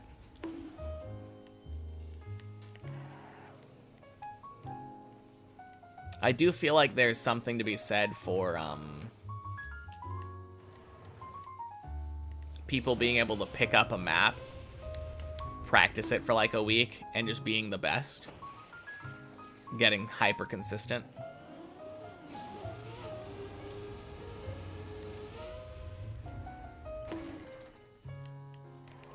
Yeah.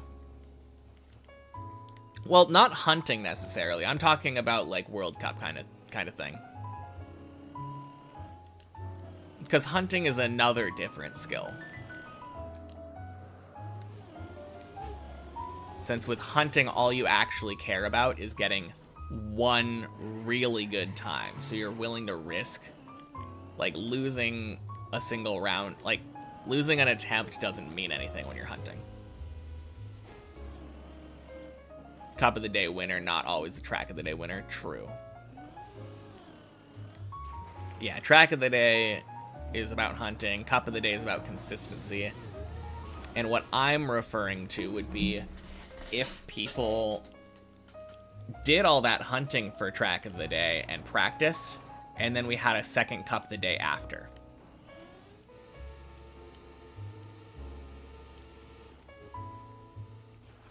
Where you're not actually learning the map anymore, you're playing a practiced map. And I think that form of competition is very interesting too.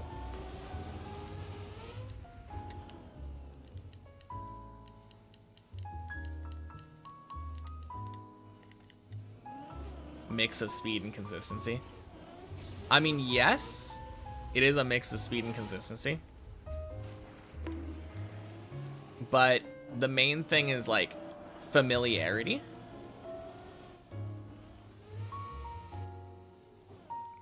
Yeah, I guess it's... The big thing is you're consistently fast. Which I guess is the same for Cup of the Day. You're wanting to be consistently fast, but also Cup of the Day is much harder, leaning towards the consistency side.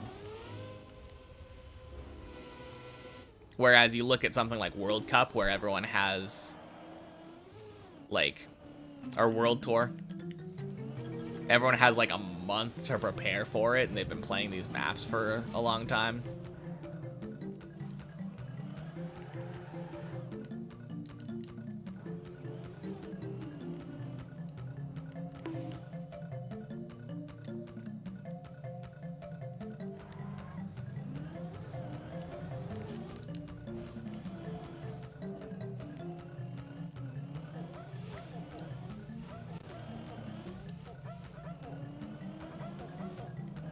I don't know, that aspect is very impressive to me.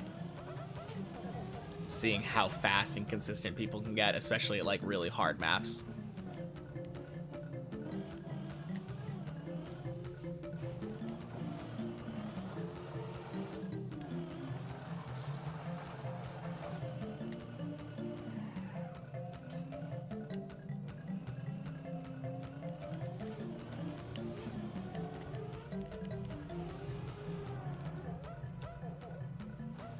Find it insane? Yeah, I think everybody does. Like, the level of consistency people like Carl Jr. can get on that hard of a map, super cool.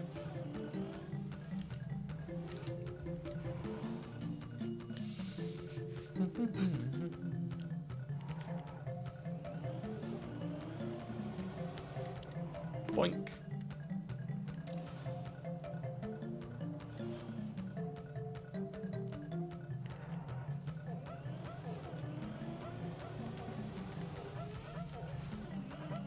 Crap. Picked Tion back up today. Played some campaign, and you were really struggling on the easy green maps to get author time for a few.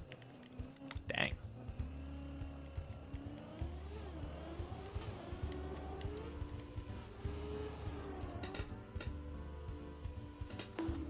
I'm looking forward to that. That'll be a fun change of pace.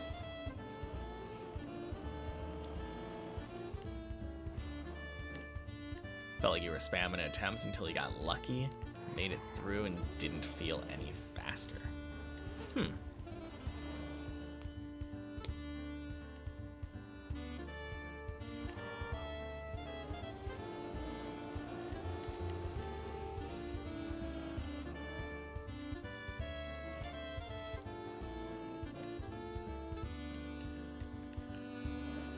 I mean, I guess that's one approach, right? Oh, God.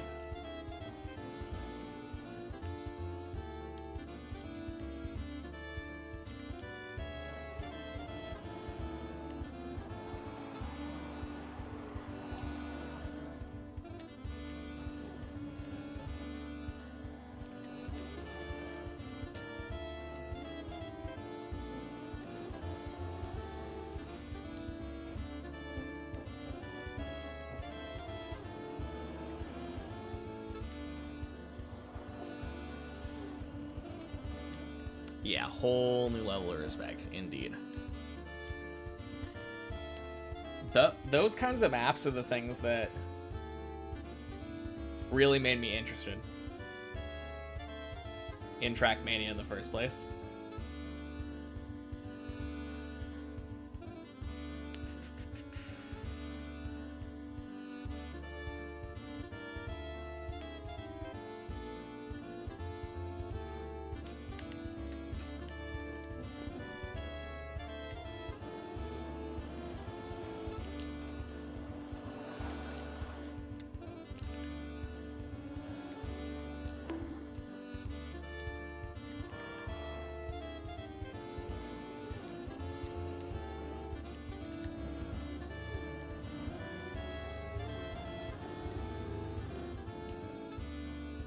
No, I specifically remember this, there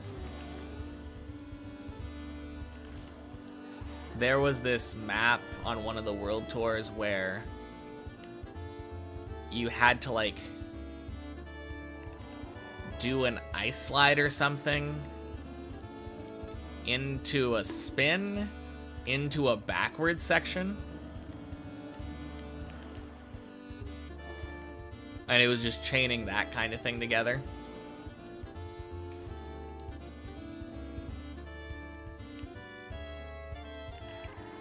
One of the first times where I remember thinking, like, man, I want to be that good. That looks like such a fun map to play, is what I thought.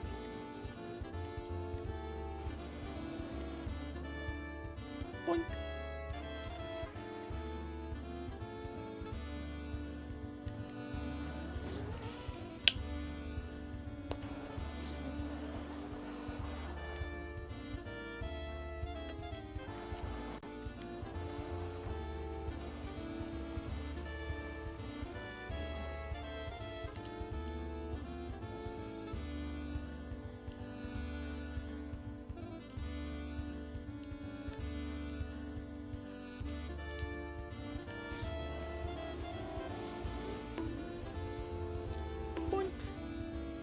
Sploosh.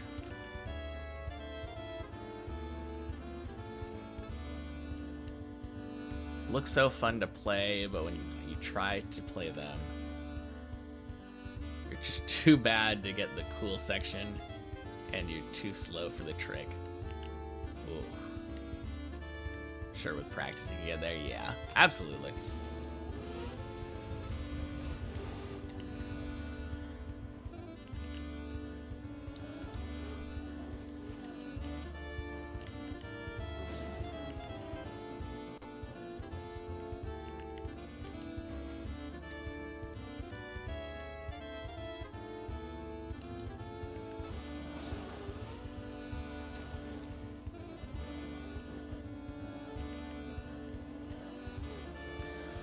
All right, back to 6.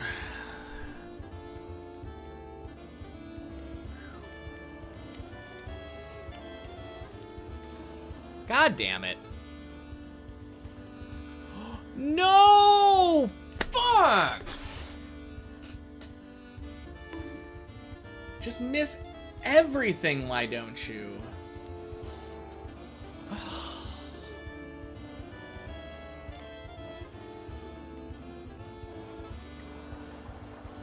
Man, I was doing so well this morning. Beginning of this stream, like every run was getting up high. And then I just let myself get annoyed. Really?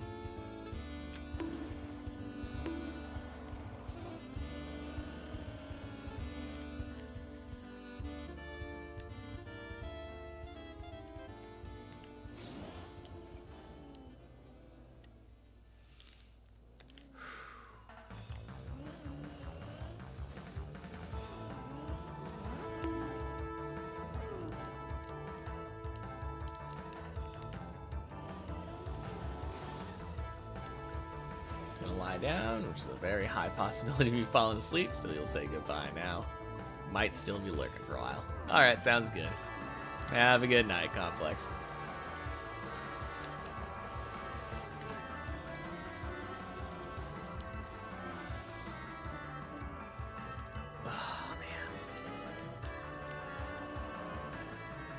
I want to get another run to 12. I mean, that's a lot to ask, but...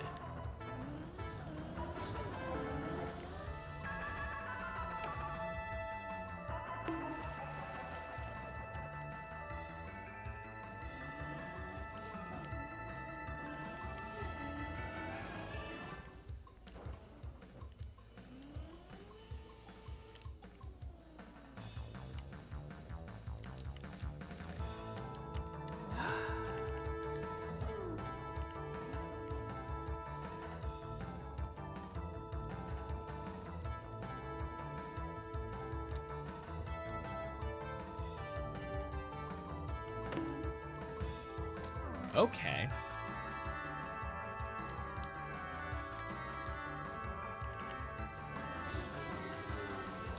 Ooh, that was close.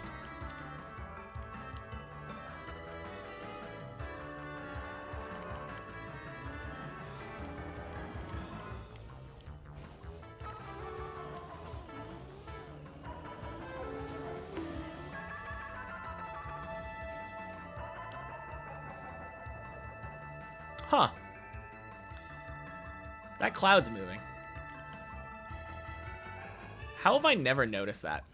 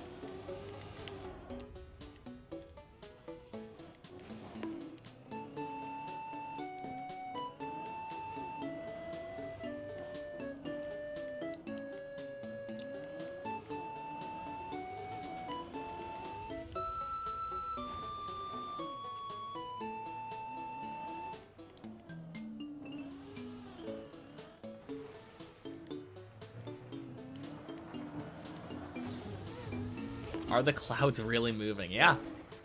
Well, I don't know about all of them, but there was one particular cloud that was 100% moving, which kind of makes me feel like all of them probably are.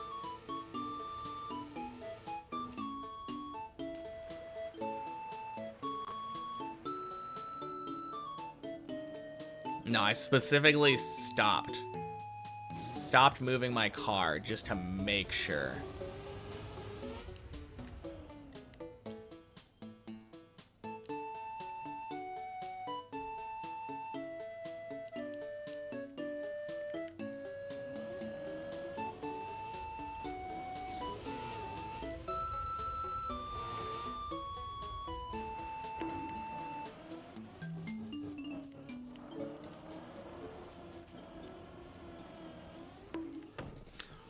God damn it!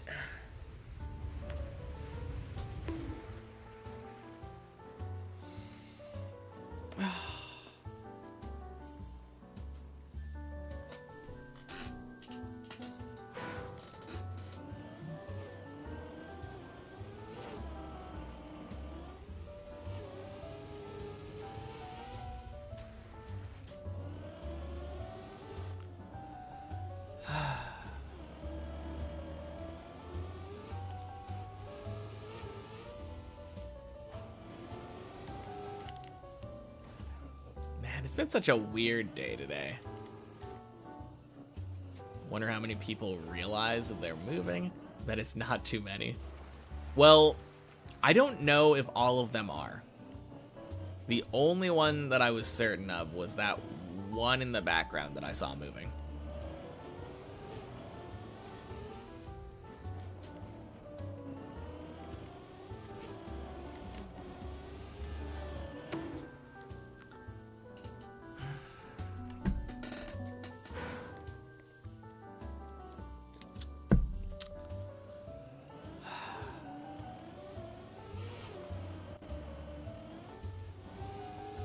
This is so frustrating.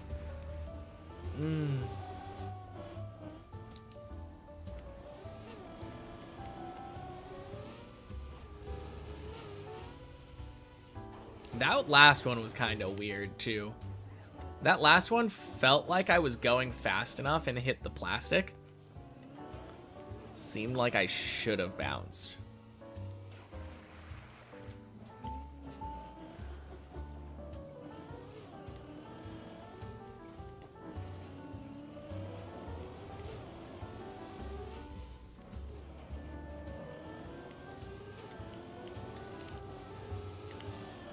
There we go.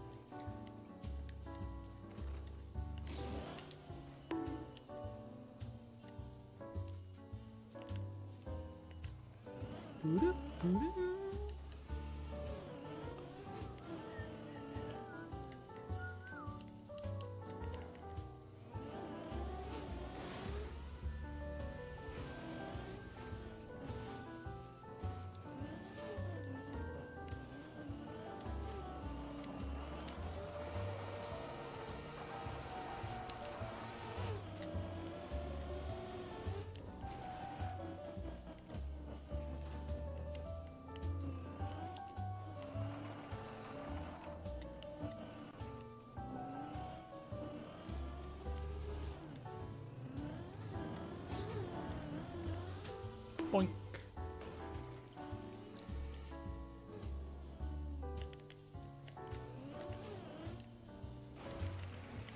Hate that jump.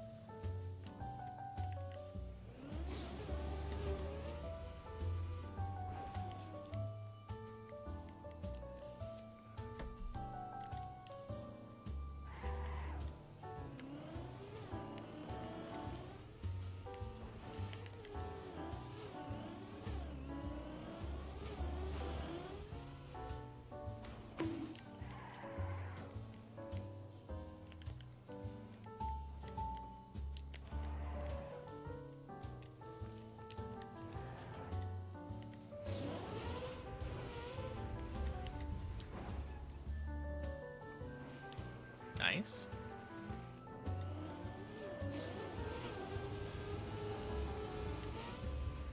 Off to bed. Good luck climbing. Thanks for the stream. Sounds good. Totally. Talk to you later. Have a good night.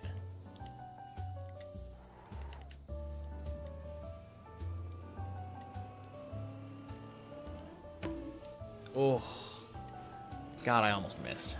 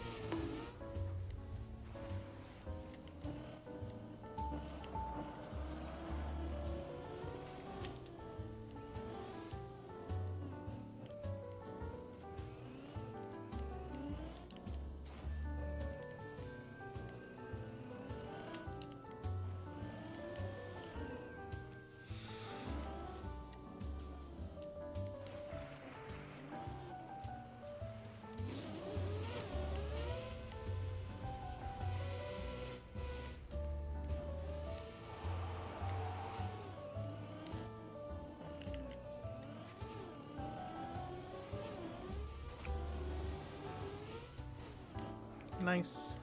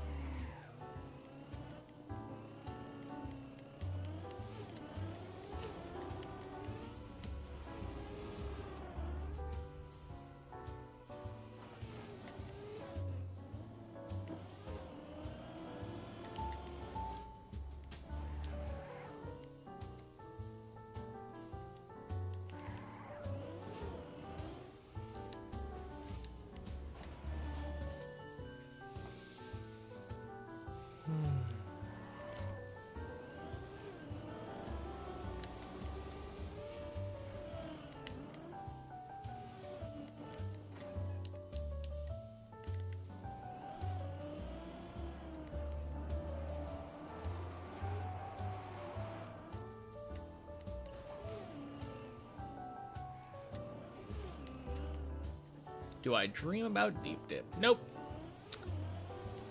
I stopped playing Deep Dip around 4:30 to 5 p.m. So the idea of dreaming about it like 9 hours later would be kinda silly.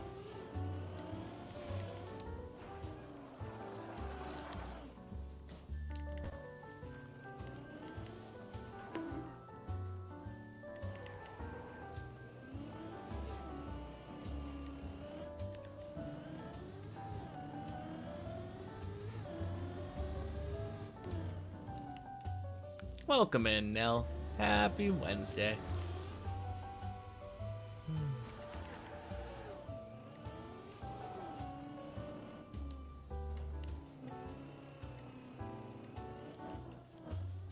Am I planning on watching Stranger Things Season 5 tonight?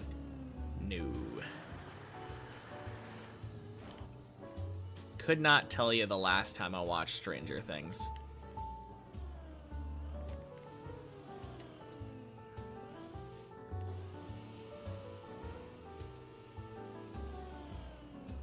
I think maybe I watched season 2.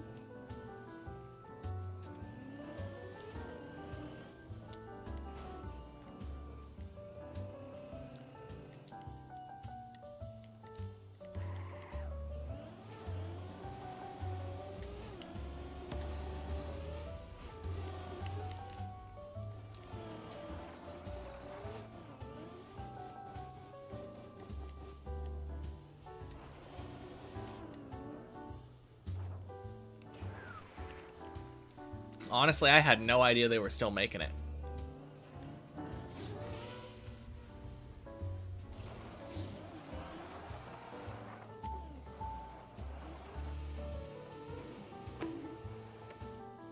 Feels like it's been a while.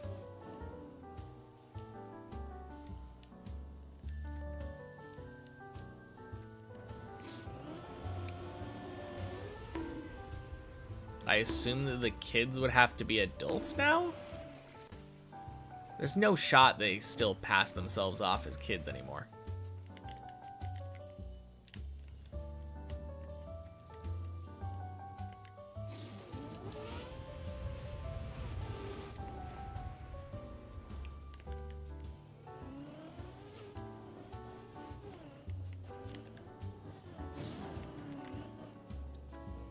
Biggest TV show release this year.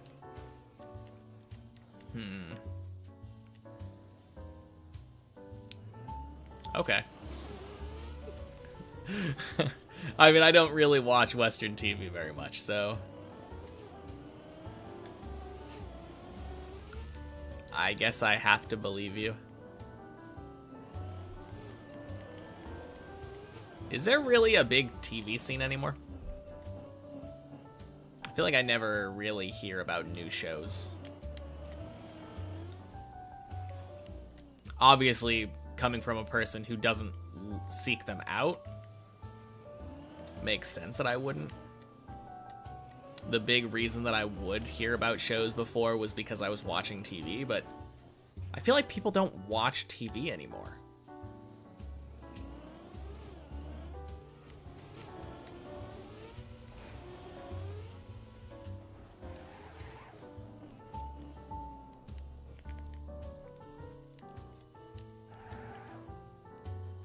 Like, cable seems super dead.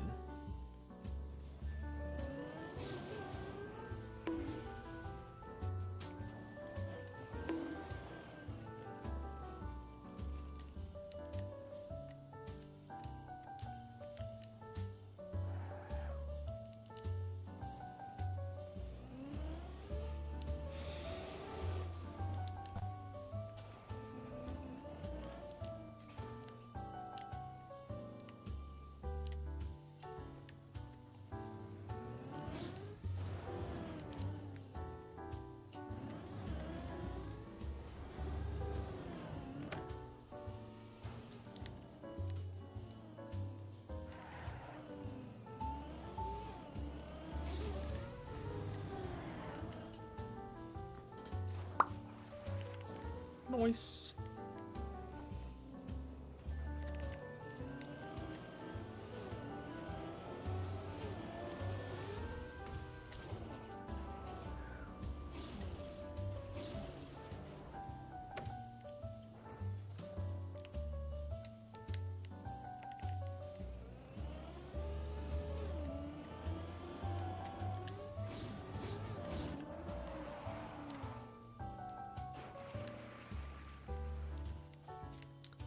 Happy Wednesday, Misha.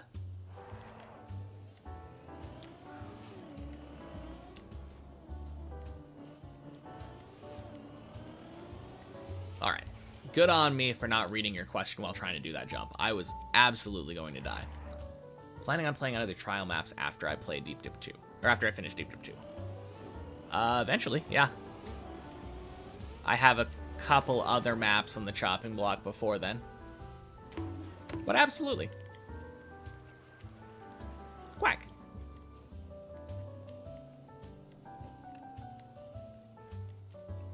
Like, the next map that I have on the checklist is Deep Dip 1. Before I do anything else, Deep Dip 1 is there. Great timing.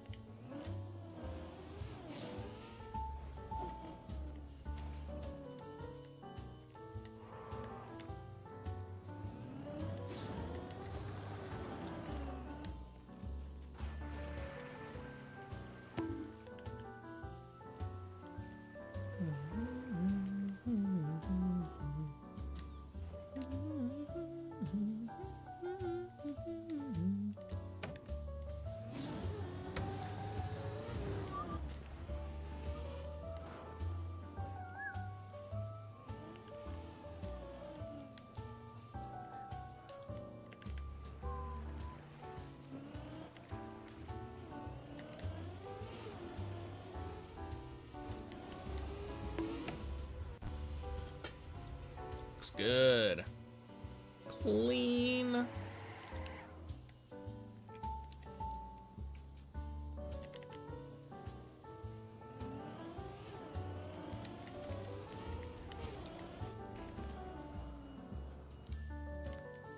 Nice. Good zigzag. Anyway, ad should be over. Next thing I'm doing is Deep Dip 1. Boink. Sploosh.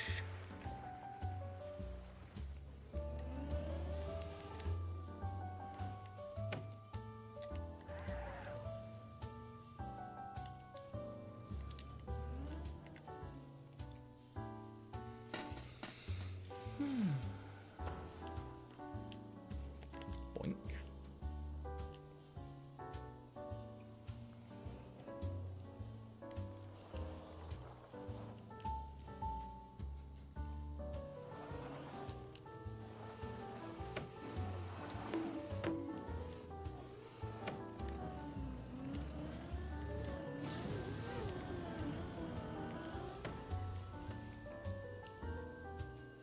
Nice.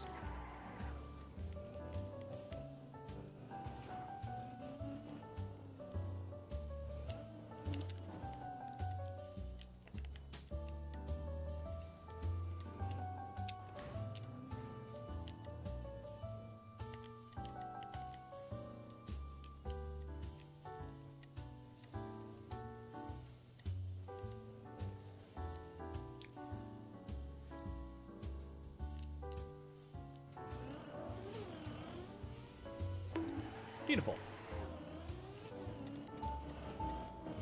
Floor 8.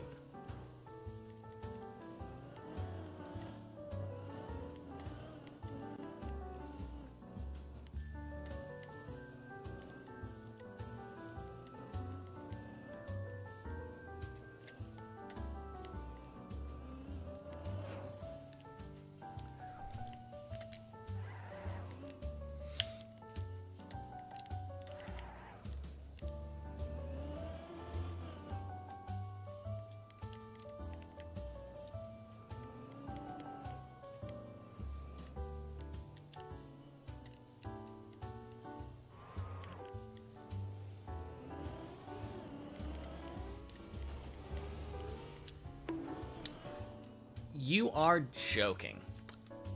You're absolutely joking. Land somewhere! Fuck! Oh.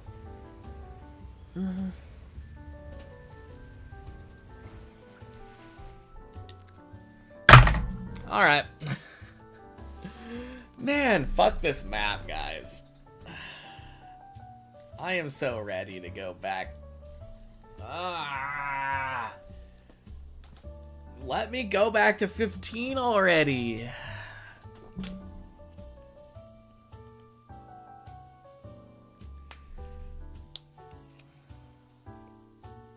Anyway.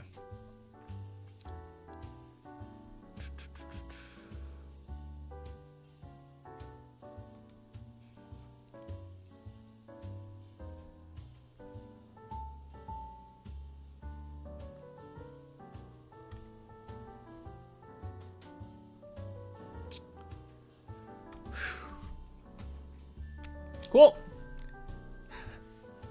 Alright, good night. I'll be back at some point. Probably Sunday or something. Or not Sunday, Friday, maybe. I don't know. Maybe not Friday. I don't know what my plans are. I'll definitely be back on Monday. Alright, peace everybody.